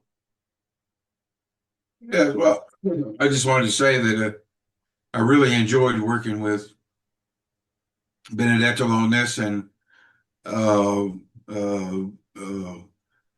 when he first brought the proposal to me as just a draft ideal, I thought it was wonderful. It opens the door, to like your questions. Yes, it does all of those things and much, much more. It opens the door to possibilities, which we needed. It basically does the same, in theory, the same thing as the ASAC did. It gives a foundation of how we can do these things. And I agree with Benedetto that we have to create viable solutions in order to do the things that you asked about. And when people come up with that stuff, that's certainly an area that we can explore, especially with people like Ben Dale and even Benedetto. He's come up with some great ideas over the years. There's been actually a lot of good ideas over the years, now that I think about it. But there was somebody come up with a Asgardia watch at one time. I can't remember who it was now. It's a motto. Somebody will remember his name. Yeah. But anyway, it was a great idea. And so now we actually have a legal instrument in which we can do these things. Mauricio Fernandez. Yeah. Yes. Yeah. There you go. Yes, Mauricio. Fernandez. Yes. Yeah. Lovely guy. Lovely guy. Yes, he was. Great guy.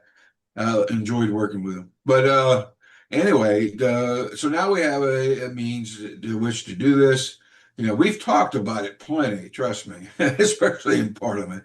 But now we actually have a fundamental law that allows these things to go on, which was one of I did an assessment in the LMRG that where I used the skills that I got while in college and determined what weaknesses Asgardia had and in their laws, and I sent that assessment out, and this I think Benedetto used that information to I assume that that he used that information to because that was one of the areas we didn't have a mechanism in manufacturing.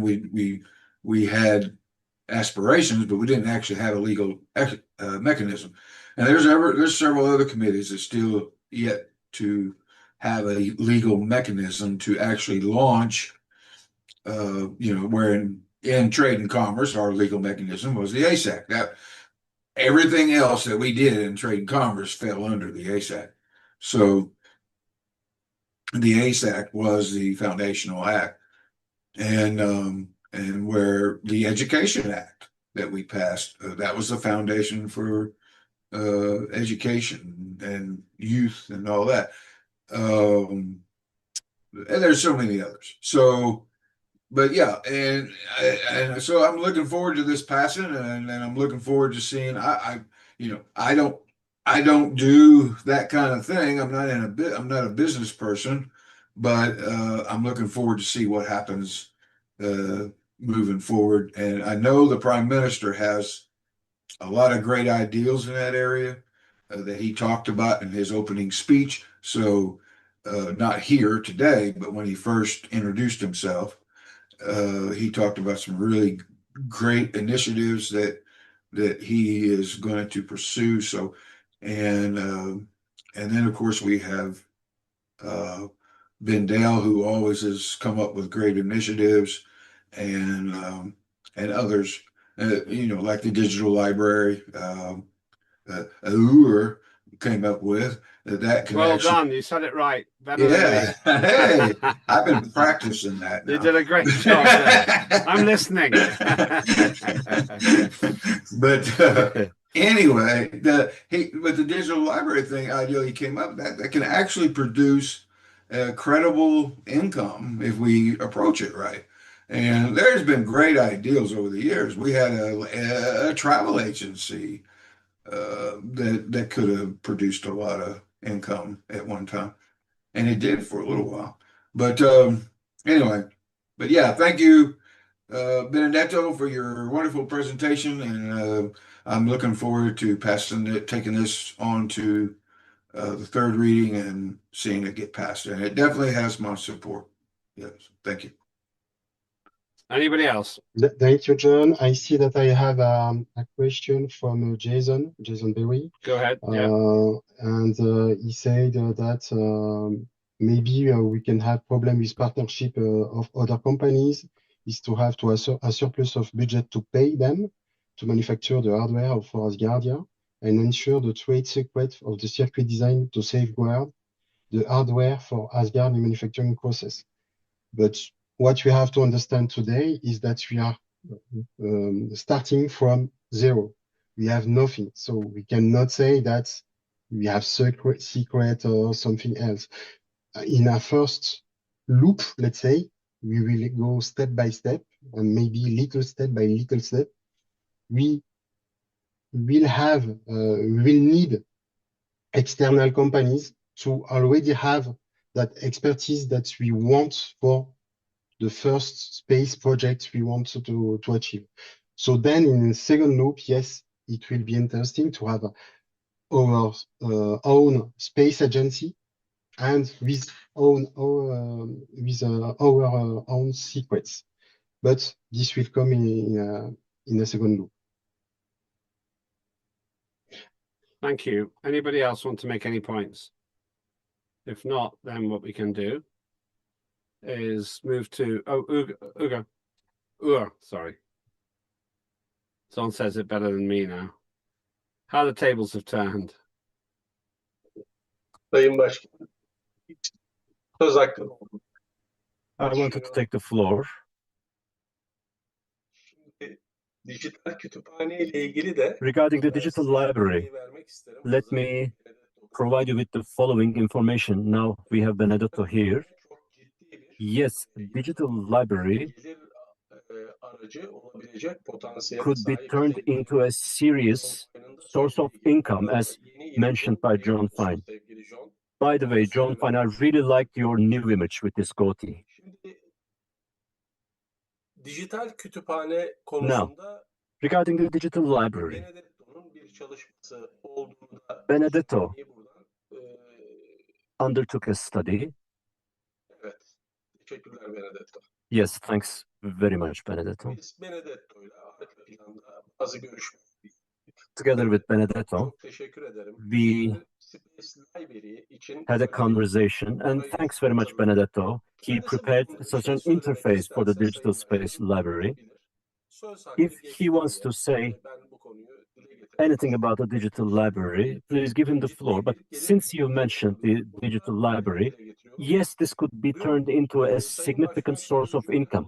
Why? Because yesterday, Mr. Speaker, you said this. We have to focus on generating income. That's why we need some breakthroughs in terms of Asgardia commerce. Tomorrow, my presentation for my committee will be very important. I'm going to talk about the current level achieved by the digital library. And thanks very much to John Fine and other members of the committee for their presentations. I just wanted to take the floor to express this. Thanks very much. Thank you very much indeed. Any other comments?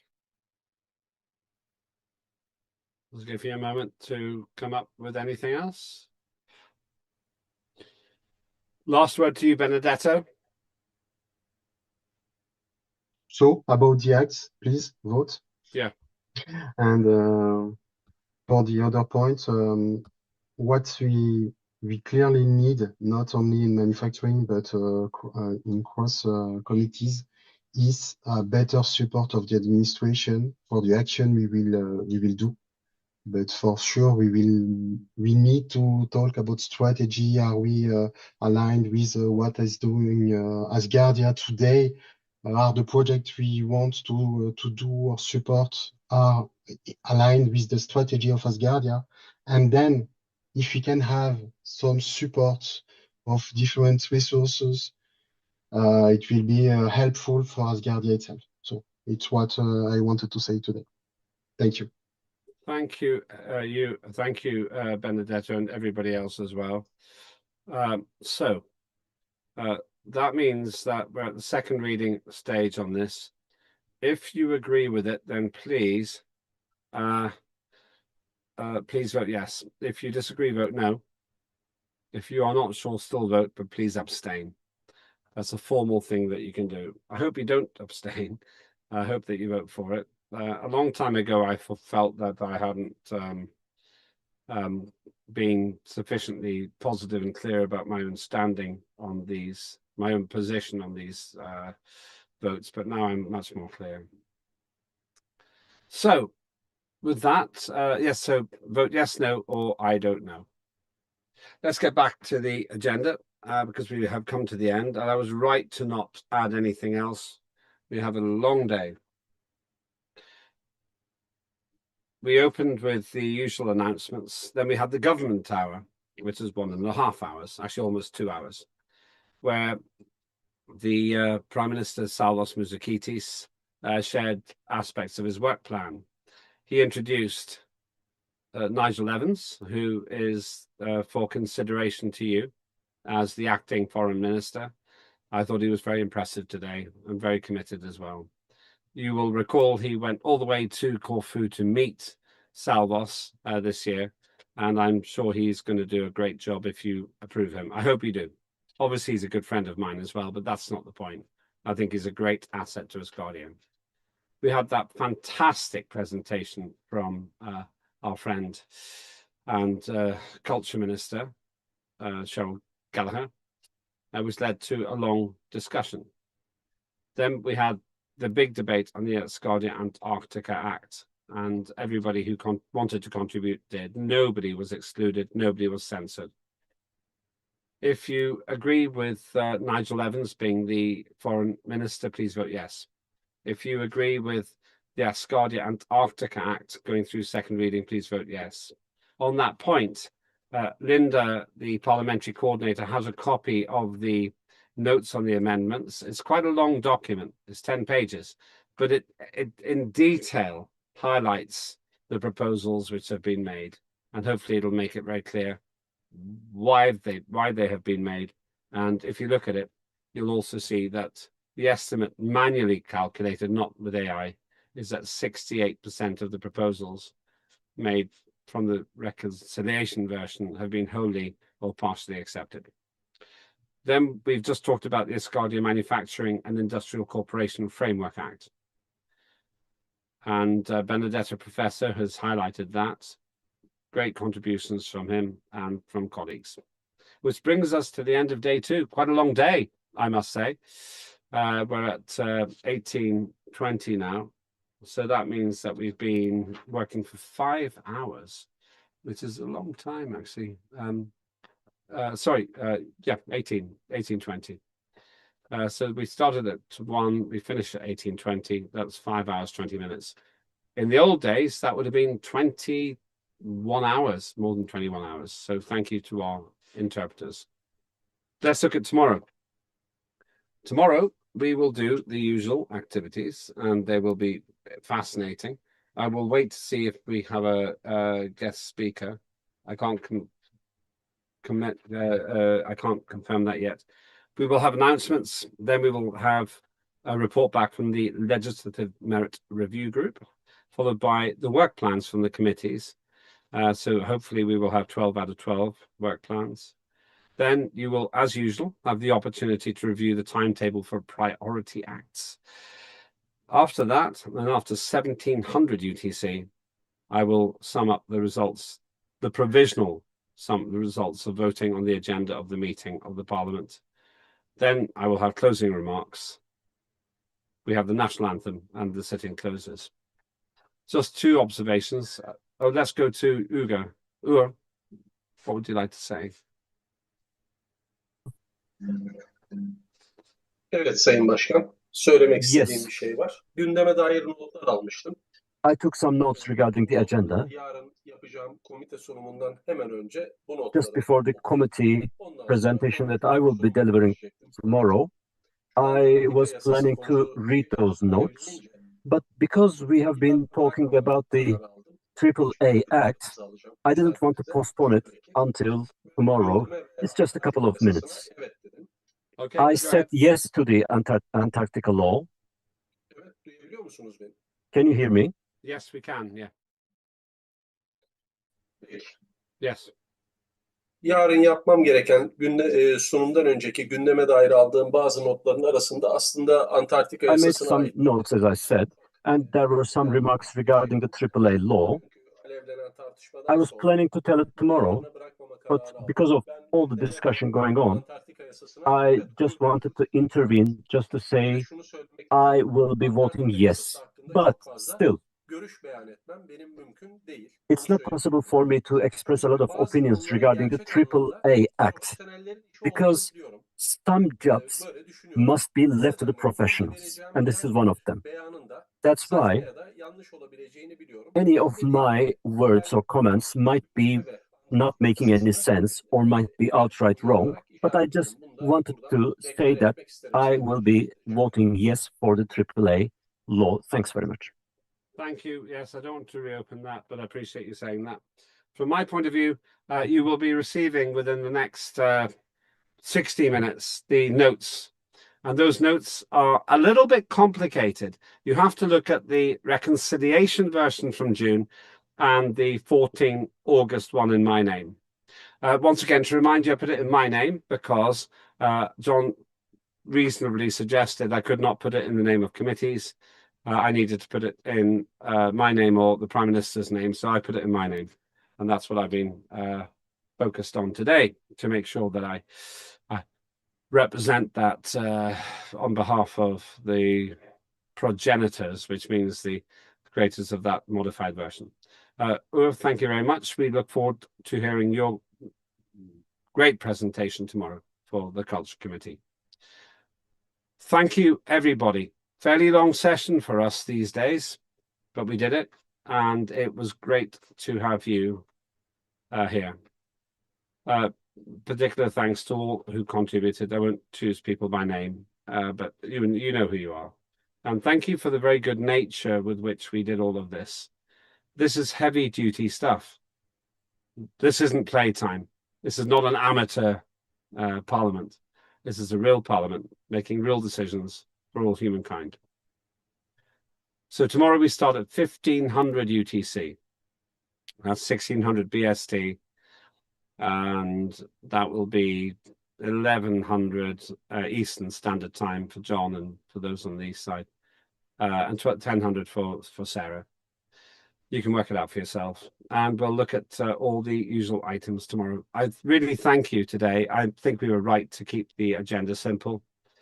And as always, I have a lot of work to do tonight, including getting these minutes, the notes, the explanatory notes out to you as well. If you have any questions, get in touch. I'm going to be working late into the night and early tomorrow morning as well. If you like what you've seen and you're not a member of Asgardia, please join. It costs nothing to become a follower and only €100 a year to become a resident. If you become a resident, you can stand for the parliament. You can be 100% involved in the social and political and cultural and economic life of Asgardia. I was asked before, are we going to talk about the mayors? And we will do tomorrow.